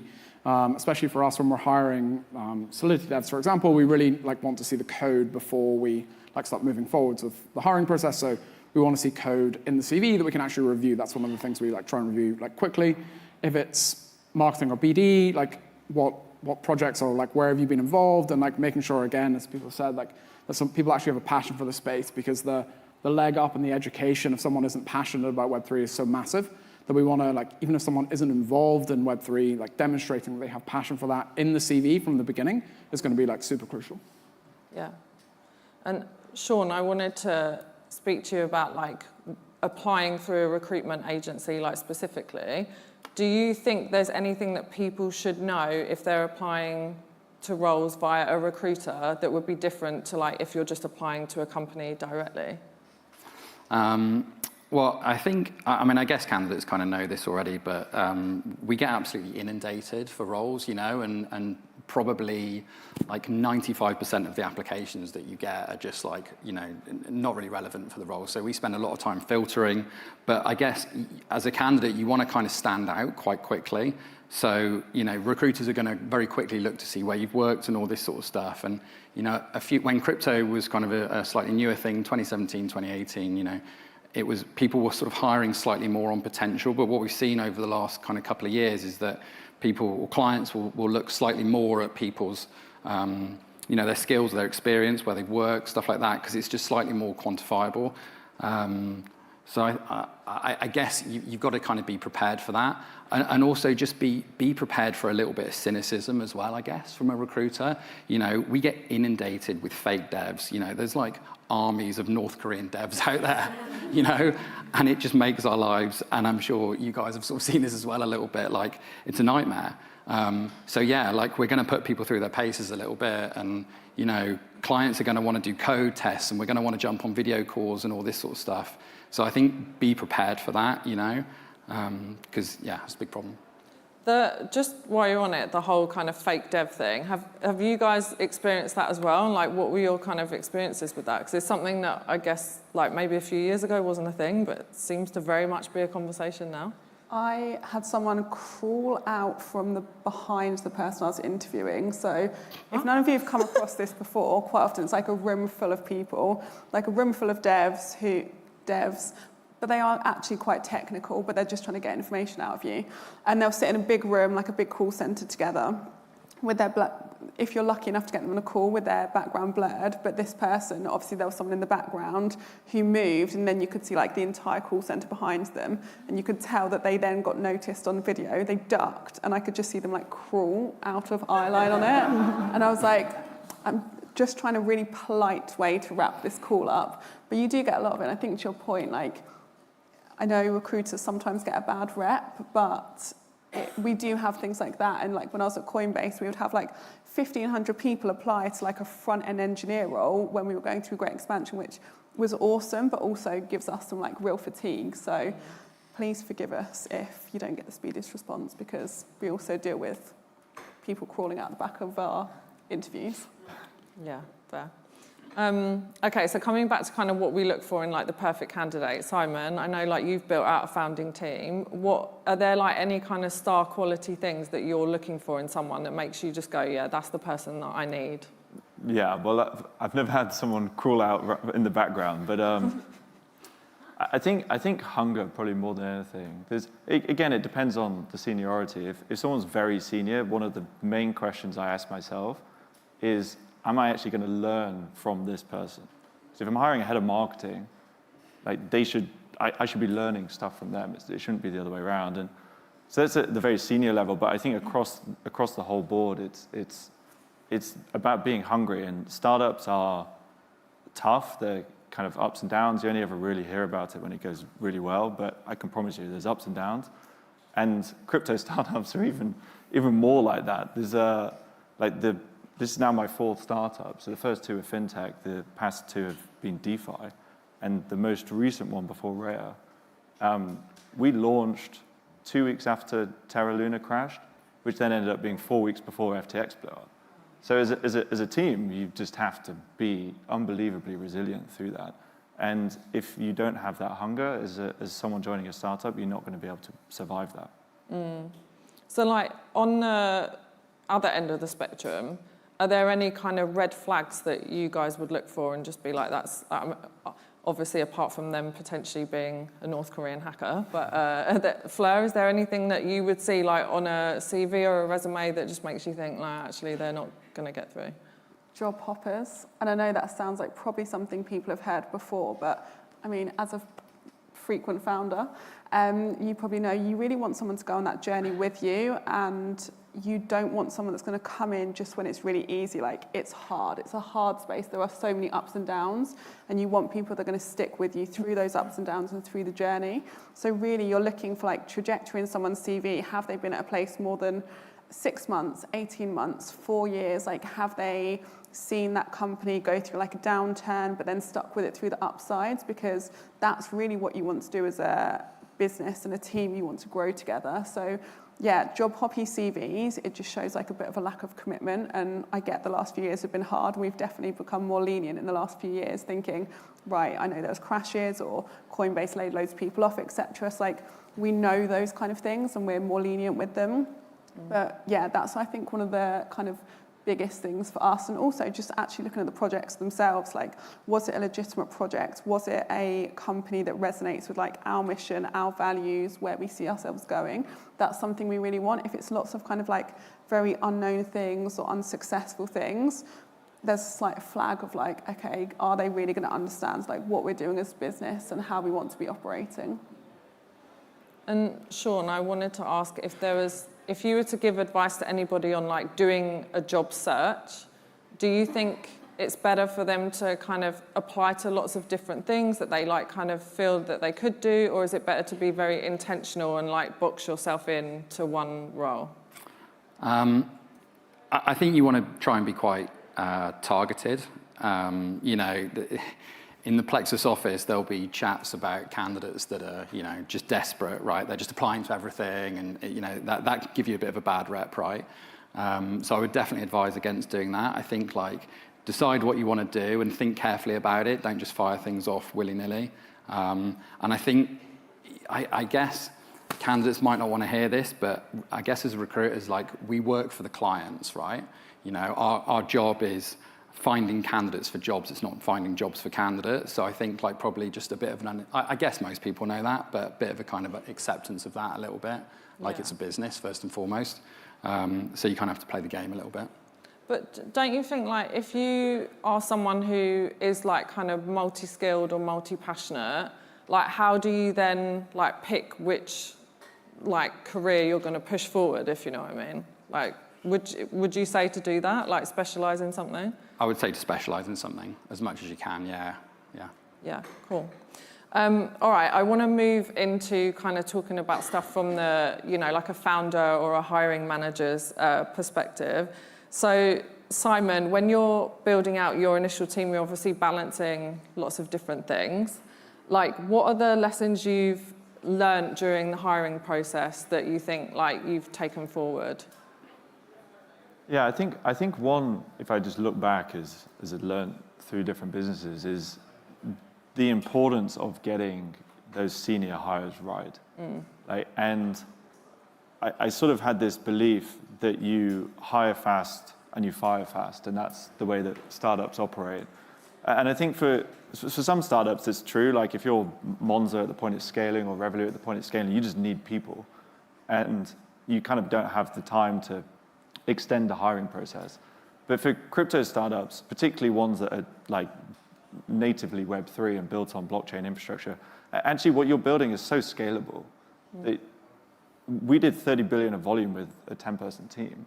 With a third previous business, with a previous project, the third biggest DEX in the whole space, 10 people. And what that means is that you actually don't want loads of people. You want you want a small group of very high quality people. And what I then learned is actually hire fast, fire fast. It is actually the wrong strategy. What you'd much rather do is extend your hiring process and make sure that you get the right person.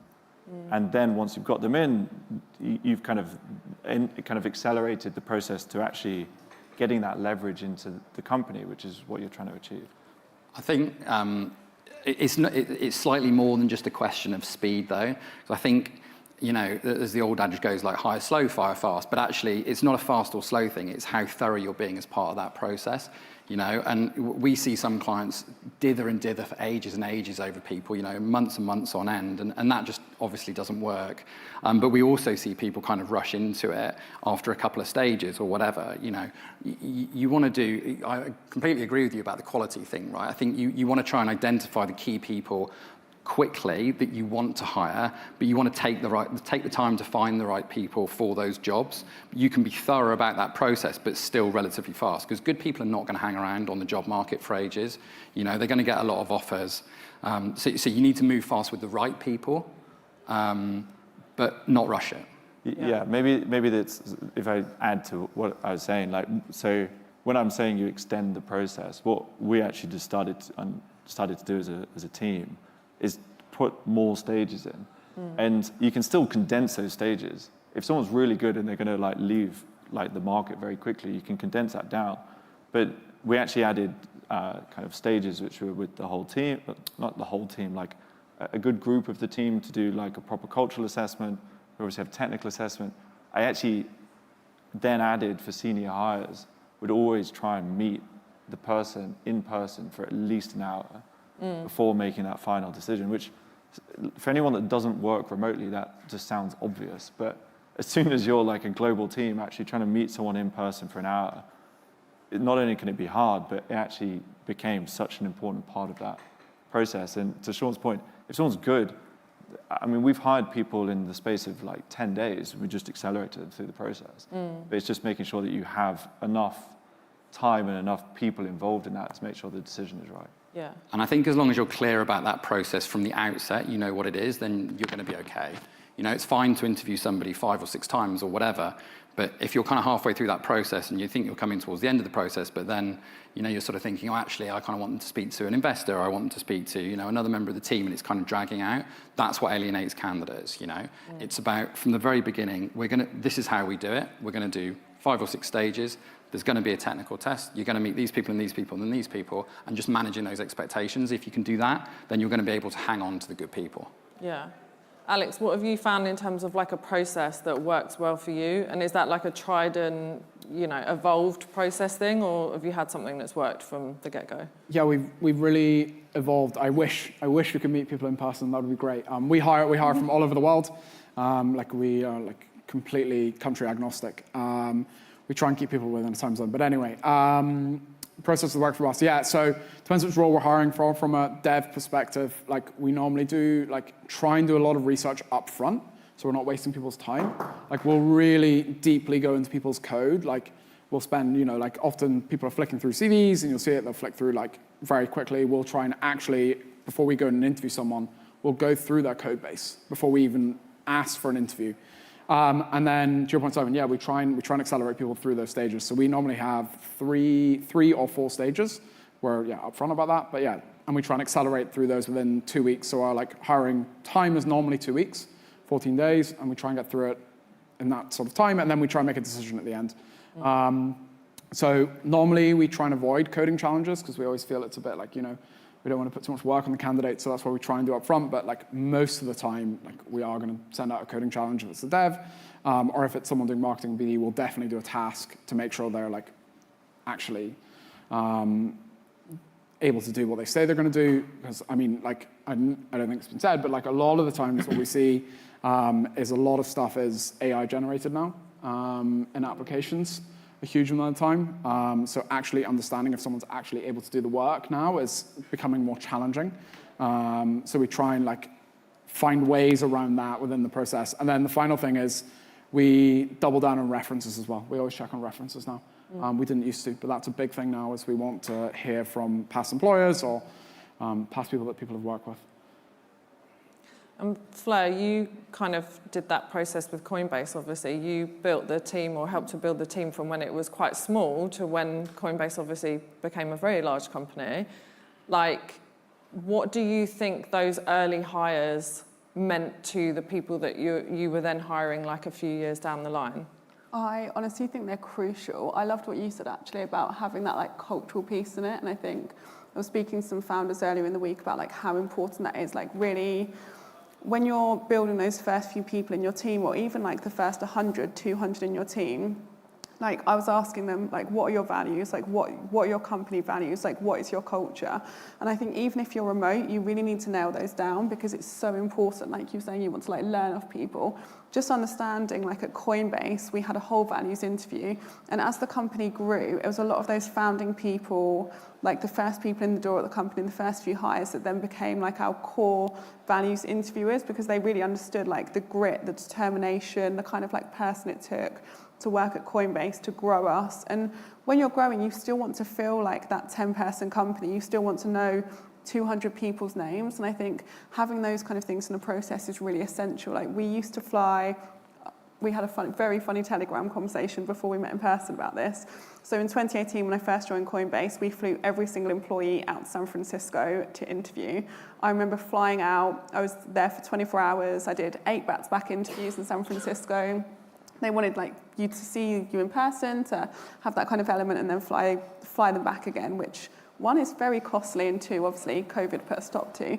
But I think it did teach us some really good things about how important it was to get that person as a really good fit, because these people then stuck around for 4 years, 6 years. Some of them are still at the company now, and I think they're the ones that really hold culture together, that have really helped kind of keep that initial spark and that passion for what they're doing and the mission alive. And I think those are the kind of people you need to be kind of trying to retain and trying to keep in the business. So yeah, using some of those things I think is crucial, but obviously not flying everyone out at immense cost. But yeah, maybe can't do that forever. Yeah, be expensive. I want to make sure we have time to come to you guys for questions, so that if you have any questions about finding your next role or like building out a team. But just before we do that, I wondered if each of you could give a very like quick piece of advice for, firstly, someone who is hiring a team, and secondly, someone who might be looking for a job in the space. So Alex, I'll start with you. Yeah, so looking for a job in the space, like Web3 is open. There's so many ways to get involved and start using products. So like even if like someone like has no experience in Web3, there's like plenty of routes for people to try and use products, experiment, join Discords, join Telegrams. So like that was what I would say is like really get deeply involved from the beginning.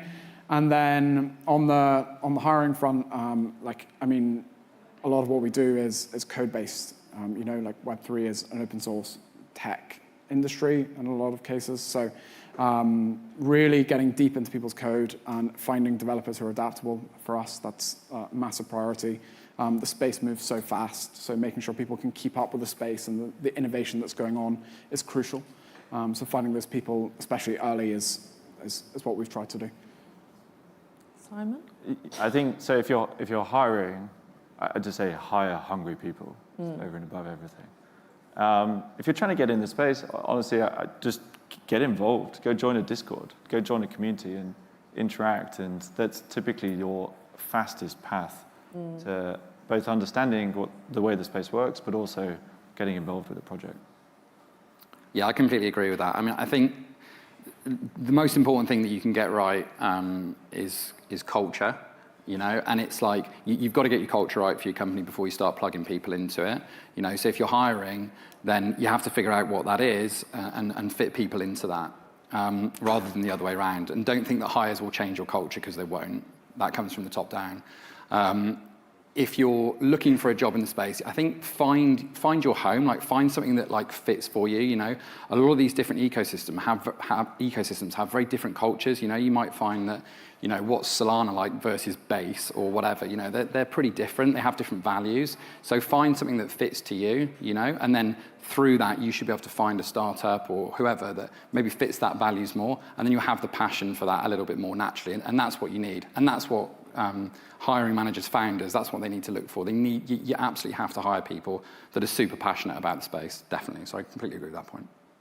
What? I feel like you boys have taken all the good ones now. So I know, I should have started with you, right? I know. So I'd say if you're hiring, don't be afraid to ask for help, whether that's another founder, another hiring manager, like one of us, whoever it is. Like, don't be afraid to say like, hey, I'm struggling with this, or like, this is a problem I'm finding, or like, I'm keep getting like pipped to the post for offers. Like, ask other people. I think that's the best thing about Web3. Like, everyone is such a community. Everyone wants to help people. So if you're hiring, don't be afraid to like ask for help. Ask, you know, what's the best way to go about something. And then I also think that's the same if you're looking to get in the space. Like, I think as you've all said, something that's really come out is that like cultural piece, the networking, just like getting stuck in. Like, hey, do you have an opportunity for me to like come and just do some like community work with you for free, just so I can get a foot in the door, whatever it might be. Again, we're all such a community. We all want to help each other. We all want to bring people into the Web3 space. And I've never heard someone be like, no, I don't have the time to help you. Everyone finds a way to help someone in whatever way it is. So just kind of like really utilize that community spirit of everyone. And yeah, that's the best way to get your foot in the door. Yeah. I was also just going to say, Plexus have a stand downstairs, so if anyone is trying to get into the space and they do want to come and speak to an actual recruiter and maybe get some tips, like, please feel free, I'm volunteering you. Yeah, should we open it up to questions? No, we've run out of time. Oh, we've run out of time. Oh, well, you guys will have to come and find us then, and you can ask us in person. So yeah, thank you very much. Thank you very much, guys.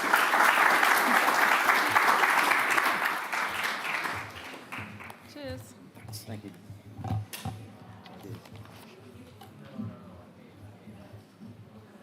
Well, there you go. Dust off your CVs by the sound of things. I'd just like to sort of comment on that, because having come from sort of the TradFi, and I can remember, you know, back in the sort of 90s, there was this horrible expression, he who dies with most toys wins. And people would be walking around with loads of money and being super flash, and it was all a bit ghastly, really. And you'd have asset management companies or banks, and they would be the best. and they would say, well, we've got the best fund manager, or we've got the best this, and it'd be a very protective type environment.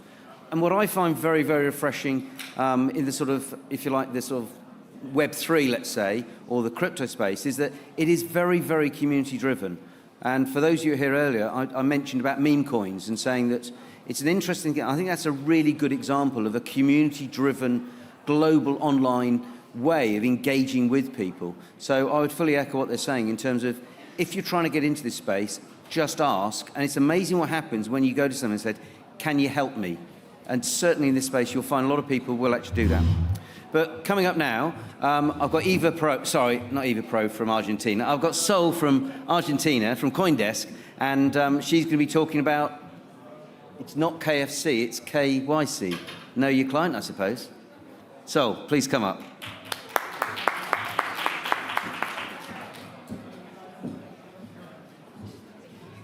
Thank you. Let's try to sit to mirror the panel. So we sit where we're supposed to. Yes, let's.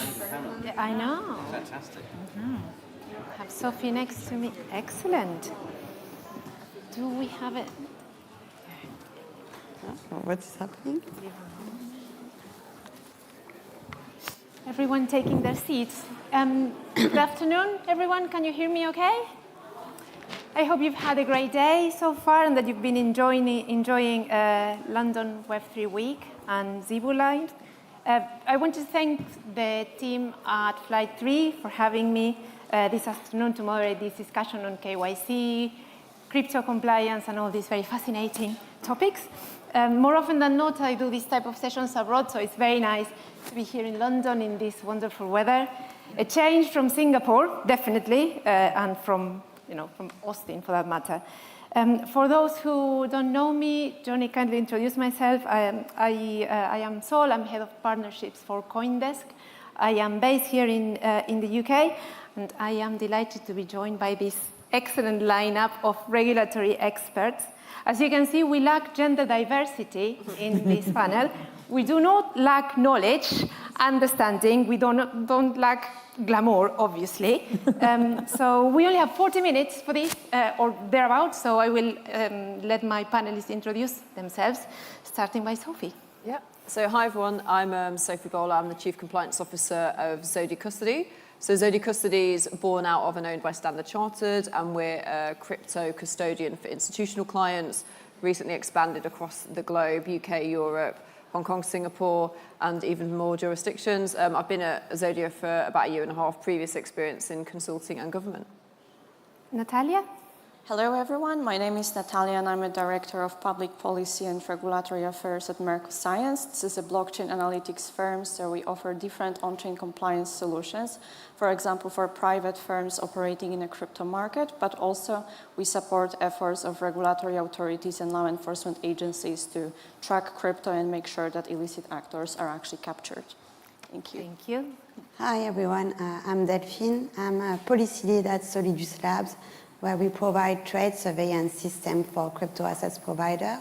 I'm also the founder of the Crypto Telegram compliance and legal chat with 1,200 members. If you are interested in compliance, please join the chat. We share best practices and knowledge. And I also have a podcast where I interview Chief Compliance and Legal Officer, as well as regulators on MiCA. Sophie was one of my guests. And previously to that, I worked as a Chief Compliance and Legal Officer in exchanges. I've done that for 7 years now. Hi, everyone. I'm Charlotte.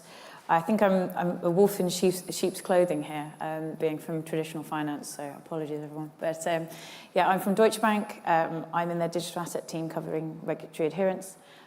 And my background is I worked in an exchange before this, and then I worked in the government working on their seizure of crypto asset regulation. Excellent. So well done to the programming team for curating a very diverse pool of talent. We have different perspectives on KYC and crypto. So as traditional finance is considering taking into crypto offerings for their clients. Why don't we start talking about KYC and how that can become a little bit more streamlined? Delphine, would you like to take the first point? Yeah, sure, of course. So, I think I'm going to give you a lawyer answer. There is a yes and there is a no. So there is a yes in the sense that, tooling in order to do KYC, know your customer, to onboard customer into your platform has improved. You can do online identification, and there is also a new way of doing online identification. You have something called non-dot verification, which I think is very powerful, where the user doesn't have to upload their documentation anymore, which reduces the risk of fraud and also reduce the friction during the onboarding process, because the customer can just reply to a few questions. But on the other hand, no, in the sense that there is always more regulation. And when you do know your customer, why you're doing it? You're doing it because the goal is to prevent financial crime. You don't want to onboard users that are going to launder money through your platform. Financial crime comes from, there is a crime, right? There is a drug dealer killing people, drug trafficking. You don't want that on your platform.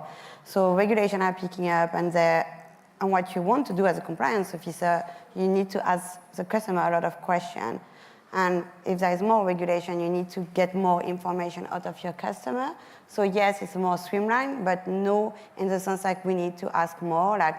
We will talk about the travel rules. The travel rule will have and have actually in the UK an impact in the customer journey. So not really more streamlined. It's a balance, right? It is, yes, there is a balance. There are, new risks that will continue to come up as other risks are being mitigated. Sophie, is there anything you'd like to add on the KYC perspective? Yeah. I mean, I think just, my background's in traditional finance. At the end of the day, traditional finance, crypto, it's all the same regulatory framework. We've got the same legislation and it's the same broad controls. So what we've learned from traditional finance, we can very much leverage into crypto. But as Delphine said, there's new technologies now. We've got a blockchain, we didn't have that before. There's new risks associated with crypto that we've never seen before. So, KYC is having to adapt and compliance officers are having to adapt to that ultimately. So I think there's sort of new challenges and I guess still a bit of a way to go to sort of further streamline it. But I think there's been a lot of discussions recently around AI as well. That keeps coming up all the time. And I think that's another area that's going to help improve it. For digital asset firms and the traditional financial industry. If I may add, on AI, it may improve it, but it also brings new risk. With the deep fake one is a really big risk, because if you do online identification, I'm not sure all the provider can actually really spot, when there is a use of deep fake, where fraudsters will use made-up videos and made-up pictures that are really good, right? Mm-hmm. Is there, Charlotte, I wanted to ask you, are there specific things that TradFi can learn from crypto in their approach?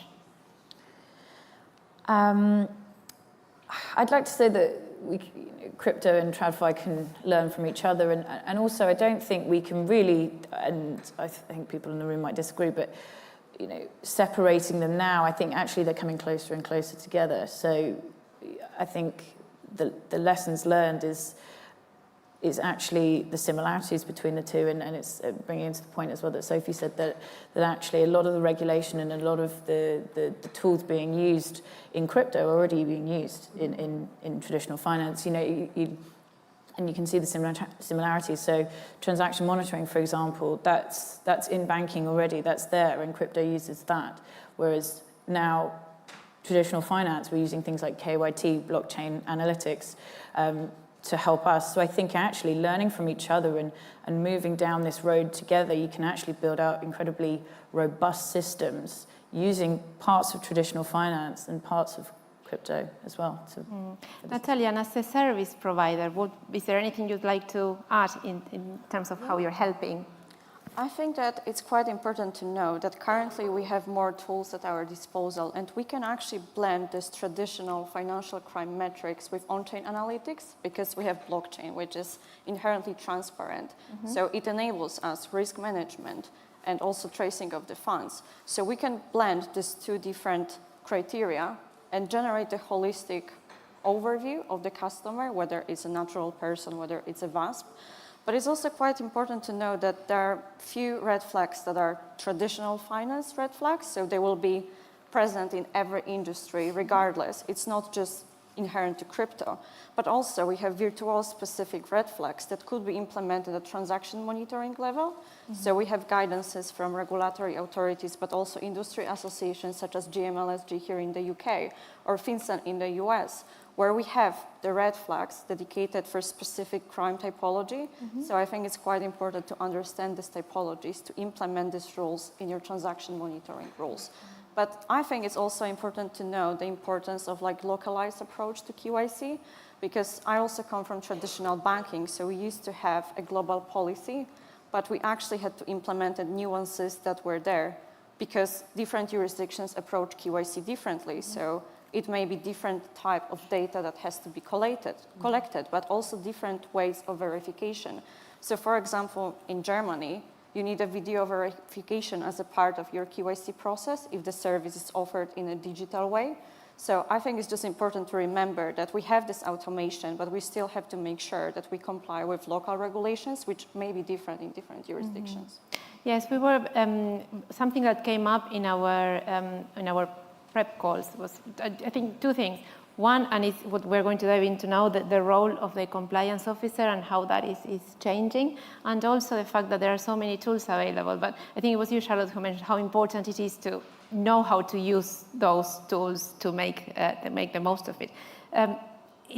It's a coincidence that we are all women on this panel, but clearly this seems to be an interesting way into crypto for women, compliance, and this part of this area of the business. So if I wanted to come to you about the role of the compliance officer, because we feel that there are probably quite a few founders in the audience, and what would be the role at the early stages of a project when it comes to compliance? What would the compliance role be? Yeah, I think like looking at the digital asset industry where we are now, we're still quite a young industry. We're still quite in the early stages, and there's so much innovation ahead of us. And of course, we've just started to be brought under the regulatory perimeter. So legislation started to be drafted, and we're starting to need to have to get licenses and registrations, and that's ultimately going to sort of be, unfortunately, one of the reasons how we continue to survive and innovate. And I think this is where, particularly in the digital asset industry, the role of a compliance officer is really critical, because it's the responsibility of that compliance officer to make sure the regulator's comfortable with what you're sort of enabling and what you're doing, to show them how you're complying with the legislation, and to help the development of products and services in a compliant way. So really to enable the business to continue to innovate, and ultimately, of course, to keep our licenses and authorizations, because if we don't do that, innovation will be stifled because we won't be able to continue.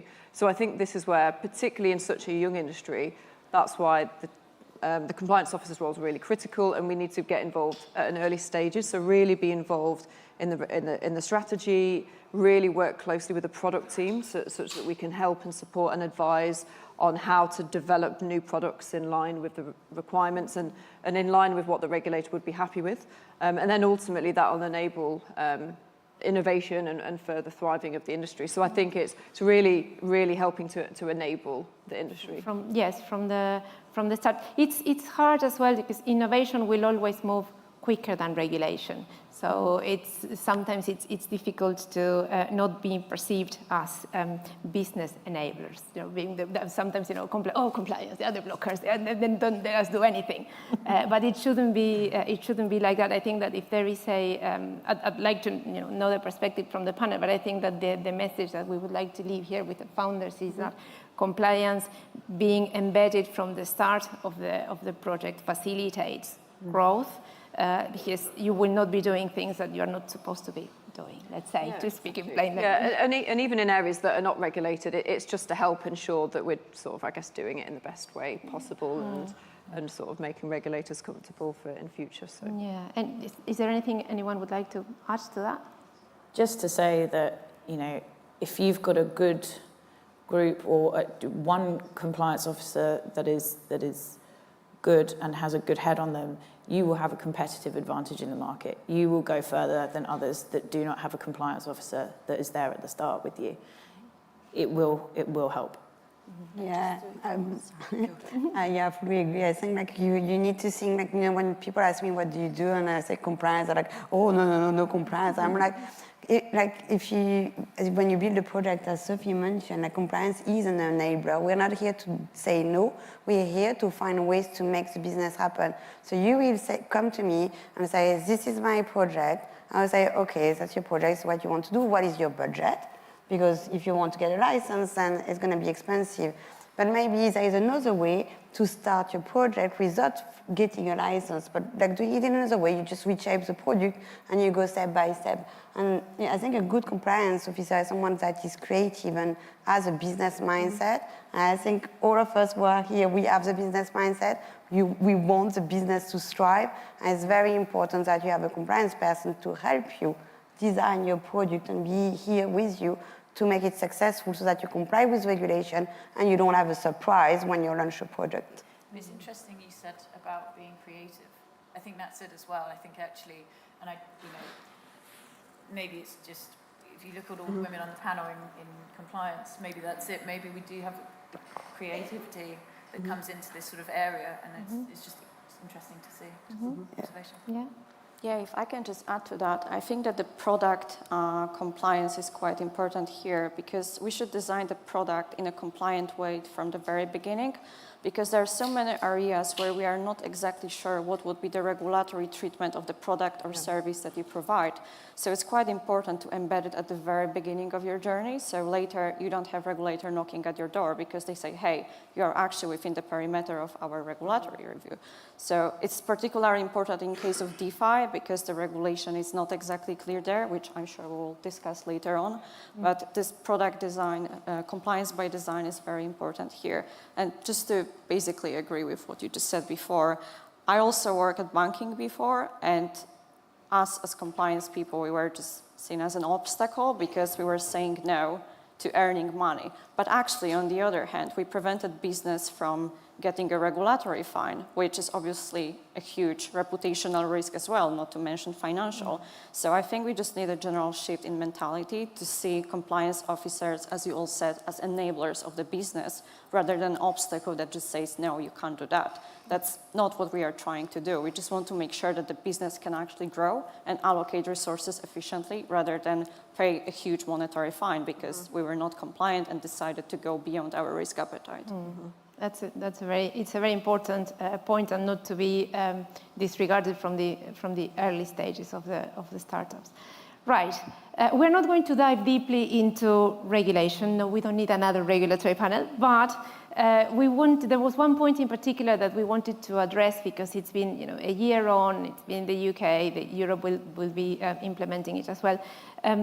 Delphine, I know you can be very passionate about it, so please curb your enthusiasm. Tell us a little bit about what you think about the travel rule, whether a travel rule strategy is really needed, whether it was beneficial, it wasn't beneficial. What's your view on this? Tricky question. How long have you got? I'm going to spoke my heart as usual. So first, maybe the audience doesn't know what is travel rule. Who knows what is travel rule in here? Okay, so nobody. So travel rule, you have that in traditional finance. So when you want to do a wire transfer, you are being asked by your bank to tell who is the beneficiary of the transfer. So generally, you need to put the name, possibly the address of the beneficiary. Then the bank got this information. I want to transfer crypto to Charlotte over there. My account is at BitMEX. Our account is at Coinbase. BitMEX is going to say, hey, Delphine, you want to transfer 1 Bitcoin to who? So I'm going to say, I want to transfer 1 Bitcoin to Charlotte. Oh, okay. Then I'm going to have to put the detail of Charlotte, the wallet address, and then BitMEX is going to send this information to Coinbase. This is basically the travel rule, so exchange of information about the originator and the beneficiary. Why do we have that? In 2019, the Financial Action Task Force decided that this rule that it was applying in traditional finance has to apply in crypto to fight financial crime. And you're like, what? Why? This goes against the purpose. Well, they decided it would be like that. But my point is like, in crypto, we use blockchain analytics tools, and we can see if the address has been exposed to any type of illicit activities. You can see that. This is in your face, it's there. So why do you need information with the name and person to go from point A to B, where you can actually already fight financial crime? So that's my opinion on travel rule. But it's there, and in the UK, crypto asset providers needs to comply with it since 2023. In the EU, it's coming on December 30, 2024. So how do you build up a travel rule strategy? Because you have no choice, right? So I know to do that. My advice will be to look at your counterparties, like who are the main counterparties with who your customers are trading. So you will have a list of maybe 30, 50 counterparties. And what I did at the time, I called up the compliance officer there, and I was like, which solution are you using in order to exchange the data? I made my little inquiry. I was like, okay, you guys are using this solution, so we should prioritize using solution X because the goal is to enable the crypto to go from point A to B and enable the exchange of information to comply with the regulation. But when you look at a travel rule solution, I think there are things that are really important to look at because we are talking about personal data, and some solution will keep the personal data on their own server. I will not recommend that at all. Personal opinion, again, expressing my own view, not my company's. This is, and you also need to look at interoperability. Is the solution interoperable with another solution for messaging system? Because if you're at BitMEX, your customer wants to transact with Coinbase, with a Bit in Korea, maybe with another exchange, I don't know, like Bitstamp or whatever. They may not use the same solution to talk, right? So it's important that you have a solution that can talk with other solutions and be careful of what they do with the personal data. Because as an exchange, you already hold your personal data, so there's already a pod there. When you do identity verification, the data are already there. So I will, recommend be careful with on the data side as well. Sophie, is there anything you'd like to add on this point? I mean, I think when we were discussing before, we were talking about the challenges. Is it working now? Does it work for crypto? I think, and as Delphine said, it's been implemented in the UK now for just over a year. But when you look at the original legislation that was implemented in fiat, as Delphine just explained there, it works in fiat because of the Swift messaging system that automatically enables transfer of data as part of the transactions. That was specifically amended to bring crypto in. But as we know, crypto, we don't have a Swift messaging system in crypto. So then the question begs, well, how do we actually exchange this information? We have to go to vendor tools, to support in doing this. But there's a number of vendor tools on the market. They're not all interoperable. Many countries haven't yet still implemented the travel rule. And I think, the nature of crypto and the blockchain is that the transaction's affected, it goes straight to a wallet. You can't really stop it. It goes to that wallet. So I think at the moment, it is definitely still a bit of a challenge for compliance officers, I would say. And it's still a bit of an early stage. We haven't got any regulatory sort of guidance or And we can argue, but that's a whole different panel. We can argue whether we need it in a decentralized world. So we'll program that some other time. But maybe if there is one takeaway, just plan, because travel rule has a huge impact on customer journey. So plan it. Like, it's very important to plan, test it, and make sure it does not impact negatively your customer journey. That's very important. Like, that's, I think, one take, just plan. Thank you. We're going to move on to investigating crime, since we have a product expert as well. When I started crypto, I consider myself an industry veteran. I've been in crypto for 4 years already, which is a long time. But when I started looking at, moving into the industry, all the information that I could find was either hostile or, if you Google anything related to crypto, and we have to bear in mind that we are preaching to people who are in the industry. The moment you step out in the outside crypto, in the world outside of crypto, nobody knows what you're talking about, or things that you are, dealing with criminals, essentially. I think what we would like to discuss is what are the misconceptions around investigating crime on the blockchain, and whether crime exists and whether crypto is a facilitator or, on the contrary, it puts people off. So Natalia, I'd like to give you the mic for this.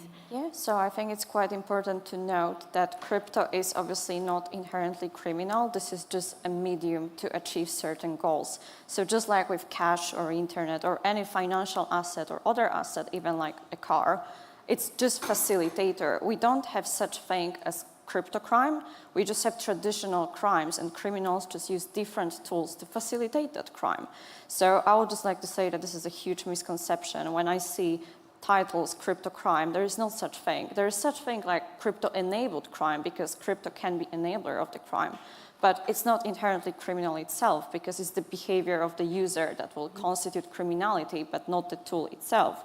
So it's quite important that the crime happens first, and we usually have a list of predicate offenses in every jurisdiction that tell you what is the actual crime. It can be obviously CSAM, it can be drug dealing, it can be terrorist financing. So this is the crime we should focus on, not on the tool that facilitates it. But speaking about that, we have this transparency associated with the blockchain. So we can actually see what happens. We don't have that visibility in traditional finance systems, so we should make the best out of it, because this enables us to track the funds. And speaking about the funds, we usually identify the exit nodes, so we know where the funds are exiting. And this is where blockchain analytics play a crucial role, because we are able to link these addresses to real-world entities. There are obviously different methods that we could discuss separately, how you can obtain such data. But this is bringing me to the point that crypto is also not a preferred method for money laundering because of that transparency. If we are able to see how the flow of funds looks like, if we are able to identify who's the owner of that specific wallet, why they would like to use crypto more than other traditional methods such as cash. So even when we look at risk assessment, for example, conducted this year by Treasury in the US, they specifically say that crypto is not preferred method. They still use cash and other informal sectors to facilitate money laundering, because crypto gives you visibility, gives you huge visibility in ecosystem, and you're at risk of being caught. So I would say that it's very important to understand the crime involved in the first place, analyze how it works, because you have to look for the red flags as compliance officer. You don't necessarily think if this is crypto or not, because these red flags are like common indicators that you will find both in traditional finance and crypto. So I think that this is quite important to note. Yeah, it's not necessarily that crypto is it's bad. It just has bad press. At Coindesk, we are trying to turn that around and not just report about, bad things that happen in crypto. So also good things. If you're happy to move on from crime, we can talk about trade finance and traditional finance and crypto. So how financial crime controls differ or are similar between traditional finance and crypto. As more traditional financial institutions, banks are beginning to offer crypto services to clients. So we have someone from Deutsche here. So Charlotte, is it very difficult to be on your job? How do you manage inside Deutsche, and how are you convincing people to offer digital assets? I think now it's, I don't know if my mic's working. I think it's a lot easier now to convince people to get into digital assets from a traditional finance perspective, for two reasons really, and we have touched on it throughout the panel. But it really is the introduction of regulation. You see the traditional finance actors now sort of coming into the crypto space, and that's because they're these guardrails, these safety rails from regulation are sort of being put in place that allow to draw us down a path that we, think is safe for the bank and is safe for consumers. Also, I think as well, the regulation, actually, sorry, I'll move on to the second point. I think with technology is the second point. You've got the regulation there, it's driving us in the right direction, it's keeping us in check. But then you get the technology, as mentioned earlier, about blockchain analytics. Again, is just building up these safety nets where traditional financial institutions like banks are just coming into play now and understanding it. And we all have very sort of high, well, low risk appetite, really. We don't like taking risks. And I think these building blocks are now in place to allow us to sort of come into the market. That being said, sort of turning it around to sort of what's different. Again, I think there's a spectrum of there's a huge spectrum in the crypto industry of what's going on versus sort of where traditional finance is coming in. But where we are coming in regards to financial crime, I think there's actually a lot of similarities in the controls that are in place. We're looking at what we need to do to facilitate crypto in a banking environment, and actually, it's the way we're looking at it really is going, right, well, okay, what's in the bank already? And you look at things, the controls in place and think, oh, actually, that can work in our crypto arm. And then you think, well, actually, maybe we need to tweak that slightly, but we can do that as well. And then you look at the gaps and you say, right, what are the gaps? How are we going to build out this really incredibly robust system?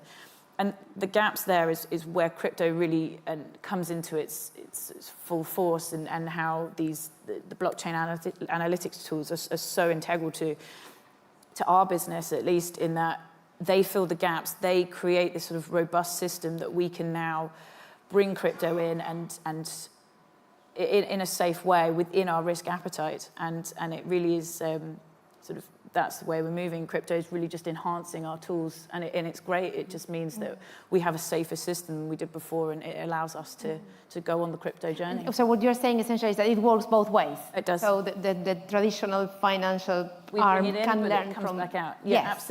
Absolutely.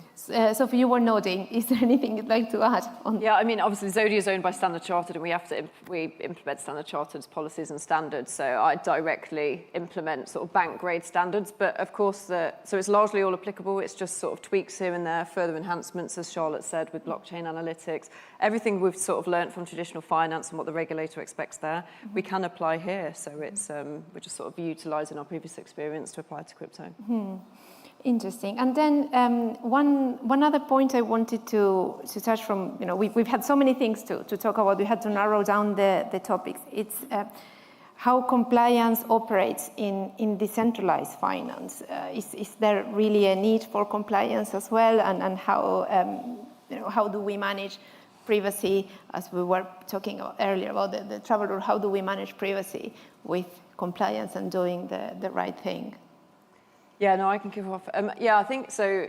It's interesting with DeFi. There's a few key things that sort of come to mind in terms of sort of challenges for compliance officers, and I think we've already touched on it a bit in this panel. But DeFi is sort of unregulated at the moment. There's a bit of lack of regulatory clarity around how certain DeFi models can be classified. And I spend so much of my time on staking, so I'm going to use staking as an example. It's still not under the regulatory scope, but we know the regulator's got an interest in it. So although staking's not regulated, I still, from a compliance perspective, have to make sure and be comfortable with the staking models that Zodia is enabling, and to make sure that we're not sort of enabling financial crime, and we can keep the regulators happy. So, but that regulatory clarity is a bit of a challenge. And then I think just sort of second, because it's still developing, I think the knowledge across the industry is still sort of building up. So I think there's so much need for compliance officers in the industry to get together to discuss these much more, to bring the knowledge up, and then also to feed that to regulators as well, to sort of feed into their regulatory position, because it's still just developing and we're still so early, but regulation will come. So yes, it's and again, as we were saying before, regulation tends to catch up with innovation and with product development as well. Right? But yes, I think as an industry, we have a window and an opportunity here to actually work together to come up with standards and compliance that may apply in DeFi before the regulation come to us. Because if the regulator takes the initiative, they will say, here's the framework, off you go, you apply. You agree or you disagree, you will have to do whatever they want you to do. But if as an industry we come up and we say, look, we as an industry come up with a certain standard, we think we can have these controls in place here, and then come to the regulator and ask, have a dialogue with the regulator in order to make sure that we are aligned and the regulation is not coming from them, because most of the time they also do not understand. There was a workshop with ESMA, which is a security regulator of the European Union, on October 1st on staking, right? And they really invited all the industry players to talk about staking. What are the risks in staking? What are the different forms of staking? So there's many different forms, and different forms implies different risk, which implies different controls. So the regulator is also keen to learn more, so we can see that there is a gap in their knowledge, and this is where we should come up with, all together, really support each other instead of competing with each other. This is something that is so important. And I think here we are all aligned. I think in compliance we are really willing to work together in order to, improve the industry and make it better. Natalie, is there anything you'd like to add in terms of policy challenges? Actually, yes. Speaking about staking, I think that ESMA actually clarified that MiCAR applies to staking if there is some sort of custody. If there is custody, yes. Yeah. But just speaking generally about DeFi, because in the EU, MiCAR technically applies to services that are partially decentralized, but fully decentralized models are exempted. But the problem here is that I think that many people confuse decentralization with disintermediation and automation. So it's quite important for product people to actually understand these three concepts. And also just to know that decentralization is not an absolute concept. So it operates on a spectrum.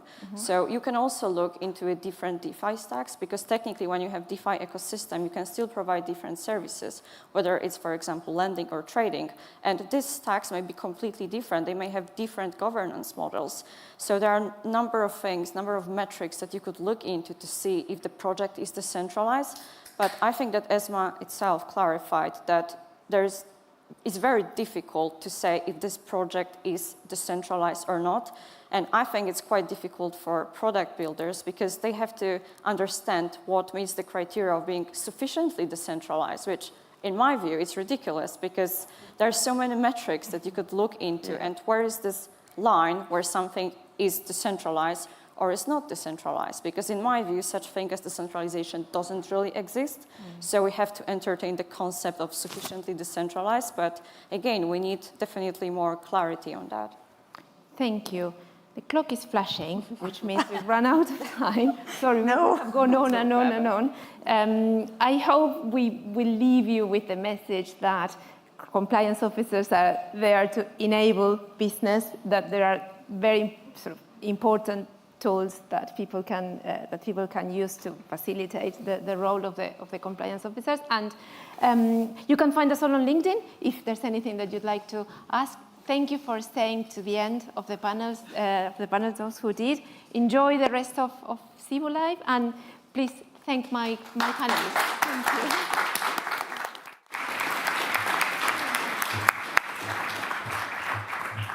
Thank you. Thank you, Sol. All those at the back, do you want to come forward? There's loads of chairs down here, because I've been told that the next speaker is going to liven things up. Although he doesn't come from Tonbridge, he's known as Mr. Ton, and he's all the way not from across the channel. I've been reliably informed that he's definitely come from Blighty. And what are you going to talk about, Martin? Telegram and Ton. Telegram and Ton. So, Martin, if you come up and tell us all about it, that'd be great. Thank you. Either way. I think the mic's on, so you can walk around if you want. Yeah, I'm going to walk around. Great. Guys, come down near the front. Yeah. Well, whilst we're doing this, can I just get a raise of hands, who actually uses Telegram? Actually, I'll make it easier. Who doesn't use Telegram at all? Is this someone's one person? Okay, one person, two people. Okay. So, I don't know. Actually, hopefully my slides are going to work. If not, this is going to be extra fun, and Charlotte is going to really help me out. There we go. So, if we can just do the Slido, we're just going to do a little bit of voting. Let's just see how this works. If you scan the code there, it'll be great to see. Let's just vote away whilst we're doing this. Have a scan. I would love to know, how familiar are you with the Ton ecosystem? So if you scan the code, very much. Thank you, Victor. Scan it there. Got 2 people. It should load up. If not, this is going to be extra fun. But already we've got 16. Right. Let's see if this works. Please just vote away, because I don't know if you know that Ton is integrated in Telegram. This is the key. There we go, 46 very much. I'm glad I've got all my friends and family down voting at the top. But look, okay, we've got Nope, just a little. We'll give it, wow, 59 people voting. That's brilliant, that's brilliant. Okay, because I did a speech the other day, and out of all the Telegram, I know we're all in crypto. I spoke to LSE, and we had about 100 people knew Telegram, 3 people knew about Ton. So obviously these are great stats. So look, anyone went to token 2049 in Singapore? Not as many, but about 25%. So look, I landed, I took a really awful flight. I did not sleep at all. I really wanted to sleep. I just didn't sleep, okay? It was one of those when you're on the flight and you're, please sleep. I was just so tired. I get off the flight, okay? I go down, I walk down, and it's like, how do I get to my hotel? What do we do normally? Do we use Uber? Do we use Uber? Yeah. So what happens if Uber's not there? What do we do? Man in the green suit. What happens if Uber's not around? How do you get somewhere? Grab. You grab, exactly, grab. Now, what would that involve if I got Grab? Grab's an alternative ride-sharing app. What happens if I didn't have Grab? What are the steps I've got to do? Install, yeah? And then what? Do you know what? When it works with Uber, it's amazing. But when you go somewhere that Uber and you're used to doesn't, it's a bit of a pain. So look, I was really lucky. I had Sharon, who's over there. She said, why don't you go to Telegram, and we've all got Telegram, search Tada, just typed in Tada, load it up, and it says, there's a ride-sharing app straight away, so I didn't have to download anything. It just natively launched in Telegram. Something we all now have, apart from that young man over there. It said, where are you going to? So I just typed my hotel in. It already knew I was at the airport. And it says, do you want to continue? Yeah. I connected my Telegram wallet. Okay, so most of us have a Telegram wallet, either Tonkeeper or within the Telegram app. Press play, paid with my Tom balance.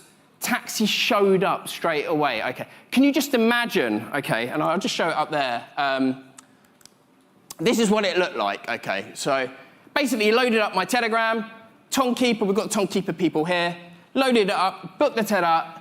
Can you imagine now being able to do that with day-to-day things? So I'm not here to sort of say how amazing Ton is and extra sharding and solving trilemmas and load of problems. The key thing, what Ton and Telegram are going to be building together are stuff like your grandma's going to be telling, or your mum's going to be telling you. You know, like, you should be playing this game, or look, I just bought this on this app and I just did it through Telegram. This is the stuff. And you'll be seeing now, look, we had, I think over there, we had about 300,000 journeys going through the conference.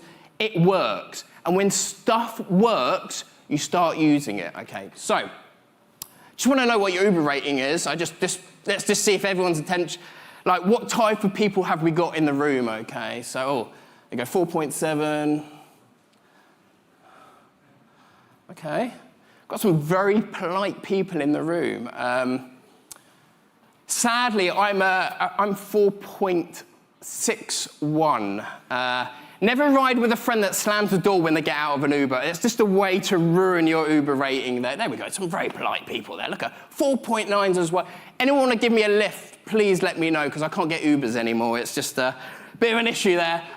So look, I'm always asked, Martin, and Jack as well, Jack's like one of the key people in the Ton ecosystem as well, how do you onboard 100 million users? Because I've been in crypto, 5, 6 years, and I'm always asked, we're always said, there's going to be this killer app. This is what's going to onboard these users. How are we going to onboard 100 million users? So look, I don't know if you're familiar there. One of the major designers is actually in the room. I won't dox him, okay? Does anyone familiar with Notcoin at all? Yeah, just raise your hands a little bit there. There we go. It's quite a lot. So we've got about 35 million people. So if you want to onboard 100 million users, this is what they've all done. 40, 60, Hampton Combat, 250. And all you do, you did the airdrop, you've crypto onboarded, okay? So there we go. Thank you very much for that. No, I'm not. Well, you can give me a clap, but look, honestly, we can easily onboard 100 million users, and thank you very much for the clap. I really appreciate that. We can easily onboard 100 million users, but it's what we're going to do with those users, okay? And this is why Telegram with Ton is the way forward for getting these users just to make crypto their everyday life. It's like when I use my maps, I'm using AI all the time, but I don't know I'm using AI, okay? UX, we know so many of these crypto apps are just, you can't use them. Distribution, I get major companies, major projects, and they've got really good stuff, and they go like, I've got 100,000 users, okay, like I really want to get the Telegram numbers of like, 1, 2, 3, 10 million users. How do I do that? I was like, it's going to be very difficult if you're not integrated natively into Telegram and people just use it as a way of life. So look, I'm going to come back to this slide in a sec, but look, viral and social distribution equals a mass adoption. This is the key thing we want to be doing. So look, if I was doing this on other chains, that 27 million that I have here would be like, would be up there, okay? This is 27, 30, and you can see like, this is the way that you can get users, okay? It's this community, it's this sharing, it's this building. These are the key things. So if you want to harness this, if you have a project, this is the way you're getting that virality and this social distribution, which has really been lacking. Because I personally think the way we are in crypto, we're only at a finite number. I don't think we're going to get like this huge mass adoption in the way that crypto is at the moment. So, bold prediction, and I don't know, is Harry here? Hopefully, replay this in 2028, Ton to 500 million. Okay, that's what I think we're going to get the users. I'm pretty bold and confident, and hopefully by the end of this, you'll realize why I'm saying this. Because look, Telegram, anyone got any ideas how many users Telegram have? 950 million users. Look, I'm only saying half of those people that are using Telegram are basically going to be using the blockchain in there. In the thing. So look, I'm going to give you a quick overview on this. Okay, there's 3 ways that we're going to be able to do this and why this is so good. Ton mini apps. Okay, you can onboard like what we did with that Tada. You can open it up and 1 click. You are in, okay? You've got it in. You don't have to download. You don't have to get your data, 30, 40, 50 megabytes when you're at the airport, like on that dodgy Wi-Fi, that slow Wi-Fi, you're in straight away. Because like, I'm glad I couldn't download like a 50 megabyte thing because I would have been in real trouble and it would have been really slow. And you start panicking, okay? One click straight in. The Ton integration, okay, look, my wallet was there straight away. I didn't have to give my card details. I didn't have to worry about exchange rates. I didn't have to do any of that. Ton was integrated into that mini app straight away. You have that onboarding straight away. There's many other options and things that are great about Ton integration, but we'll just talk about from the side of like being able to use your crypto with it. And now user acquisition, exactly what I'm saying. 950 million users. You have a huge pool of users that, look, this is a big part of the room, we're already there. You're all on Telegram, so like there's no barriers to entry. Look, if I told you how to download like the mini app, the Clicker app, you could do it before I click the next slide, okay? That is the key bit, and we're really missing this, okay? Look, so I know we've got a reasonable amount of people in the room that are familiar with Ton, but maybe, and this has really surprised me, we're getting more and more transactions all the time. We're getting more and more active users. Why are we getting users? Many reasons. People now are starting to come and realize how easy it is to use Ton on Telegram and integrate it in there. We can see the transactions are going. Projects are coming, okay? There's no way not noticing all these projects are coming. And now we've got games, okay? And games are doing really well, okay? Now we're going to start seeing the real use cases like the e-commerce, the ride sharing. All of these things that we do normally will be in Telegram. And instead of having to download an app or having to do card details and then worry, you can just do that without any of that, without giving your data away. And this is the thing that people are starting to do in building, okay? And as you can see here, look, 11.6 million monthly active users, proper users coming in, using the blockchain, using it and seeing its potential. So like, why wouldn't you go and start harnessing all of these there? Look, 6.5 weekly active users. You know, this is really happening. We're seeing this on chain. I work for StomFi. StomFi is the biggest DEX. We're seeing a lot more usage just coming in, and we're integrated. And I'll talk a little bit more how you can harness this. So these are the mini apps, okay? I've shown games because I don't know anyone, if you remember Facebook back in the day, was it Farmville? It was Farmville, wasn't it? Like, you know, the only people that used to message me about Farmville was like I don't know, my mum, my nan, my aunt, you know, like, this is how you get these people on board into crypto. Go, oh, I was speaking to Jack the other day. He said, oh, my mum's talking to me about like the crypto airdrop from, was it Hamster? I don't know if Jack's here, but like for Hamster, where is it coming? Straight away, his mum's talking about crypto without him even realizing it. And you know, this is what we're needing. This is how we do the adoption. We've got Bloom. These are all having mega users on there. Right, mini apps. Okay, this is the one onboarding. And you can set up your mini app. I might have left this slide in like 30 minutes. I don't know, Jack, are you there? Is it 30 minutes? No, he's somewhere. But it's 30 minutes. So if you have a native website, you can turn that website into a mini app within 30 minutes. That's how crazy it is. Okay, look, straight away, sorry? Within 2 minutes. There we go. Okay, well, you're much better dev than most of my devs. 2 minutes, you can turn a website in. Victor's, he's one of the key people in the ecosystem at the front recording me.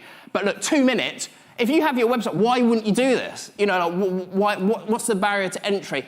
User acquisition, Notcoin. Thank you very much, Notcoin guys, for coming up. This was the thing, this was the real use case. This was the thing that really showed why this was gonna work, this viral mechanics. Invite the friend. I think 95% of people on Notcoin were invited. This is where you're getting that viral mechanics. Obviously, you reward people. This is what's great with crypto. You can start giving them tokens. You can reward them, and yeah. So look, these are the way we're getting the user acquisition. And then look, there's ton integration, Ton keepers, mostly around the world, you can integrate Ton Wallet directly. So again, you're removing all the friction there. Okay, user acquisition as well. Look, we have our own app center. This is crazy, okay? So you can go in there, listed on all the apps, and just see that there. So this is how you get these mass adoptions, and this is where. And now you can see, you're gonna channel in the 950 users. We've got the viral Telegram mini apps. We go into this 60, and then now we go into Dengen stuff, okay? And this is where StomFi comes in. I've got 1 minute, and I don't really need more than 1 minute, because we're DEX, okay? Everyone knows about, hopefully knows about DEX. Our numbers are going up. I don't even really need to tell you about that. We're like the infrastructure, okay? So what you can do now is integrate DeFi within your 2 minute it takes, and straight away, you've got DeFi there, like the tap swaps have got the swaps in it, all back in from us. So what's the future? We're going cross-chain. So you've got an RFQ DEX, AMM, no bridging, no wrapping. We're getting rid of liquidity providers just being the sole area. We're going to get market makers, liquidity providers, and platforms. And then we're going cross-chain. This gives users access for so much more. So just imagine, we always talk about Ton and Telegram's going to be the gateway. With our integration of StomFi, it's the gateway of the gateway. And as a user, you can get referral on there. So you can set in there, you know, 0.1. So back here, you know, you could put like a 0.101%, and then you get, as a builder, this is like no-brainer. This is brilliant. So look, this is the future, okay? This is what you've got to be doing. If you're not thinking about it, you know, you need to be. So look, how do you get involved, okay? I'm going to quickly see if you can scan this in 30 seconds, and I'll quickly say what we're going to do. What do you think the killer use case will be? Is it e-commerce, gaming, ride-sharing, DeFi? Please vote if you can. If not, e-commerce, gaming, yes, we've got 2. There we go. Keep going. There we go. Look at that. Interesting. Interesting. Very good. Right. I know I've got 10 seconds. It's really interesting we're seeing gaming, e-commerce, and DeFi, something else. Ride-sharing. No one really believes about ride-sharing. It is going to be the future of ride-sharing. Look, I'm not going to do an audience Q&A. Ton Society, we're doing lots of it. Anyone come to my Ton events in London? Anyone come? Yeah.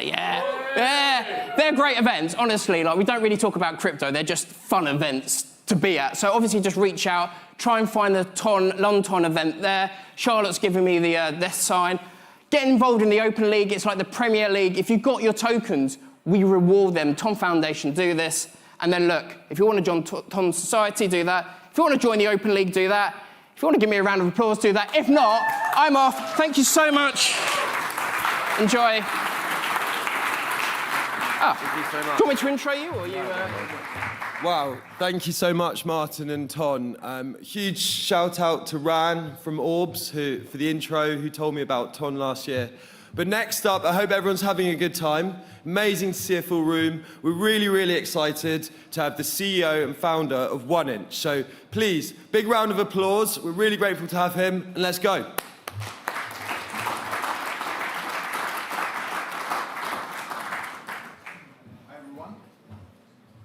So, 1, 2, 1, 2. Hi, everyone. My name is Sergey Kunz. I am co-founder of 1inch Network. I'm not CEO of 1inch Network. I am co-founder, someone who built over 2 sleepless nights back in 2019 on a New York ETH Global Hackathon. Just a simple idea to aggregate decentralized exchanges in one single transaction. Today, I'm going to speak about cross-chain swaps. So thanks to Aston team. We are working closely with them as well on our cross-chain solution to Ton. And I'm going to deep dive into our new technology. We call it 1inch Fusion. So DeFi users don't need to figure things out. They have intents and just want results. Intent-based architecture prioritizes user goals, not the process to achieve them. That means you have the old world with blockchain where you set up the transaction by yourself, you sign it, you send it to the network, you potentially face math attacks, someone front-run you, someone try to earn a new transaction when you, for example, exchange assets. But there's another architecture approach what doesn't need any modification in the consensus of any blockchain. And we call it intent-based architecture, what offer users a high grade of security, safety, and high protection from, for example, math. Also introduce additional way, solution. I would say it's a solution to improve the user experience itself. There are some benefits. You can automate any interaction in DeFi by using intent-based protocols. So more and more projects are building intent-based protocols. We have seen CowSwap introducing intent-based AMM, where you can just save with high safety, provide liquidity, compared to Uniswap, where you can be front-run. So it happened to me, actually. So we see, after us, Uniswap also introduced intent-based protocol to protect people from math attacks. You can create advanced financial strategies. Theoretically, we are not that far right now with different other protocols. And you have also really seamless user experience. I'm going to speak here about 2 use cases, limit orders and swaps. These are really good use cases what got traction in the last years. If you look on our 1inch protocols, limit order protocol and intent-based swap protocol, we have seen volumes in height of $34 billion of volume since December 2022. And limit orders since 21, we have seen $29 billion of US of volume. That proves that this technology is efficient and works very well.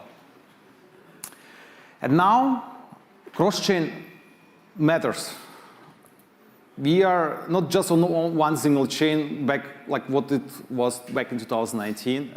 And we were on Ethereum. We have built on Ethereum because nothing else was there. Now we have Polygon, we have Binance, Smart Chain, we have Layer 2s, we have Ton, we have Near Protocol, we have Solana, and we have Bitcoin. Yeah? So we can actually use it. And the liquidity is fragmented cross-chain. Of course, we have a lot of on Ethereum still, but there's Tron, there's Solana, Layer 2s. And if you look on the volumes, you can see $70 billion of US of volume for bridges, just on bridges, 2023 and 24. And most bridges tokens are Ethereum, stables, and some others. So the general problem with cross-chain swaps is most of the time you have bad user experience. You have a lot of different bridges. You don't really know where you need to go to bridge specific asset from one blockchain. Maybe it's not supported on the bridge to another network, what you want to use. You have lack of transparency. You don't really understand what is under the hood. And we have seen a lot of hacks in bridges and also swap aggregators, swap cross-chain aggregators. You have long waiting times, especially in layer 2s, for withdrawals, for example, optimism. You have really bad rates, sometimes, often lack of liquidity, and I already mentioned security risks. So one thing is what offer cross-chain interaction from one chain to another chain are the cross-chain bridges. Some of them are centralized, expensive, unsafe, and in general, the user experience is not the best one, I would say.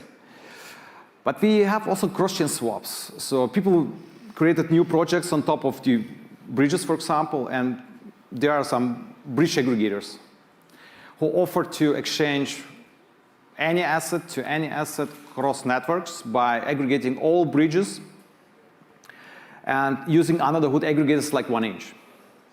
But they're slow, expensive again, unsafe for large swaps as well, because the safety mechanisms are based on messaging layer, for example, or based on centralized bridge management. It's also too complex for the user. But there's another technology, atomic swaps. You have maybe heard about that, the hash time lock contracts were introduced 2012 by a guy on Bitcoin Talk. And actually, no one used it. And here from 1inch, we didn't get it. Why? Because this technology is really great. And we thought, what if we use our intent-based swap protocol and add to it atomic swaps? We get intent-based atomic cross-chain swaps. We call it fusion. Fusion is seamless, secure, gasless. Very important, users don't create any transaction. So transactions are done by professional executors, and what is most important thing, it's self-custodial. So you don't have to trust the next FTX, yeah, who will maybe gamble with your money. So trustless, there are no third parties involved. It's efficient. We use innovative Dutch auction approach.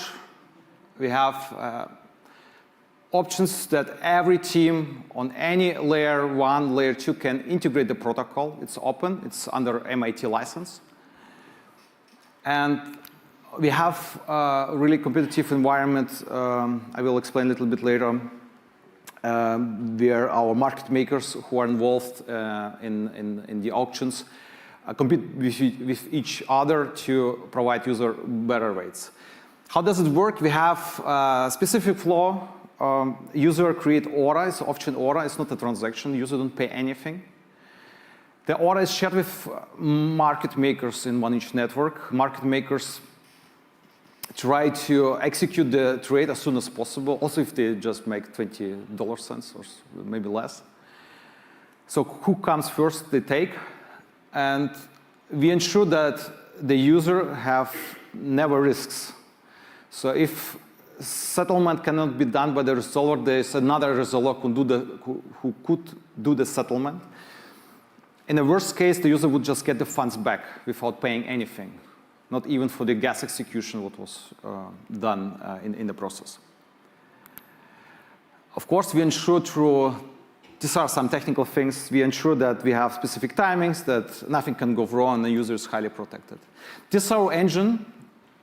We allow to exchange among any networks. So in the future, we plan also to introduce Bitcoin, Ton, and Solana as the next blockchain integrations. We offer it also for institutional customers. Also next year, we are launching a fully regulated product to offer seamless experience also in non-custodian manner for institutionals. We have high grade of ML screening service, what protects resolvers and also protects users. So users don't exchange assets with dirty money, maybe hacked from any hacked breaches or other projects. We have a set of resolvers who source liquidity from the whole market. We use our unique Pathfinder algorithm to find the current market conditions.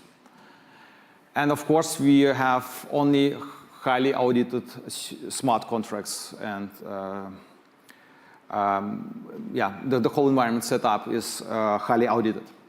Our Dutch auctions are based on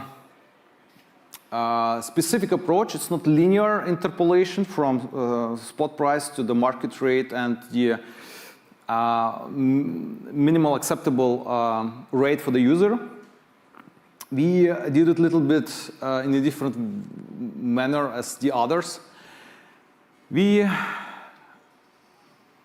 think if you sell something in 6 minutes, then we can try to sell for the user for the better rate at the beginning. And you see, this is real world example. This guy got around, I think, around $5,000 more than they should get if they would just the market execution by using one single transaction. So, and, okay. So I have only 2 minutes. I need to speed up. So so we try to sell it for the best rate for the user by adapting this specific price curve. We have also here a specific approach to take into account the gas execution costs. So the settlement is not blocked because the gas price is going up. There is no match between market makers' prices and the user prices. So we do this adoption, and since then we have better execution than before by 75%. It's math protected by design. Gasless, you don't do any transactions, liquidity across the entire network. And from our point of view, Fusion disrupts existing cross-chain protocols. They became infrastructure products. 1inch Fusion Plus is user-centric product, what can be also used as integration in any wallets and any applications. So we invite you for beta testing. You can easily enable cross-chain in our app.1inch.io to test around, and production will come as soon as we have enough data collected for proper production setup. Yeah, thank you very much. It was a pleasure to be here. Thank you. It's always a nightmare when you see the guy in the corner going, you've got to wind it up, we're running out of time. So thanks very much. That was really great. Okay, so we've now got the next presentation. For all of you who are football fans, then I'm sorry, we've got a very small little northern team going to come and talk to you. What they're doing with they've got a stadium that takes 70,000 and 71,000, 72,000, 78,000, Manchester United, 1.1 billion fans globally. So clearly, if they can find a way to engage with 1.1 billion, it can do a substantial amount to their bottom line. So, Fern, if I can ask you to come up with your guests. Fern from Tezos, and we're going to hear about how, if you like, Web3 and gaming are being used with a real global brand such as Manchester United, amongst other ones. Thank you, Fern. Thank you. I feel like Ollie's quite far away from us. Or you might want to like shift in and be a bit closer. Hi, everyone. Thank you for joining today. I know it's getting to that time where everyone just wants a beer, but we're really excited to be here. A wise person who's in the audience said to me, always start with your name. An introduction is good. So hi, everyone. I am Fern Townend. I'm the head of sport at Trilitech, which is the Tezos ecosystem company. I am delighted to be here today with two people that are friends as well as colleagues. We spend a lot of time talking, so it's nice to talk in front of people, right? So thank you for joining me. This is Greg Halfaker from Man United. You are the digital innovation lead, and before joining Man United, you worked at GQ and The Sun. Mm-hmm. Ollie, thank you for joining us. Ollie is our staff engineer at Trilitech and has worked on the Man United project pretty much since the start, I think, and on building Canvas, which we're going to talk about as well. Ollie, before you came to Trilitech, you were VP of Engineering at 1047 Games. Yeah. Super exciting. So, thank you for joining. I also just wanted, before I start, to say it's been really great to be here today and to hear so much passion for this space and so much desire to win. I think how we win is from learning from each other and learning from the challenges that we've faced. We've been partnered with Man United for over 2 years now, and we've done multiple drops, which we're going to talk about. And I just hope that everyone can take something away from today. We're going to be honest about the challenges. We're going to talk about the successes, which there have been. But anyway, let's kick off with Greg. Can you tell us, Man United is a huge brand. How do you go about entering a new space? Because Web3 was, we partnered a few years ago and it was still very fresh and very new. Like, what made you guys enter into it? Well, you talk about winning, and obviously as a football club, first things first, you've got to win on the pitch. But the role I play, or my team play broadly at Man United, is trying to create those best-in-class fan experiences. That's why we're looking to win as well. And when we identify a new space or a new area, we've got to be thinking through the lens of, can that unlock new, interesting, innovative fan experiences? And blockchain makes a lot of sense for football fans, because your fandom, your fan experience with a club is kind of locked in with all of these different physical items, these things that you collect as a fan, from tickets to games to matchday programs to posters, trading cards of your favorite players. Those on blockchain, suddenly they're not about the matchday experience, they're about digital, and they're scalable, and they work across the whole world, and they live in your wallet, they're permanent. So you've got these things that add up to your fandom, and they exist in a wallet, easy, they're not in a box somewhere, they're not at the back of your attic, they're in your wallet, and it all adds up to that overall fan experience. And I think the journey we've been on the last 2.5 years with Tezos, we've added a lot of value to our fans by creating this space. And so your home of digital collectibles is Canvas, which is actually a product that Ollie and his team developed alongside Man United. Other brands such as McLaren and Flow Sports have used it as well. But Ollie, for those that don't know what Canvas is, can you tell us a bit about Canvas? Yeah, so Canvas is our audience engagement platform. So we built it in a way to help people who are Web2 literate, which is the majority of the Man United fans, be introduced to Web3 and be able to collect collectibles on Web3. And the kind of experience starts with a social login, which is something that Web2 users would be familiar with. And then we kind of guide them through the process, increasingly exposing them to Web3 concepts so that they can engage more and more. So, Canvas allows us to deploy collectibles at scale. So it started off with just NFTs, but now we have a wide range of ways that our partners, including Manchester United, can engage. So we have rewards, we have certain collectibles that are token gated, we have blind packs, we have proof of attendance, and we've also moved into some slightly different audience engagement areas, such as AI-powered games and that kind of thing as well. So so that's kind of an overview of it, and we've worked with partners including Manchester United, McLaren, Vitality, and some art galleries and artists like the Serpentine and Deca Art. So that's kind of that's Canvas. Amazing, thanks. So I am going to try and make this clicker work, which everyone else has done seamlessly. Is it? No. But it's up. Guys. Do you think we could get the slides? Here we go. Good start. Cool. So do you think that you could just talk us through your journey so far? We're going to get some visuals up. Mm-hmm. There we go. If you could just talk us through where you started and kind of how we've got here. Yeah. And what you've learned. So this is 2 years worth of Manchester United being incredibly deep in Web3. And I hate the fact that 2 years of work can be summarized with 6 images on a slide. Good images, though. Good images, great artwork, great drops.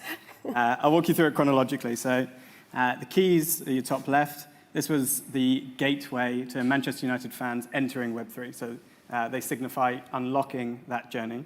Mass drop, big free piece, 888,000 claimed, incredible noise around it, very exciting. That quickly followed with the Devils, which is middle of the top row. This was generative art, PFP, 7,777 unique Devils. And what we did is we took the IP, core IP of Manchester United, we're the Red Devils, for anyone in the audience who didn't know that. And we kind of broke down that IP into characteristics, inspiration, and that connects to the top right with Devil rewards. So the characteristics of your Devil, once triggered by an on-pitch action, so you see the trident on the Devil, if Manchester United player scores a hat-trick, that unlocks another unique artwork that can only be claimed by owners of that Devil. So you're incentivized to keep trading, to keep picking up Devils, to trade them, and basically collect as many as you want, as many as you need. Now, if that's starting to sound a bit niche and meta, last season we kind of took a step back and we, through Collect United, which is an example on the bottom left, we took what our way of reimagining what a match day program might look like in Web3.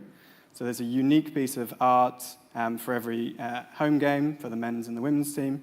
And what it really allowed us to do is kind of build that anticipation. So a couple of days before each match, we'd kind of come up with a story. Who appears on the artwork would be something that the Discord community would talk about. They'd speculate. They got really excited about it. And that was an incredibly successful drop. Did 750,000 claims across last season. And we kind of took that kind of football, that core football focus, and we took it to a completely next level with Players Collection. That's the middle bottom. So what Players Collection is essentially we take a player, and this one was Bruno Fernandes. Bruno Fernandes is like a worldwide star. He's the men's first team captain. He scored like so many iconic goals for Manchester United.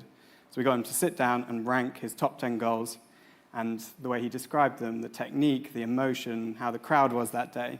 We took those words and we built artworks around each one. So we got 10 beautiful artworks. They came in the blind packs that Ollie mentioned, and the idea was that you complete your collection to unlock the 11th collectible, which is a kind of summary of them all. So we learned a lot from that, but I think probably the theme of these 5 is primarily art, primarily reward-based was the utility, and bottom right, and I know we're going to spend a bit more time on player trading cards, this is our first foray into gamification, and that was started this season, so launched 2 or 3 months ago. Also, a little bit off piece, because I know we didn't discuss this, but I think it's worth calling out that you have the largest football Discord community. Do you think that's been really pivotal in bringing that community with you on this journey? It's really pivotal because they give you such great feedback, and we've nurtured that audience, we've invited them on the journey, we've consulted them at different points. Yes, it's the largest, but they're incredibly engaged, they're incredibly passionate. They hold us to account, which is a good thing, and mostly. But they really challenge us, and it's been crucial for shaping all of this. Thank you. Ollie, looking at these drops that we've got here, the evolution of Canvas and the journey that we've been on with Man United, can you talk a little bit about technically how that's worked and how you guys have worked as a partnership? Yeah, definitely. So, yeah, I think that seeing the evolution of these different products or different drops that we've done with Manchester United, it kind of traces the history of Canvas. Either that's been because Manchester United is obviously such an important partner that they've helped us kind of drive the evolution of the features and the products that we're providing. But also, if there's been something that we've done with another partner, Manchester United have been so open to seeing how that could also potentially fit in. Sometimes it does, sometimes it doesn't with their fans. So yeah, definitely, the first 2, Keys and Devils, that was all about NFTs, kind of in its most kind of basic way, unique tokens for the fans that they could collect. And then rewards. The Devil Rewards started to introduce the concept of token gating in a more interesting way. The collectible was only available to users who already had a certain Devil. So that was obviously a new mechanism. And then with Collect United, that was kind of taking the scale of the thing to a new level. So as Greg mentioned, Devils was 7,777, but Collect United was on a whole new level. So we had to find a way to kind of make Canvas scalable, kind of a few orders of magnitude larger. And yeah, Players Collection, that was blind packs, so that was adding in randomization and animated. And animated as well, yeah. So adding video support as well. So that was a new mechanism as well. And then player trading cards was kind of which we're going to go on to talk about. Yeah, blowing the whole thing open. that had a lot more mechanics that we can definitely talk about for sure. Yeah. Lovely segue, thank you. Yeah. So let's talk about player trading cards and Fantasy United, which I have to say I love and I'm really excited about. Greg, can you tell us about it? Well, we can talk about it. We can also watch, I think. We can, hopefully, if I can make the clicker work. Take your love for United to the next level. Dive into a fantasy world of United fans. Collect your favourite players. Classic, rare, and ultra-rare cards. Watch the stats update in real time. Choose 5 players for each match. We're in the sweetest of strikes. Score points as United play. Acquire with a flick. Compete with your mates in mini leagues. And climb to the top of the overall table. Collect player trading cards. Play Fantasy United. I have to say, I was on that shoot, and it looks smooth, but holding a phone up like that with a camera running at you, God, there was a lot of text. Scary? There was a lot of text. Cool. So, I mean, the video does capture the essence of it. It makes me excited. But do you want to talk a little bit about it and the project? Yeah, and actually, if you flick onto the next slide, you can see the two together. So, the 2 parts of the project, player trading cards and Fantasy United. The player trading cards are these beautiful hand-drawn players. The whole men's first team squad had their own illustration, and they're turned into classic, rare, and ultra-rare. What's really cool about this, and I know Ollie wants to talk a little bit more about this, is the dynamic stats. So as a player is on the pitch, making an appearance, making a pass, scoring a goal, that is updated. That NFT is updated in real time in people's wallets at scale. That was an incredible piece of work, and the audience have been really, really excited about that. And then the other cool thing about player trading cards is you build your collection, and there are rewards along the way for reaching certain milestones. Having a certain player, when they score 2 goals, unlocks another reward. But what's really cool is that you take that collection and you pick them in a Manchester United-only 5-a-side fantasy football game. So the first Premier League club to do a Web3 fantasy football game, and it's gone incredibly well. The audience love it. It's got quite simple mechanics. So you pick 3 classic players. They score normal fantasy points. Your rare card scores double, and your ultra-rare scores triple. And it's given a kind of completely new type of fan experience that is only really enabled by blockchain. And I mean, they do it. Thousands are coming back every week to change their team. They're going back for more packs because they realize they're missing out on points by not having a certain player that they wanted to pick in their ultra-rare. The average person has like 6.5 packs, don't they? Yeah, they're absolutely addicted. I mean, the whole pack opening process is very addictive. I mean, Sunil's got a lot as well, Sunil in the audience. But yeah, to be honest, it's been an incredible project to be part of, and a massive engineering feat. I mean, hats off to Ollie and the team. A hugely ambitious element. I've worked in fantasy football for many years, and it's not gone as smooth as this, and you throw in the NFT and the dynamic stats and all this stuff. It was a very, very ambitious project. Thank you. I think something that we touched on, which is also in the title of what we're talking about, and the challenge is bringing a Web2 audience to Web3. I think this is doing. We've gone back to the start and said, I mean, you did research around it, like what do fans want? And they said they'd like a fantasy game. So I think knowing your audience, that would definitely be a learning for me across this project, was know your audience. And then, I guess, Ollie, how knowing a Web2 audience and designing this product and building it, how have you made sure that it's usable for them? Yeah, I think the first thing is it needs to be a kind of seamless onboarding experience for a Web2 user. There's a lot of terminology and concepts in Web3 that I think can be quite intimidating. So that was the first thing that we wanted to do. And as I mentioned earlier, social login is something that feels safe and familiar and is safe and familiar. So that's kind of where we start.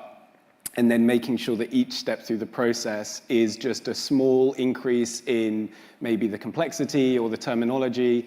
And there's always clarity about where you are in that flow. So if you're introduced to a new concept that maybe you're not familiar with, it's clear, okay, at least I know I'm at this point through the process, and maybe there's some Web2 analogies to make you feel a bit more grounded and that kind of thing.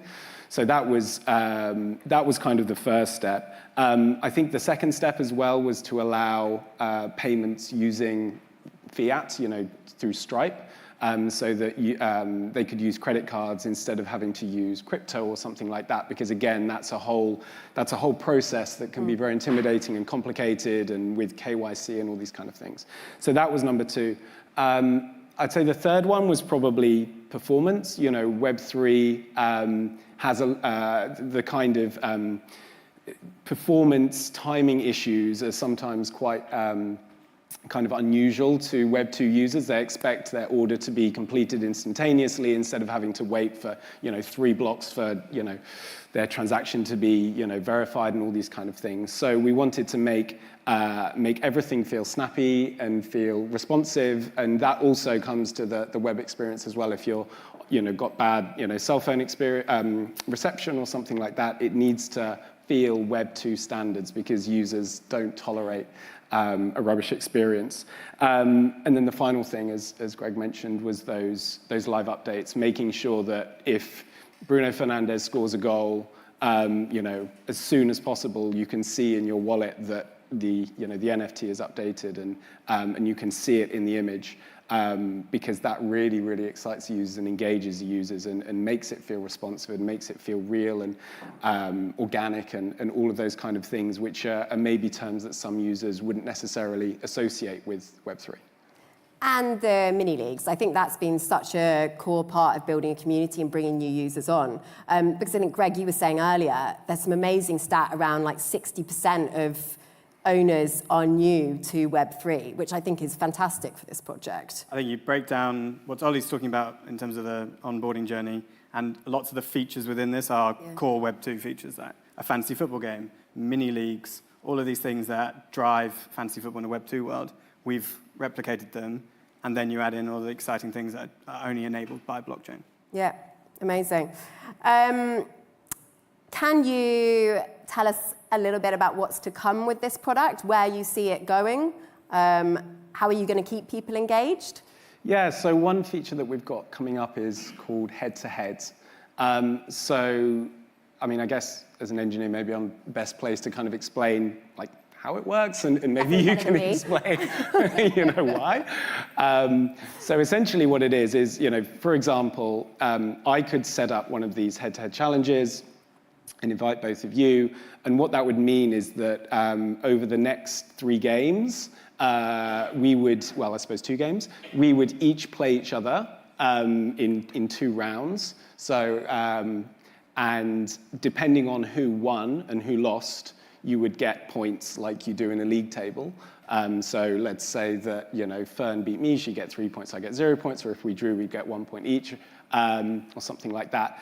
And then we have a mini kind of league table between us for the duration of that. So you can do one of these head-to-head challenges for up to 8, a group of 8. So yes, so instead of you, well, yeah, I'll kind of leave the details to you, but in terms of the why. But yeah, it's a different mechanic, and it's more about the head-to-head between 2 specific users than it is me against the rest of the Man United fandom, I suppose. Before you jump in, can I just say, I think actually how the partnership works is really nice with this, because I know you're going to go on to like why we're doing it, but to be able to respond by delivering. So when we started the product, we hadn't come up with that we were going to do head-to-head, right? So like then to be able to iterate on the product, I think that is such a key part of a partnership, to be able to take that feedback and say, okay, how do we work together to get more users? Because, you know, we've got a great conversion, but we want a bigger conversion, right? Like that's what it's about, bringing more Web 2 people into Web 3.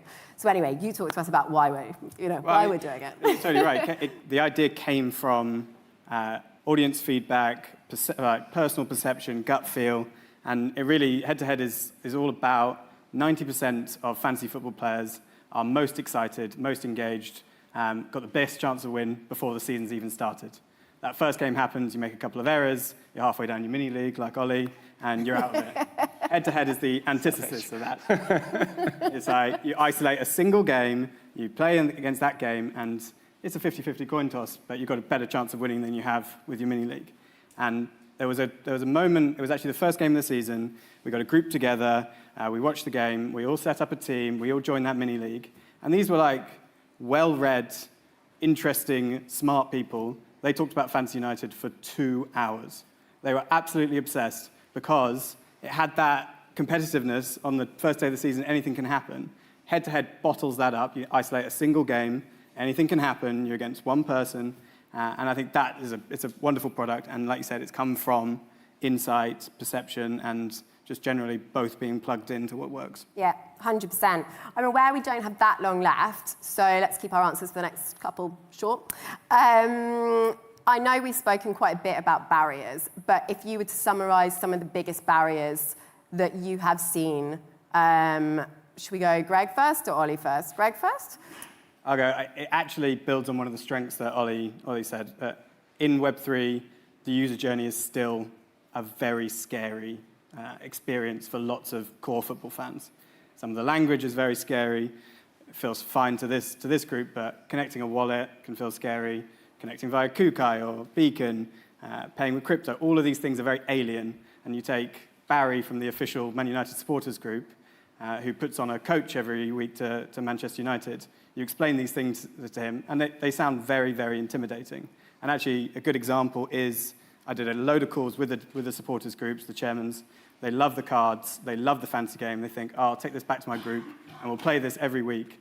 And then you get screenshots and messages, and is this word right, or what does this mean, or does this screen, should I see this screen at this point? And I think Canvas has done its best in class, in my opinion, for this user journey. But we've got to be patient, we've got to manage that message, and we've got to take that core football fan on the journey with us. Ollie? Yeah, I'm building on that. You know, I 100% agree with your point. I think that's the most important one. I think you need to allow the users to trust you as well. You know, I think that's really important when users are paying money for in a new world that maybe they're not familiar with. And I think it needs users want instantaneous feedback. And it needs to scale as well. I think those are really important. And the final one is making sure that the product fit is correct. You know, it's all very well just kind of throwing out the concept of Web3, but it's got to be the right fit for the right audience. I feel like probably my last question we've already answered. You know, what are your biggest learnings if you were to share it with this group? Like just super short and snappy. What would be your feedback on your journey? Patience is a virtue. In life. In life and Web3, yeah. Patience. Created a compelling reason for them to come across. We created lots of compelling reasons, and then Fantasy United was the most compelling reason we've created so far. I think that's an incredible learning. And then just, if you're going to do something, get Ollie to make it. Mine, I guess, yeah, if you're going to build something, get me to do it. It sounds pretty reasonable. No, absolutely not. I would say understand the audience, number one. Follow the data, listen to the data, I think is important as well. And a big one that we've learned, I think, is, keep it simple. There's enough new concepts from a product and engineering point of view, so don't overcomplicate it. Agreed. Guys, thank you so much for your time today. We are here. We've also got some other people from the team. Sunil, if you want to, wearing the red jumper, super subtle. And Kyle's here as well. So if anyone wants to chat to us about any of the projects we've done or talk about Canvas, come find us. Thank you so much, guys. Thank you.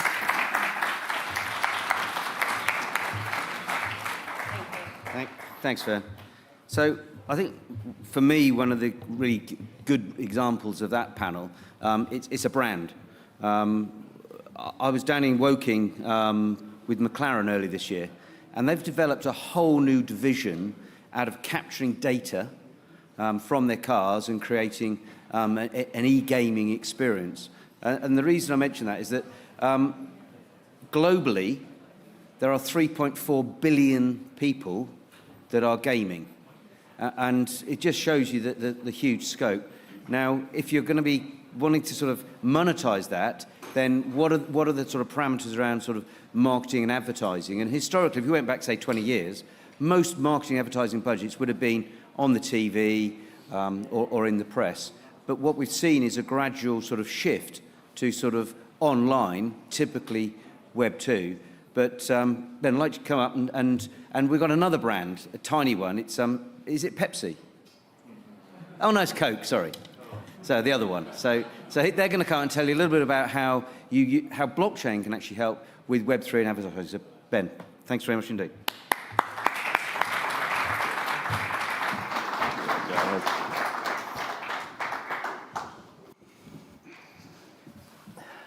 Hi everyone. Hey.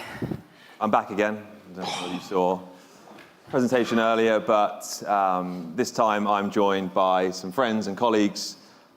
I guess it's better if you both introduce yourselves rather than me butcher it. So I'll come to you first, Rob, if you want to introduce yourself and kind of what you do. Yeah, hi everyone. Good to be here. Learning a lot from all of you. I'm here as the non-exec director for Alchemy Exchange. But in the other part of my life, I work at Warner Brothers Discovery. I head up digital revenue and operations at some of the biggest websites in the world, CNN, Eurosport, a bunch of others. I was very early into kind of advertising technology within the digital side of the industry. James? Hey everybody, great to be here. Very aware that we are the only people between you guys and the GOAT, Raoul Paul, so we'll try and be as interesting as possible. I work for the Coca-Cola company. One. Just stop there. I'm part of the marketing team, and I specialize in something called media planning and buying, which is essentially buying advertising space, specifically digital advertising space. And we believe that the best way to do that is through programmatic buying, which is something that I think we're going to talk to you about today. In previous roles, though, for most of my career, I was at media buying agencies, so we provided media buying services to a range of clients. Some more notable ones would be Diageo, Amazon, Microsoft. So I do have some experience with trying to talk to these companies about blockchain solutions and the capabilities of them within the context of marketing. So hopefully I'll be able to bring some insights for you guys today. Hopefully they'll be interesting. I guess that's up to you. But yeah, good to be here. Great, yeah, and I'm Ben, I'm CEO of Alchemy, a digital marketplace, so kind of helping brands like Warner Brothers, brands like Coca-Cola, find their audiences or monetize their particular websites. I think it's fair to say, and I mentioned this earlier, but like everyone here has been exposed to some kind of advertising at some point online. I think that really is the tip of the iceberg. So everyone's been exposed to this sector, but I don't think many people understand the complexity, how exactly these ads actually appear on websites. So I think it would be quite good, I guess, to level set and explain the programmatic advertising, how we got to this stage today, really, and maybe touch on some of the issues that the current infrastructure creates or causes, depending on how you want to put it, particularly in terms of like the transparency of media buying. Rob, I don't know if you want to kick us off. Yeah, I suppose I've been in the industry about 20 years, and when I started, I was in sales, and at that point, I was selling quarter-page ads in a magazine, and I was waiting next to the fax machine for a deal to come in, Probably all the way up to 15, 16 years ago that was happening. It's not that long ago, really, right? So, you know, it was good fun. You often go to the pub and you take a contract with you and get them to sign it after a few drinks. That still happens a little bit. Yeah. But you know, fast forward to today, and I mean, it's a vastly different industry. About 12, 13 years ago, maybe 15 years ago, it started. There was this notion of programmatic advertising, which kind of comes from the finance industry, the trading of assets. And it was, you know, from a Web2 perspective, there's audiences all over the internet. How can we understand who those audiences are through data? So data management platforms came into industry. So who are these people consuming content? You know, how can we target them with an ad that's relevant to give an outcome for an advertiser? So, you know, I remember, you know, embracing this technology as a salesperson, just saying, hey, I'll do it. But what it meant on, you know, if from a sort of protective side for the industry, it was like, well, we didn't need a load of salespeople anymore. It was kind of like, well, actually, you know, I remember telling a lot of executives at a company I worked at that I could sell 3 billion ads with 3 people.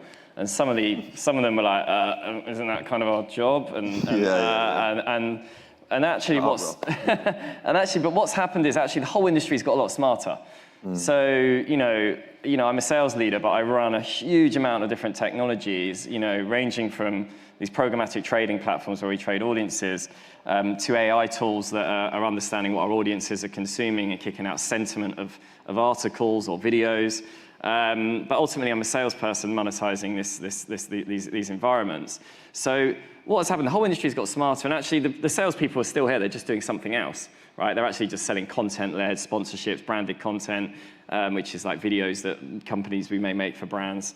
So the industry's just changed, and actually I think everyone's got smarter. I think people have got paid more because of that as well. Yeah. And I suppose, you know, and up to 80% of revenue in the ad industry is traded like this, in digital ad revenue in certain markets. So that's not that long ago. So in the context of what's happening here, I suppose, you know, don't think that these Web2 or these huge corporates aren't interested in this side of the industry, because actually there are problems with all of that. There's a lack of transparency of how these ads get traded. There is a lot of fraud around spoof websites, people not knowing where their adverts have appeared and not being able to track what's happened. And actually from a content creator, you're actually not getting all the money you could from an advertiser, because there's so many steps in this world before the money actually reaches the media owner, which actually affects you guys and our audiences, because it means we're not getting as much funding for our audiences. So blockchain, you know, clearly, you know, we'll get into it further, but blockchain clearly has some applications there. So, you know, it's a case of making sure that, as I suppose on the corporate side, you're understanding what the capabilities are and that you guys are talking to us and making us learn and understand. Yeah. What a terrific answer. Yeah, it was quite good, wasn't it? Yeah.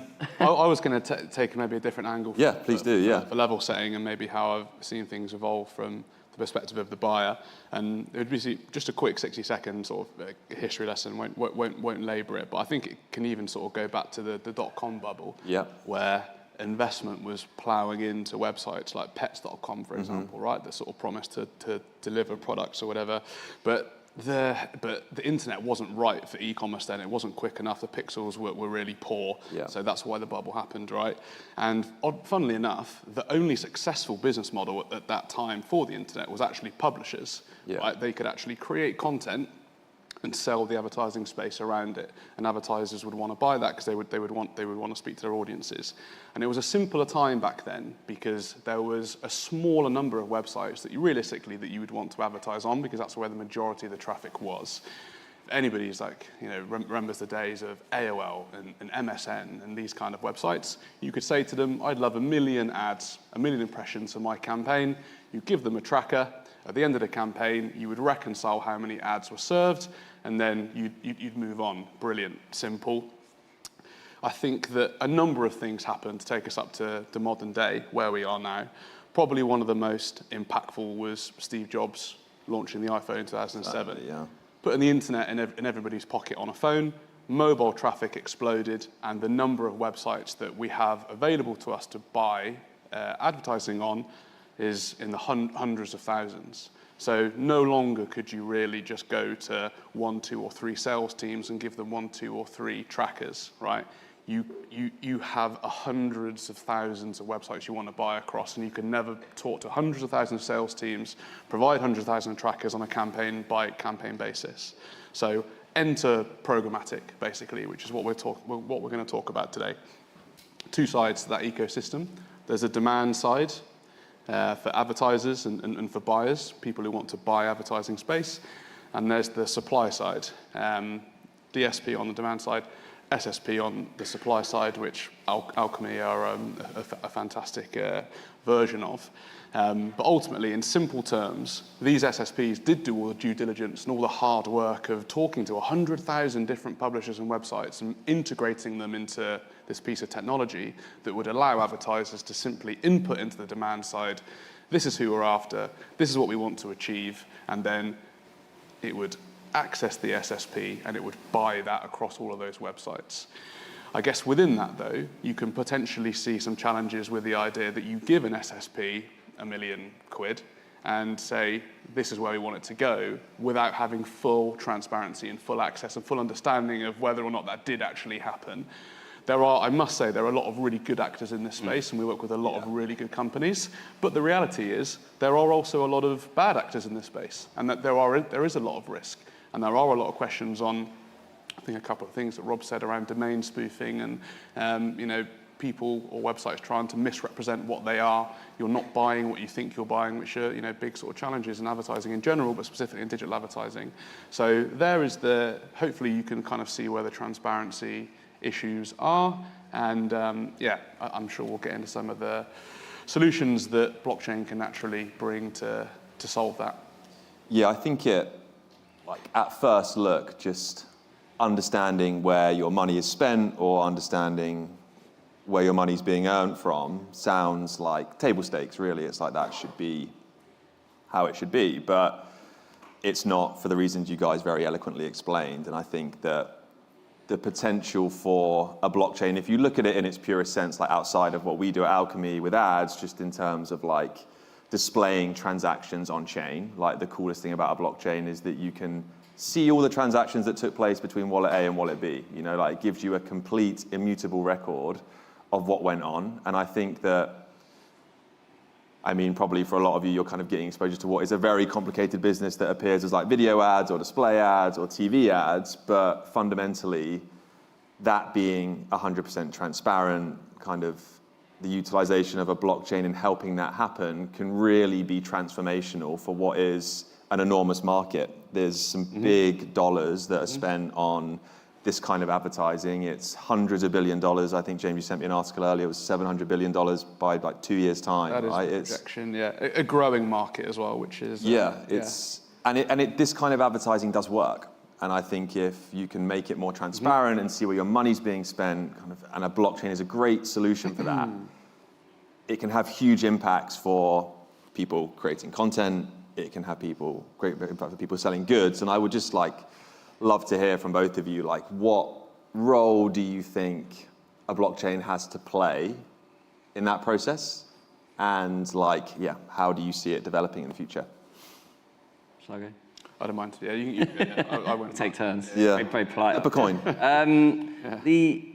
I think sadly, the advertising industry needs to prove that what it's doing works. Yeah. Going back to when I used to wait by the fax machine, you just run the campaign, you say it's delivered, and obviously James mentioned that as well. It's quite simple, right? But now there's a huge amount of accountability in the industry, right? Which totally makes sense, right?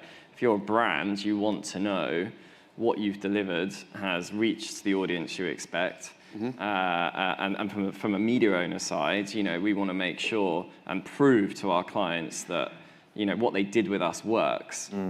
So we need to give insights back on of course volumes and things, but also who are the audience that consumed it, how much did they engage with it, perhaps if it was across social, what the sentiment was on a video that we might have posted, so you can understand the emotions around people having on perhaps a video to do with the Olympics. We had the Olympics rights at Warner, so we did a lot of Olympics content. Stuff like that is giving a lot of value back to the brand. Not all of that is programmatic advertising, right? But just some context on the industry.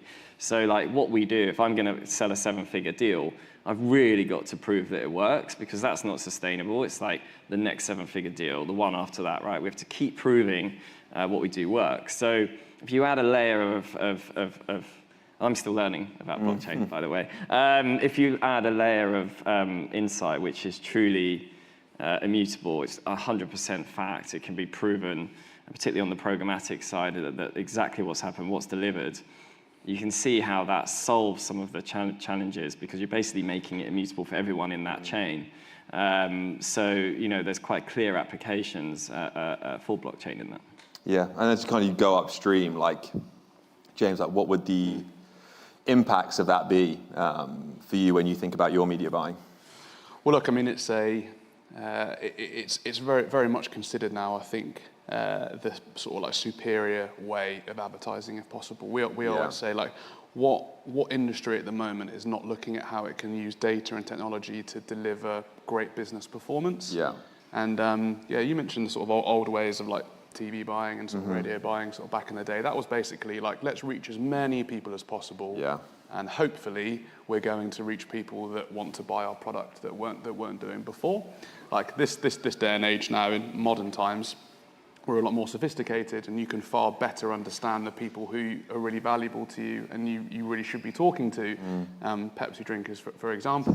And if you can really target your advertising spend to only reach those guys in a really meaningful way, then wow, that's probably going to bring you better ROI than the previous, right? Than the sort of more linear sort of spray and pray approach. So I think that, as we said, it's a really growing industry for that reason, because it's really effective. So we're talking about big numbers. So small incremental ways of making those numbers work as hard as possible are going to be quite big, right?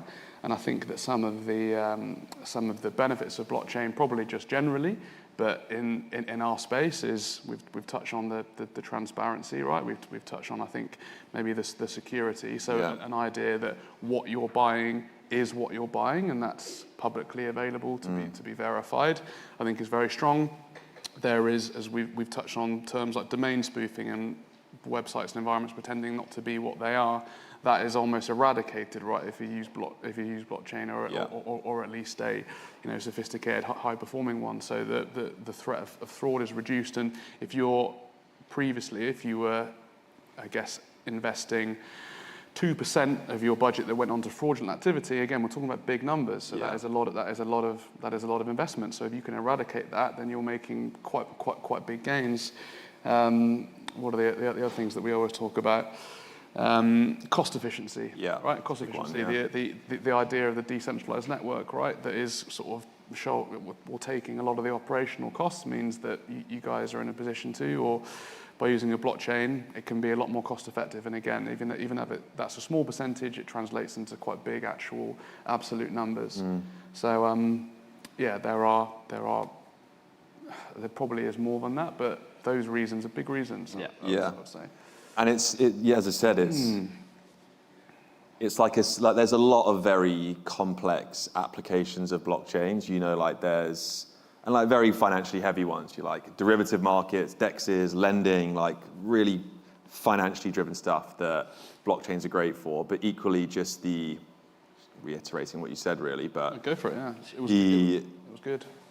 The transformation, just understanding what goes on with your media buying, with your revenue generation, I don't think can be understated enough. And it does then, at least at Alchemy, like when you're looking to bring those dollars on chain for the first time, that's like a large off-chain liquidity pool when you think about it, that currently has no real mechanism to be on chain. So like using that to provide a benefit for people like yourselves that have an issue with the way the current existing system works, kind of gives birth to what can be some cool amalgamation of like DeFi and advertising because you're bringing dollars that were never on chain, and there's cool stuff you can do with that as demonstrated by the blockchain in the financial sector. You know, like this is just another sector. It trades very similarly. You bid and you sell, you know, like the order books look very similar, but fundamentally, step one is let's figure out what's going on, let's prove that that's what happened, let's provide more value for the people that have those problems,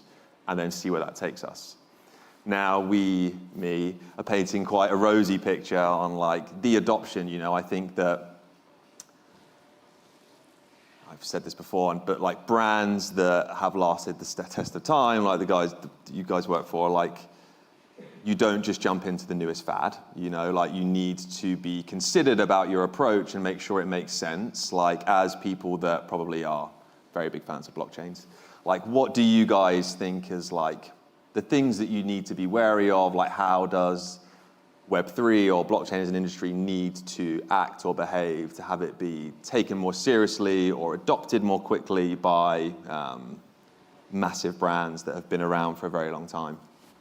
Yeah, I mean, yeah, there's a reason why, you know, we often get called like legacy brands, right? Yeah. But these legacy brands are the people that actually have kind of disrupted the way that we kind of tend to live our lives day to day, or information that we get. And they're still around, not without the many challenges that there are, you know, at keeping a big brand like that, because they do embrace technology. You know, cable television 40 years ago was brand new. It was like all of a sudden one type of content can own a whole channel. That was crazy. That's technology. So, you know, ultimately, then fast forwarding today, as we're talking about programmatic being embraced 15 years ago, the industry's embraced it. And I think it gets embraced when it's kind of at a point of trust. Although there's naturally, you know, we all have labs and we all have like innovation hubs, and I run a lot of the innovation of what I do in my other job. And ultimately, we have to be looking at this stuff.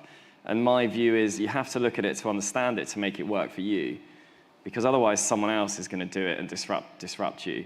So, you know, we have to keep an eye on it. And actually, you know, when these sort of big companies and corporates go into something, you know, it can just pop so hard. Because ultimately, there's a trust and a stamp of approval. And if it's genuinely solving a problem that we're talking about, which is, you know, I know you guys know all that. I'm sure all of your businesses are trying to solve some problem, right? Like, if it's genuinely solving a problem for us, we'll always look at it and embrace it. I think the industry as a whole, and I'm probably not telling you anything you need to know, but the importance of brand building. There's a reason why big brands exist, because they have a brand. You do all this targeted advertising, but you also have the really freaking cool Christmas ads every year, right? Yeah, Which like everyone in the country sees, right? Yeah, for sure. So, you know, that's because you've got a huge brand, and same with Warner Brothers, we've got huge brands within it. So the importance of building your brand is really key. And then I think, you know, we've spoken about the importance of data. Any narrative you have when you're going to a corporate, and I'm sure all your pitch decks or whatever industry, just make sure that it's backed up with data and facts. And if someone picks into it, or perhaps they've got a friend that is like really like a real expert, and they just go, hey mate, look at this, and they go, actually this bit's not true, then the whole thing kind of falls down. So I think, you know, trust, building brands, and making sure that you're using data whenever you're talking to big companies about what you can solve for them, and facts. You know, a lot of that sounds quite obvious, but like, you know, that side, you know, will make people on the corporate side feel more comfortable. Yeah, I think, and like the Web3 has a very quick pace, and I think there's something to be said for being a bit more patient, working slowly, proving that technology works. You know, I think that is important because many people have made many promises about what blockchain can do and how it can do it, but you need to be cautious. You know, like you need to make the right decisions and move at the right time and move when there's eyeballs there, because that's when technology makes sense for brands that are like, they're not a particular technology brand. It's not a Web3 brand or a Web2 brand. It's just like a persistent brand that's used the right technology at the right time. You know, I think that's super important. I don't know what you think, James, but yeah, I'm quite keen to talk about three things: language, performance, and testing. And I haven't actually had too many interactions with blockchain companies, Web3 companies. It's actually mainly been you guys within the context of marketing. Certainly, yeah. I have effectively pitched and talked about blockchain capabilities to a variety of clients. And I guess these are just sort of some things that I think have been quite helpful in that process, if any of you guys might be doing that. When it comes to language, I think it's you need to be sort of quite choiceful of the language that you use, and also sort of like maybe take a time to unpack a term if it might not be something that the other party is familiar with. And I typically try and separate blockchain, Web3, and cryptocurrency if I can. I try and use blockchain as a very sort of functional word and a capability, something that is actually, I guess, unlocking a use case, and you can use it. I talk about Web3 as more of a sort of a cultural movement sometimes, honestly, in its spaces, its environments, its places, in that kind of context. And then for crypto, I actually will only use that term if I know it's going to be additive and I know it's not going to be a distraction, because sometimes conversations can end up going in a way that you don't necessarily need it to. It doesn't really matter. So being choiceful with language, I think, can be quite helpful. I think from a performance point of view, I think it's really also about just absolutely knowing that what blockchain can bring to the table is a really high level of performance. It's got a really bloody good chance of being better than alternatives. So just being really confident in the pitch. And then finally, just embracing the idea of testing. Specifically in marketing, and it might be the same in other industries, people are very welcome and will embrace testing new things and seeing if things can be done better. There will often be a pot of budget for any campaign that you can put towards trialing new solutions, and if they're great, you can scale them up. So maybe what I'm saying there is you don't need to necessarily need to go for massive, huge deals all the time. Can be quite comfortable with just proving, to Ben's point, proving efficacy, proving that your performance can deliver in the way that you know it can, and then going from there. So that's to your point, I guess, on the slow sort of incremental gains, which maybe is more true of our industry than others, but certainly I think some good advice from what I've seen in my experience. Can I just? Yeah. I just want to pick up on the language bit there. I mean, I've spent a lot of time with this guy, telling him not to confuse me. And like, you know, still working on it. Still working on it, yeah. But like, the language is really important. But I'd also add like a layer of education. Like, it's like a privilege for me to be here with you all because you're helping me learn, right? So that makes you valuable. So if you can be an educator to someone you're selling to or someone you're looking to work with, you know, in a way that doesn't make them feel stupid, right? Particularly the media industry is full of big egos, right? We're all quite sociable, we all love what we do, but there's also big egos and people don't like to be confused. So, but if you can be like a really good partner in educating them on your world, then you become really valuable and you're kind of selling to them through educating them.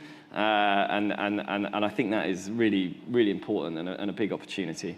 Yeah, I think James and I were actually talking about this last night, but I feel very fortunate that I get to have conversations with you both about what is like a revolutionary new way to approach infrastructure to solve problems in the real world. Like, I'm in a fortunate position. I think there is a responsibility on me and Alchemy as a business to wield that power wisely, you know, like use it for solving an actual purpose, you know, helping keep the internet ad funded by making the rails much more efficient and like do a better job. Not to say that other tech companies have done a bad job, but like do a better job given that we now have access to technology that allows us to do a better job and provide more revenue, like provide more insights and transparency in what you're buying, you know, like just wield that power carefully and not be, what's the word I'm looking for? It doesn't matter, but like not be reckless with it, you know, like there is responsibility. We have the opportunity to solve some massive issues and keeping the internet free, and that's an important job that we need to do. So I think unless you guys have anything more to add, I thoroughly enjoyed that. It was a brilliant conversation. I look forward to working with you both much more closely in the future. Thank you. Yeah, for sure. I know that, I don't know how much time we've got left. We could riff. 1 minute, 42 seconds. Oh, perfect. Yeah, great. Well, well, just to say it's been a pleasure. Yeah, thanks very much for having me, Ben, Alchemy team, Rob. It was great. Awesome. Pleasure. Thank you very much. Hope that was educational. Thanks. Cheers, everyone.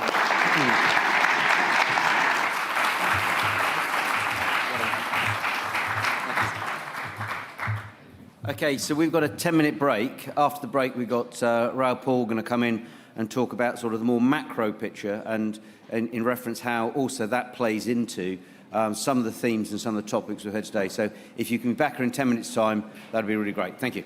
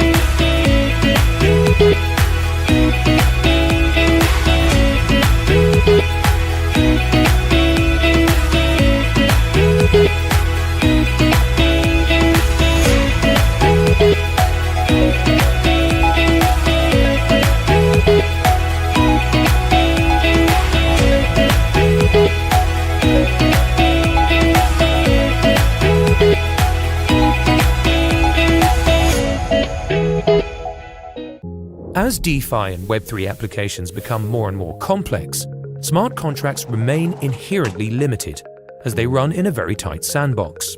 For that reason, many Web3 projects still rely on centralized back-end infrastructure for certain problems, creating a single point of failure, sacrificing decentralization for practicality. The current blockchain stack consists of two layers. Layer 1 in charge of security, Layer 2 in charge of scalability. But how can we overcome the limitations of smart contracts in a decentralized manner? Introducing Orbs. Orbs runs above these layers as a fully decentralized Layer 3 infrastructure blockchain protocol. Orbs acts as a decentralized backend, enhancing the capabilities of EVM and non-EVM smart contracts. The Orbs protocol is executed by dozens of independent permissionless validators, staked with over $100 million, opening up a whole new spectrum of possibilities for Web3, DeFi, NFTs, and GameFi. Orbs provides two different execution services. Orbs Lambda is an event-driven, serverless, and decentralized cloud function written in JavaScript, similar in concept to AWS Lambda. And Orbs VM, a Docker-based virtual machine, enabling implementations of powerful custom decentralized services in any popular programming language like Go, JavaScript, Rust, or Python, packaged as a standard Docker container. Join us in shaping the next evolution of smart contracts. Become a part of the Orbs universe.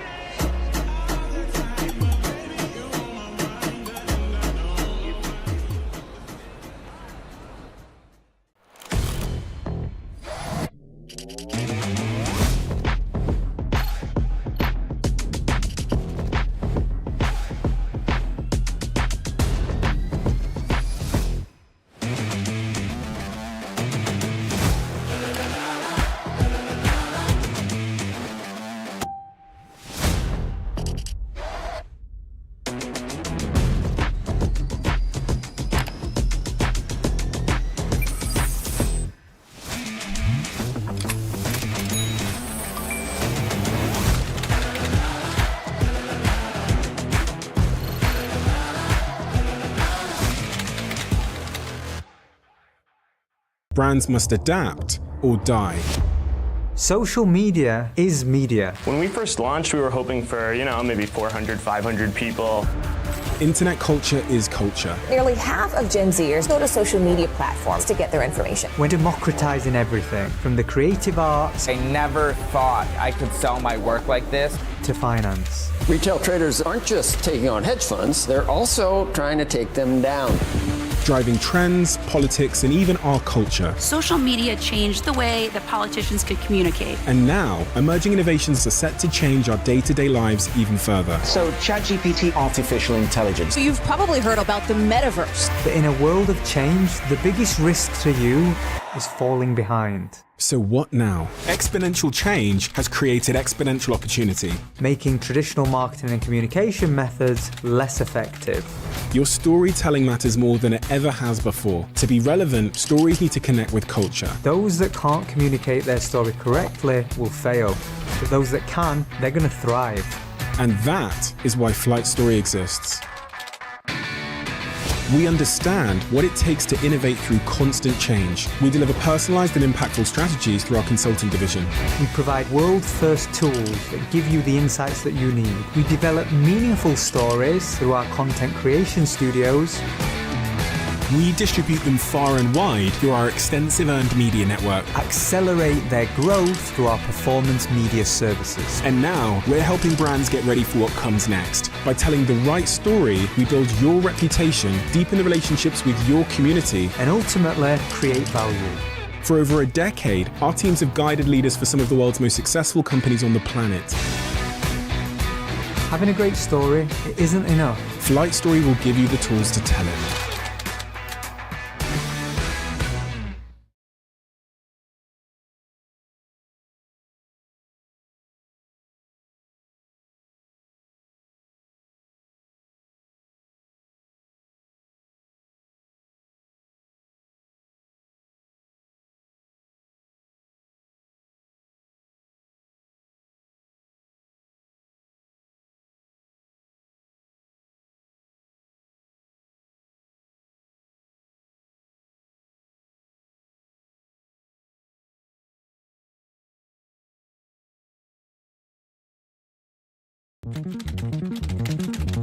So ChatGPT, chatbot, NFTs, augmented reality glasses, and so Web3, metaverse. This is a tectonic shift. There's no need to panic. I want to make the world's first podcast produced entirely by AI. We can feed your topic into an AI tool that synthesizes the host voice in real time. Are you ready for the latest gaming news? How can I start creating content for the metaverse? Using generative technology, we can recreate your likeness and track your exact movements through local motion capture. Innovation is accelerating the rate of change in every single industry. Completely changing how brands and marketeers reach their audience. The gap between what's now, the AI race is definitely on, and what's next, using VR all the time, is always closing. Our mission is to keep brands at the forefront of what's possible. Brands around the world are investing in metaverse platforms. We wanted to find a world-class Web3 team who truly understand what's coming next. And the opportunities that these new innovations can create. Which is why today at Flight3, we're announcing the acquisition of Zebu, and together, the launch of an innovative new team. Introducing Flight3.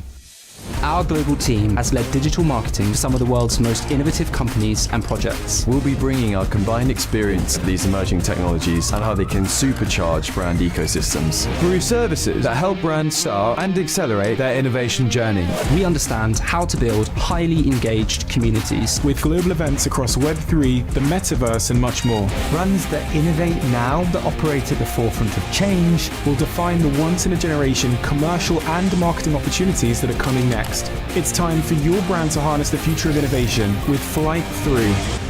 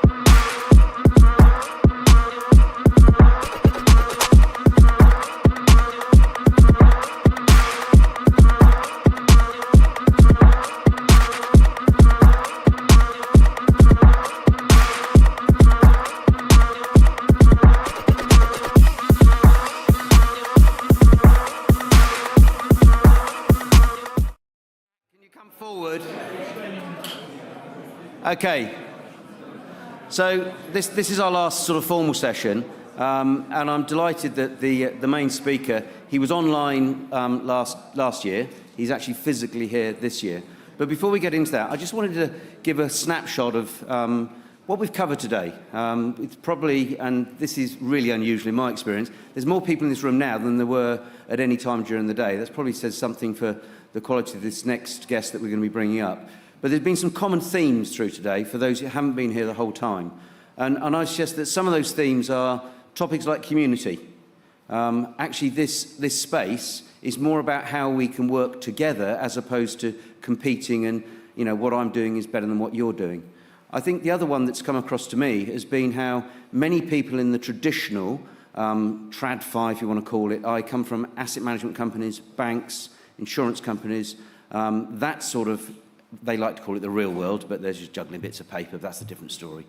How they've actually sort of come into this sort of new ecosystem whereby it's sometimes difficult to explain to a new person, mainly because, from my experience, what you end up having to do is not educate, but you re-educate. Because as soon as you say something like, you know, Web 3, well, what's Web 2? What happened to Web 1? And then someone jumps into Web 4 or blockchain. Oh, that's Bitcoin, that's Ponzi scheme. And you said, no, there's a lot more to it.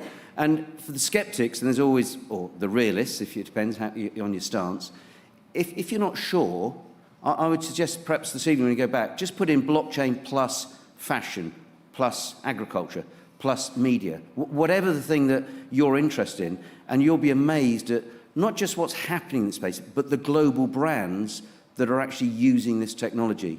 And I write a weekly analysis looking at who, how, where, and why blockchain and digital assets are being used. And it's amazing how we're seeing it doesn't all happen in Singapore, or it certainly doesn't happen in the Silicon Valley. And what we're seeing is it's a very, very much a global thing.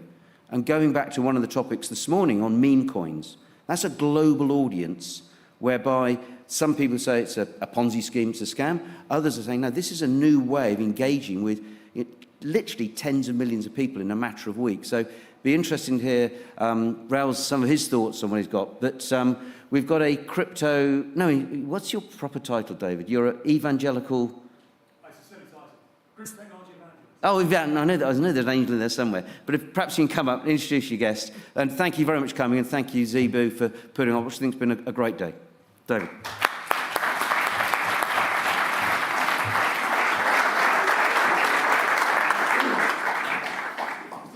Yes, thank you. And fantastic on the final session of the day to see the room packed. I slightly feared that it might be a graveyard shift and we would be playing to a small crowd, but I'm glad that's not the case. It seems to be full. My name's David Savage. I am the Group Technology Evangelist at Nash Squared. It's a very wanky title. I am not a Web3 expert. When I explained that to you about 20 minutes ago, you said, what the hell are you doing here? But I am a tech podcaster, have been for 9 years, produced about 700 plus episodes of a show called Tech Talks, which is a general technology leadership show. And we do sometimes talk about crypto and blockchain and Web3. And I also make films and find myself in this situation. Very excited to sit here with Raoul to talk about the macroeconomic climate. I also think that most people in here will probably know who you are because you've been treated like a bit of a celebrity before we walked up on stage, everyone wanting to spend a few minutes with you. But let's start with a little bit of an explanation about who you are, your role, and who Real Vision are. Yeah, so I think most of you know I came from a finance background. So I was at Goldman Sachs, and then I was running a large hedge fund in London, and then decided to opt out of the rat race, moved to the Mediterranean coast of Spain, and started writing Global Macro Investor, my research service that I still have today. It was over that period that the financial crisis had come and the European crisis. And I saw them coming. I made money out of it. I advised a lot of the famous people in the film The Big Short that was all about this. We were at the epicenter of the system, and we knew what was happening. And friends of mine, I tried to warn them, and they didn't understand. And then friends of friends and friends of my parents came to me and said, why didn't we know? People got wiped out. You know, don't forget, we almost lost our banking system in Spain. People had their deposits taken, you know, everyone with the housing crisis. This was a really bad thing. And it sat with me uncomfortably for a while is, I should do something about this. And people had lost faith in institutions. And it was in that journey, I went on a journey to try and set up the world's safest bank. And that's when I discovered Bitcoin in 2012. And then, so I started investing in 2013. But really the story was, how the hell do I help as many people as possible? And it was to give them the information that they need to navigate this kind of uncertain financial future and give them the opportunities that they need in a kind of unbiased way. And we thought the best thing to do is just bring all these famous hedge fund managers and everybody, and we'll interview them. So we invented the long-form finance podcast at Real Vision. And now Real Vision, for those of you, if you haven't subscribed to Real Vision, it is free, and I will lock the door until you do subscribe. At realvision.com, that's where you get all of the conversations, the video conversations, written research about crypto, give you understanding the macro landscape, how it all fits together, technology. We cover a lot of the tech space, where AI is going, how it's going to impact you. There's also a global community where you can connect with, and we're very Web3 native. We've basically taken millions of people through the journey of Web3. So it's part of our mission is basically to democratize the very best kind of knowledge and give people the network tools and knowledge to thrive.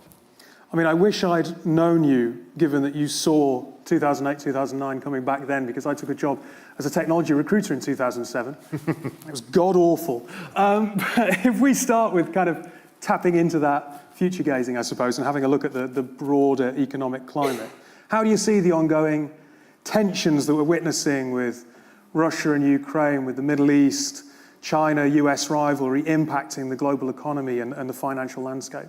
What I've learned in my career, it took me a while to learn this, is what captures people's attention is fear.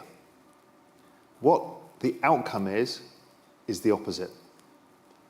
99% of the, well, 3% of the time over the last 100 years, let's say the US has been in recession. 3%. Yet people anchor on the fears. So they anchor on, through my whole life, it's like, well, Russia's going to send nukes, or this is going to happen. None of these things generally happen. So what I've learned is actually to be an optimist through these things.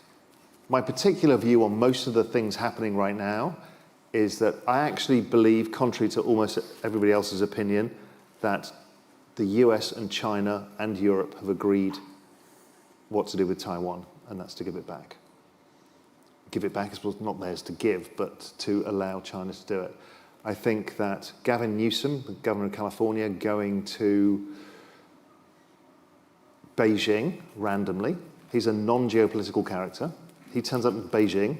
What he should see is the government of one of the regions.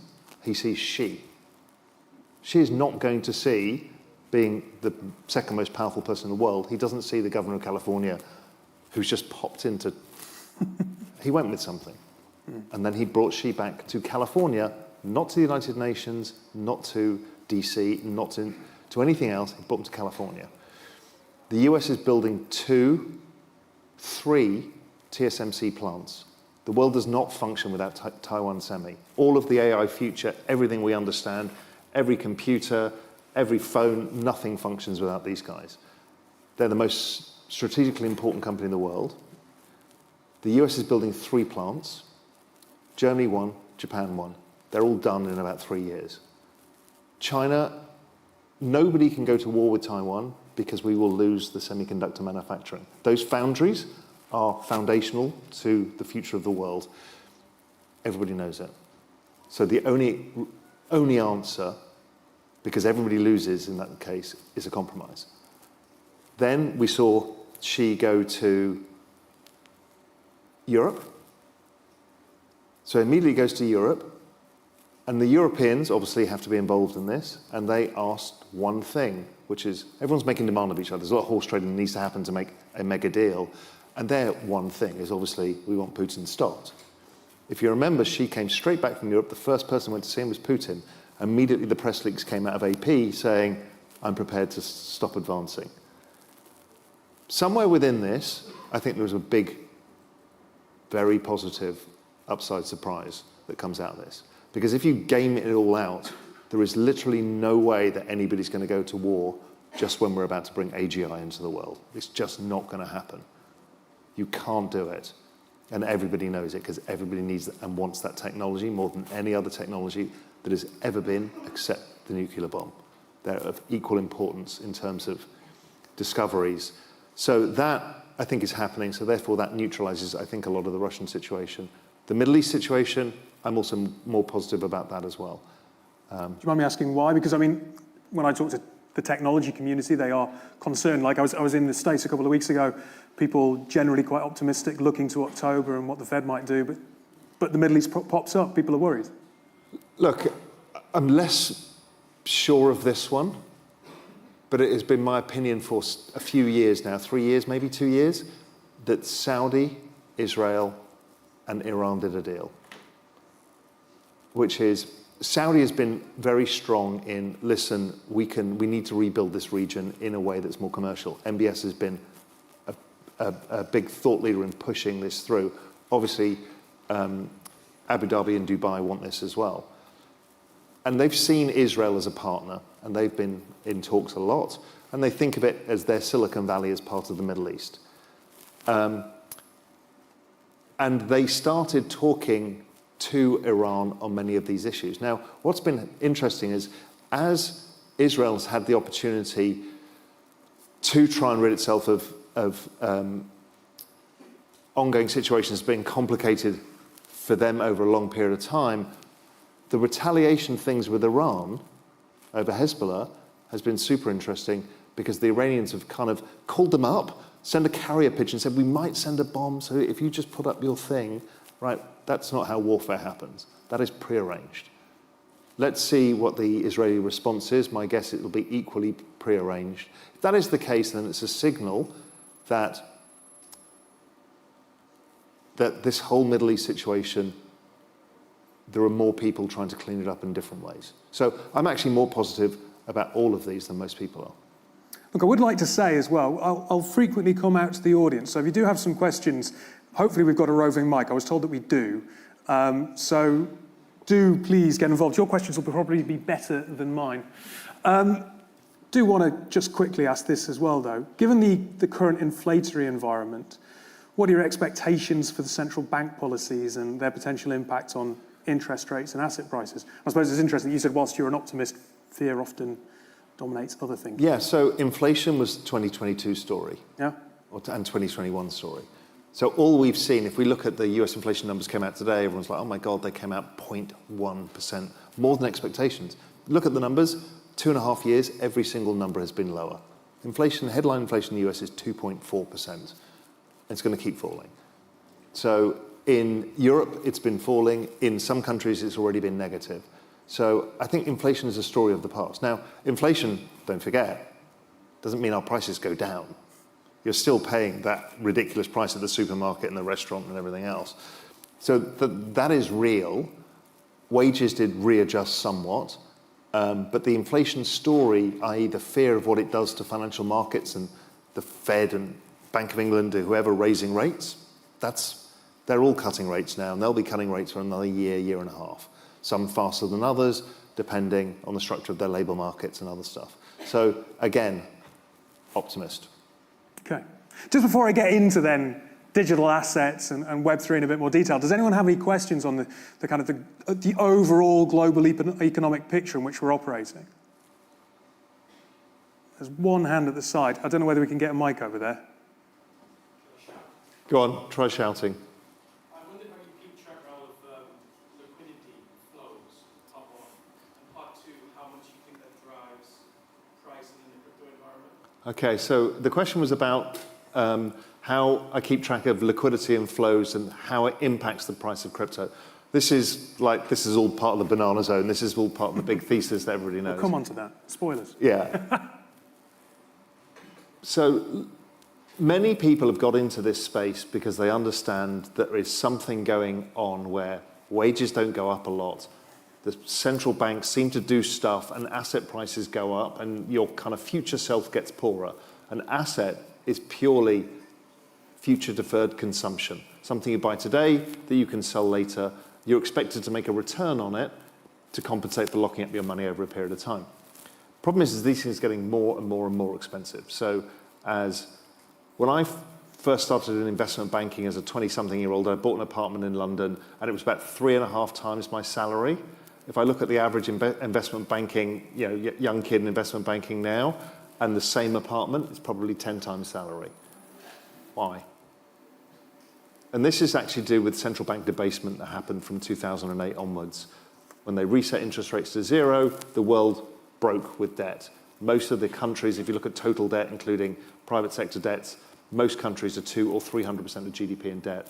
The US is 380% of GDP in debt. The world is actually 400% of GDP in debt. And so what they've done to manage the payments of these debts is the private sector debts have been slowing everywhere.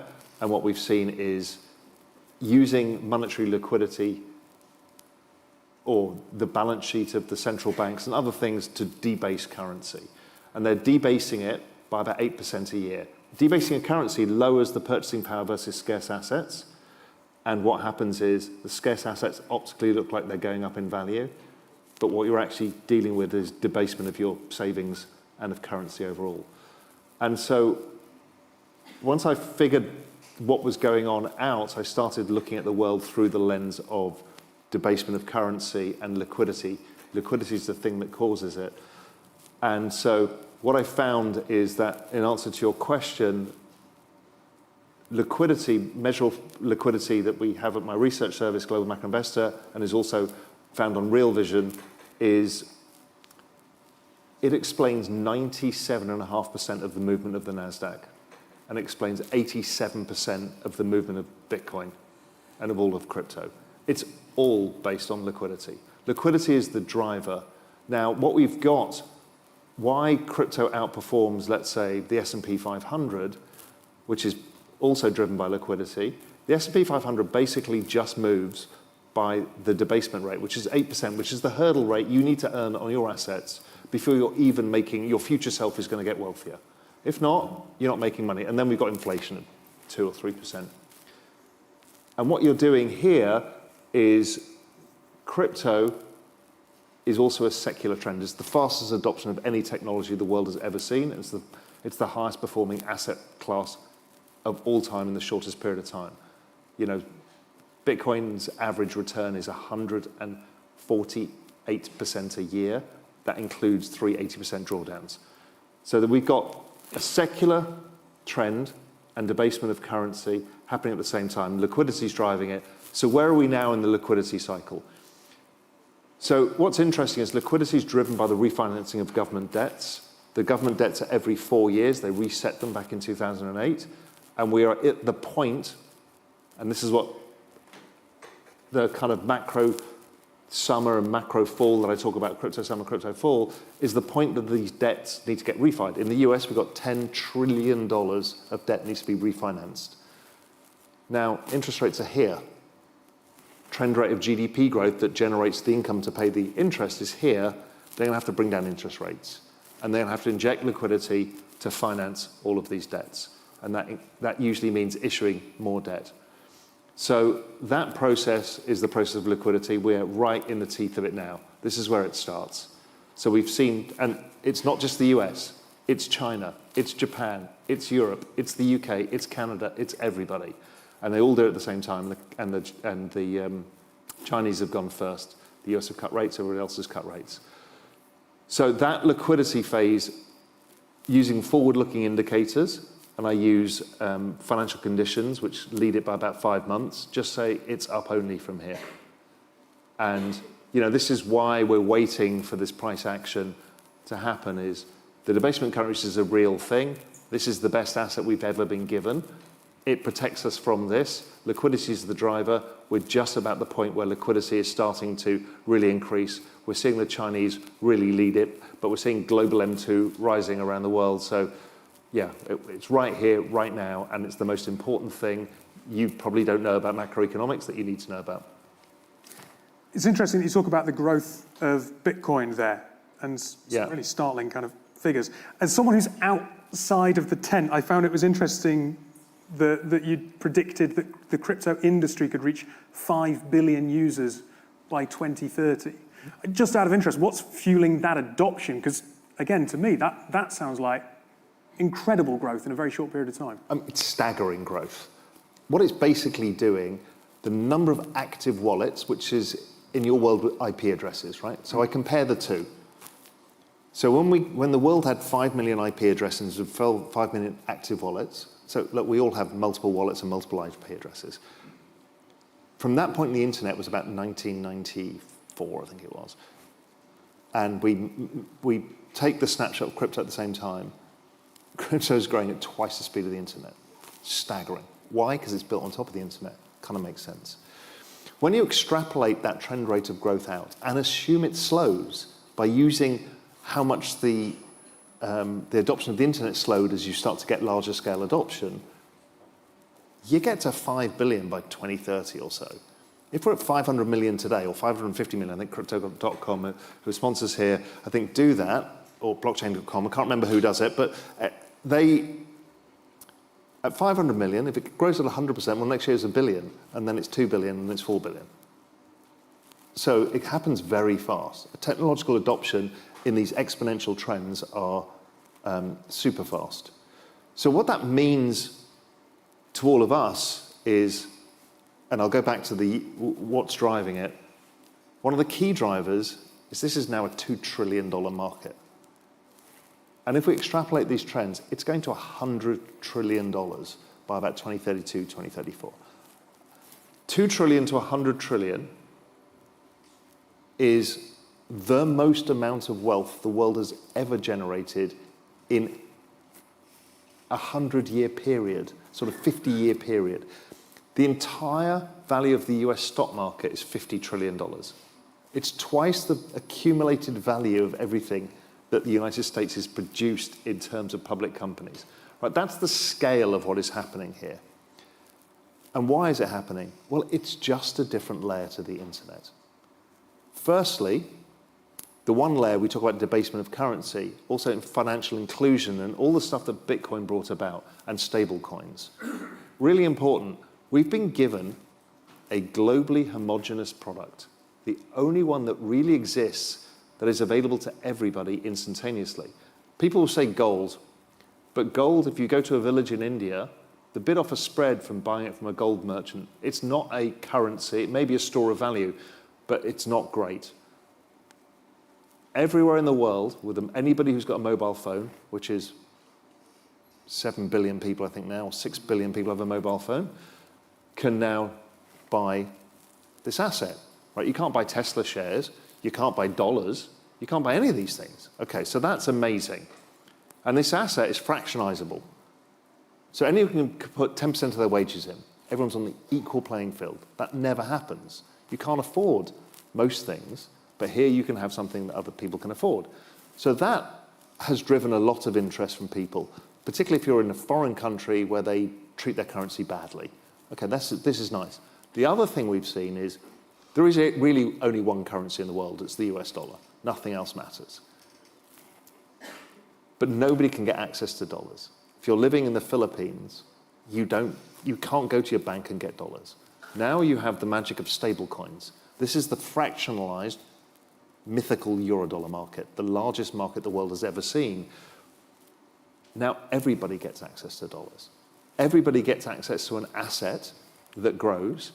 And why does it grow? It's driven by something you'll understand in technology, Metcalfe's law. Metcalfe's law is the value of a network.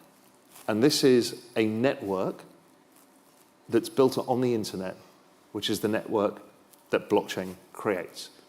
The more activity and the more users, the more valuable it becomes, the more the token price goes up. So the more token price goes up, the more the money that is involved in the system. So what are people building? So they're building a new financial system. They're building the next layer to the internet. We have problems in a digital world. In a digital world, everything you make goes to zero in value over time because you can make infinite amounts of it. It's just a matter of cost and Moore's law. And so we've seen it with everything from cloud compute to email to you name it.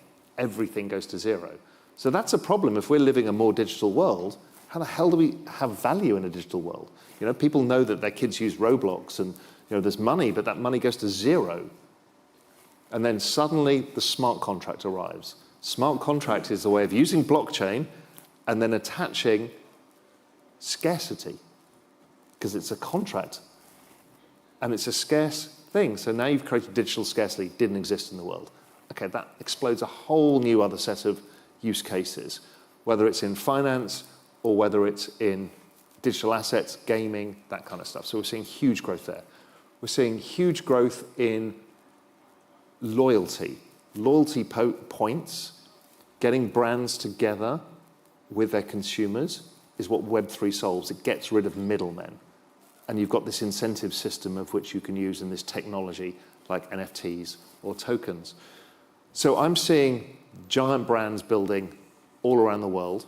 I'm on the board of a company called Divan, which is putting wine on chain and the logistics and the tokenization and putting wine growers with wine consumers. We're seeing wines and spirits industries overall, commodities. I spoke to one of the largest commodity trading houses in the world. They're shipping around cocoa and sugar and soft commodities. I'm like, what are you doing in blockchain? They're like, oh, we all, as commodity houses, all our letters of credit, all our shipping contracts, and all our quality certificates for all of this stuff is now all on blockchain. So we can settle instantaneously any transaction for any commodity. At the risk of asking a stupid question, I've done the podcast for a number of years, and I have heard similar optimistic kind of vision of how this might expand over that time, or how it might be adopted. And yet it still hasn't happened. What facilitates that adoption? Is it AI? Is that the missing piece of the ingredient, or education? Or it is being adopted. You just don't see it. I've already talked about a commodity. All the largest world commodity trading companies are using that technology on a daily basis. You're seeing Visa use it on a daily basis to improve settlement and speed of transactions. You are seeing the stablecoin industry. It's now something in the top 10 largest holders of US treasuries in the world are these stablecoin companies. Stablecoins are being used for billions of dollars. I can't remember what the total volume of transactions was on blockchain last year, but I think it's to the tune of $5 trillion. No, sorry, $12 trillion. Right, this is not an unused thing. So it's being used at scale. Central banks, corporations are using Bitcoin on their balance sheets. We're seeing, you just don't see it yet because you shouldn't see an underlying technology. Technology should get extracted away. It should just be the rails on which we run. So last time I dialed in here, I was on my Apple Mac on a Cayman Islands line, connecting to a computer. Nobody knows or cares any of the technology. Yeah. I press a button, I'm on the screen in London. That's where all this is going. Let me just ask a quick show of hands out of interest. Who knows what the banana zone is? Say it's about 40% of the room. I'd say, was that about 40% of the room? Yeah, maybe a bit more, but yeah. Okay, it's just under half. So very quickly, what is the banana zone? So the banana zone, we were talking about liquidity from the question at the back before. Yeah. So what happens to an asset that is in a secular uptrend, driven by liquidity, that also has a lot of investor and speculative interest with this adoption curve, is every 4 years, everything goes a little bit bananas. So on a linear chart, it does this, and then it does this. On a logarithmic chart, it's all normal because it's exponentials. And this is the point. You've got to roll 10 trillion of debt. What you do is you debase your currency by liquidity. And what happens is prices start to rise. Prices start to rise, creates a reflexivity in this space. And what happens is prices rise even more. So the banana zone is something that almost everybody's waiting for. And I've been speaking to a whole bunch of people recently. I was with one of the world's most famous hedge fund managers today. He's like, when's the fucking banana zone? And it's like, you speak to, I'm on the board of Sui, which is one of the big new blockchains. They're like, at the board meeting, where's the bloody banana zone? Yeah, everyone's waiting for the banana zone because it's just it's a current function of what's happening in the macroeconomy. It's a feature of the market, and it's a great meme that kind of sums up what it's all about. And it looks like a banana because it does that, and it goes bananas. What did you say in those meetings? I said, in Cayman, we have an expression which is soon come, which is like, yeah, any day now. It's like, from the macro work that I do, and I probably produced, I don't know, maybe 100 charts on this last month, it's right here and now. We're already seeing the signs of all of the liquidity coming, all of the leads of this stuff. For some reason, the market seems a bit choppier than it should do. And the other thing, weird thing, why the banana zone is so important is, like, everybody's hopes and dreams are in the banana zone. Is that true, right? Yeah. I mean, literally everybody. I mean, anybody in Web3, they kind of know about what the power of crypto is in wealth generation. You know, again, 150% a year returns from an asset class since 2011, with 3 80% plus drawdowns included. When I move out the risk curve to Ethereum, it's about 170-something% a year. When I get to Solana, which is earlier in its adoption curve, it's 280% returns a year. This makes a mockery of any other investing. And so what happens is people end up becoming more and more invested in this space. And so the banana matters to them a lot. But that function of the token price going up drives a lot more activity, which is venture capital activity and other investment activities. People recycle profits. And so what you've got is this perfect behavioral incentive loop that drives this ecosystem, which is why this ecosystem is so much faster. Because in the internet, we couldn't own a part of it. Here you're owning a part of the infrastructure layer. And that's an amazing, empowering thing. And everybody in the world can own it. Imagine if everybody could have owned a share of the internet. That's what we're dealing with here. This is why it's Web3, because it's the next iteration. I'm sure we'll come on to investment in a minute. But before we do, I did say I'd come out to the... Yes, we have a couple of hands, so we'll take a couple of quick questions. This is the fears about the banana zone about to materialize. I'm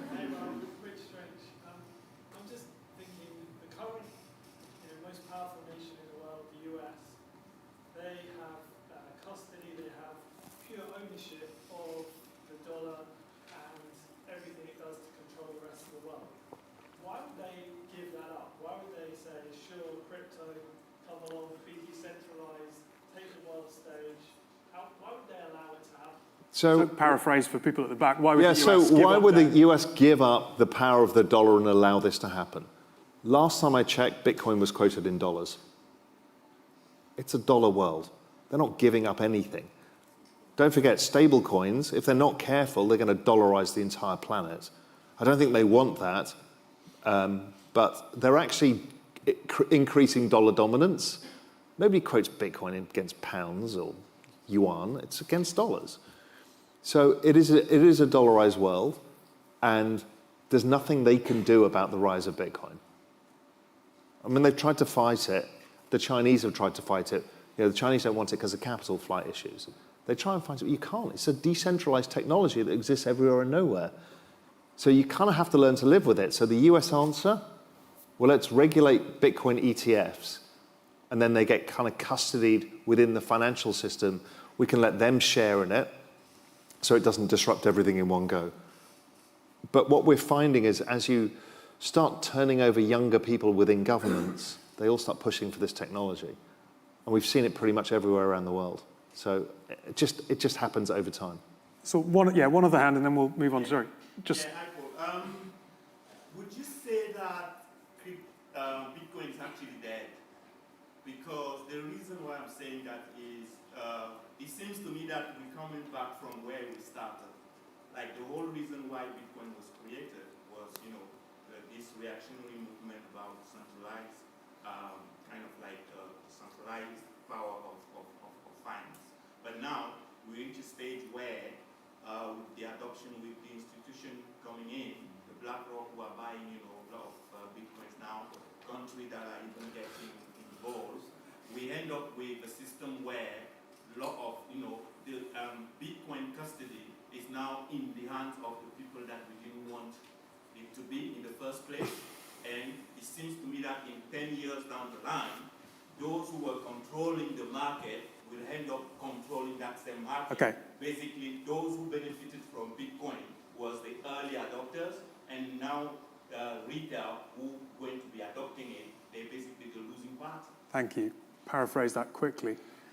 The question is the idea of Bitcoin when it started was this decentralized power of the people way of getting out of the system, and now it's being adopted by the system and therefore is at the death of Bitcoin. I think because it's a decentralized system, it goes where it goes. Whoever wants to use it, uses it. I actually think it's a good thing that the financial institutions are involved. Why? Because they're going to end up using the technology for everything. And if they do, number go up and you make money. If the actual thing here is, yes, we want a censorship-resistant form of money, which was Bitcoin, but that's not going away. However much they accumulate of it, it's still too distributed to make it matter, I think. In the end, if, let's say, 50% of the Bitcoin's all owned by institutions, sure, go and adopt something else. There's plenty of crypto we can use. But I also think that it's going to empower so many more people, the more it gets adopted even by institutions. And we go from $2 trillion to $100 trillion, and the whole world, including people in West Africa and people in Southeast Asia or Latin America, make money in a way that was not available to them. I'm good with that. If I rewind a few moments, you started to talk a little bit about investment, and this talk was about navigating the macro opportunity. How do you think investors should allocate their portfolios to capitalize on the current opportunity? So I'm probably the worst person to ask on this. So listen, I'm a macro guy. I look at macro trends and I bet on them accordingly. I've done that for my whole career. And so it would have been currencies or commodities or stock market, whatever it is. And suddenly this asset comes along that is a supermassive black hole. It is, as I said, literally the NASDAQ is the second best performing asset in the world at 18% a year. If you look at the price of the NASDAQ versus Bitcoin, it's down 99.97%. And it's a hard thing to learn because we're told always to have diversified portfolios. Don't have your eggs in one basket. Don't do this, don't do that. And me and many of the people I grew up with in macro, and the macros are like the George Soros of this world, the people who really take the big bets and try and figure out the global puzzle, have just reduced it down to this is the biggest trade of all time. And therefore, why do anything else? So my personal portfolio, 100% of my liquid net worth has been in crypto for quite a while now, 5 years plus. And I've been investing in the space since 2013.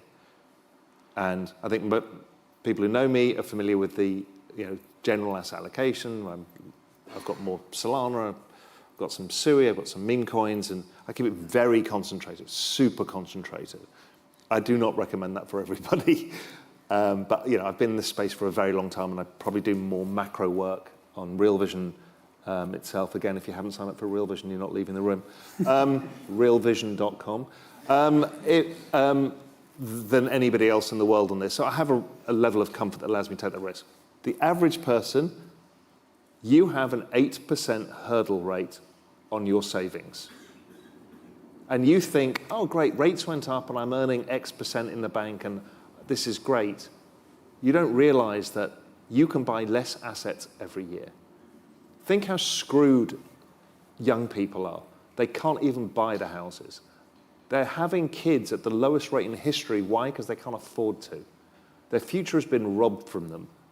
They come out of university with debts. What choice do you have?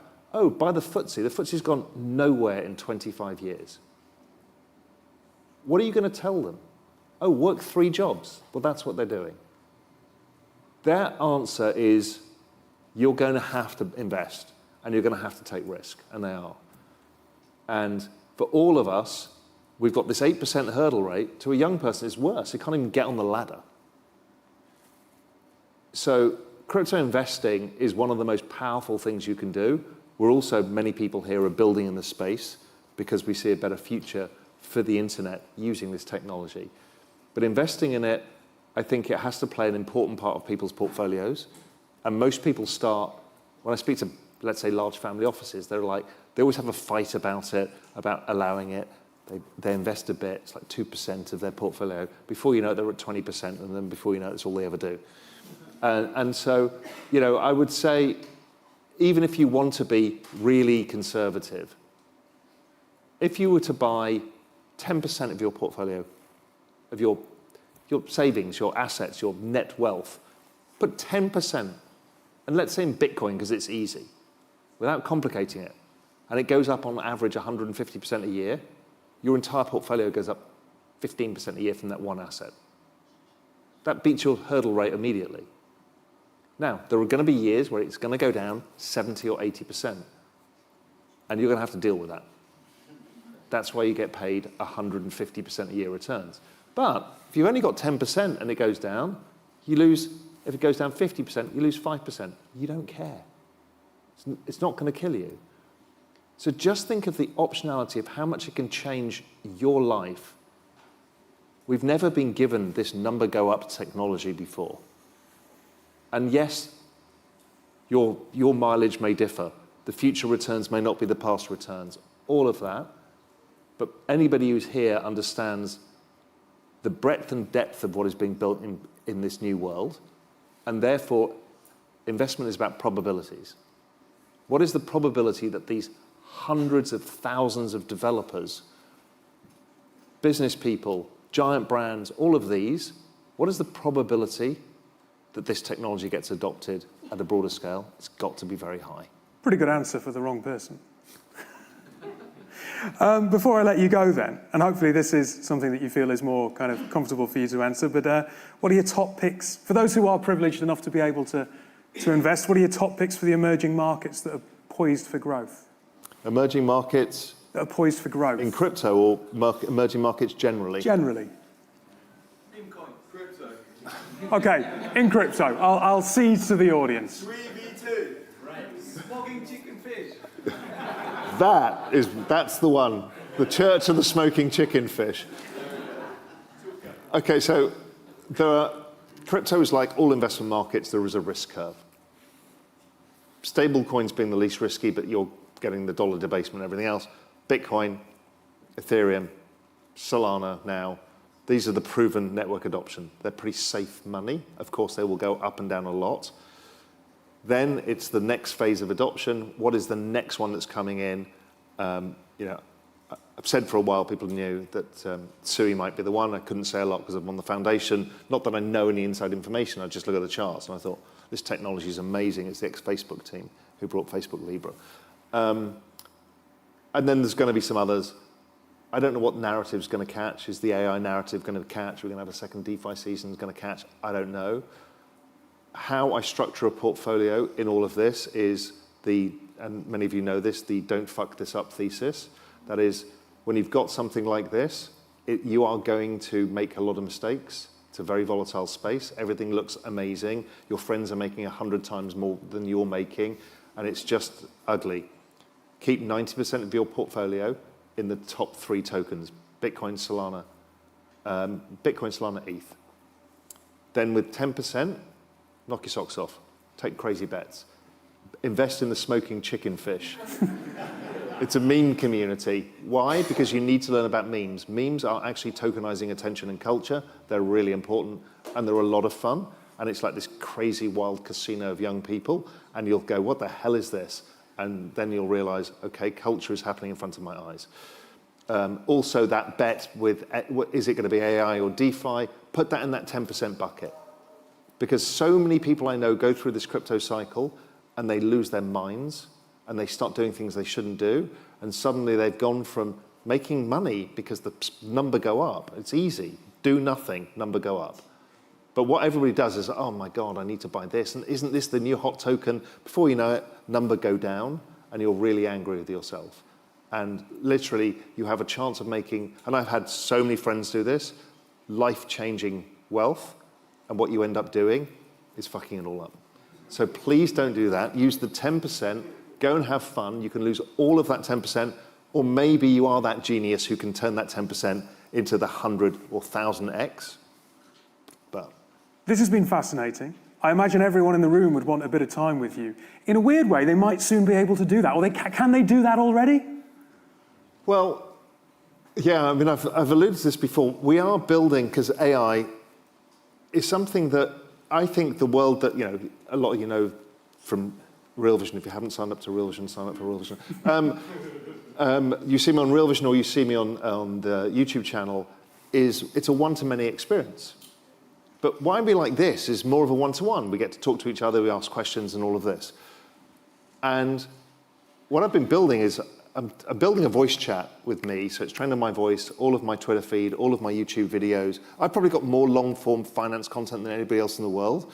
So I'm building a Raoul bot, but I'm also working on a video version. And it's not quite there yet. I thought it was going to be ready. Still not quite there yet, but soon, in this bizarro world, you'll just be able to talk to anybody. If you want to ask about medicines and longevity, and you can call up Huberman and just have a chat.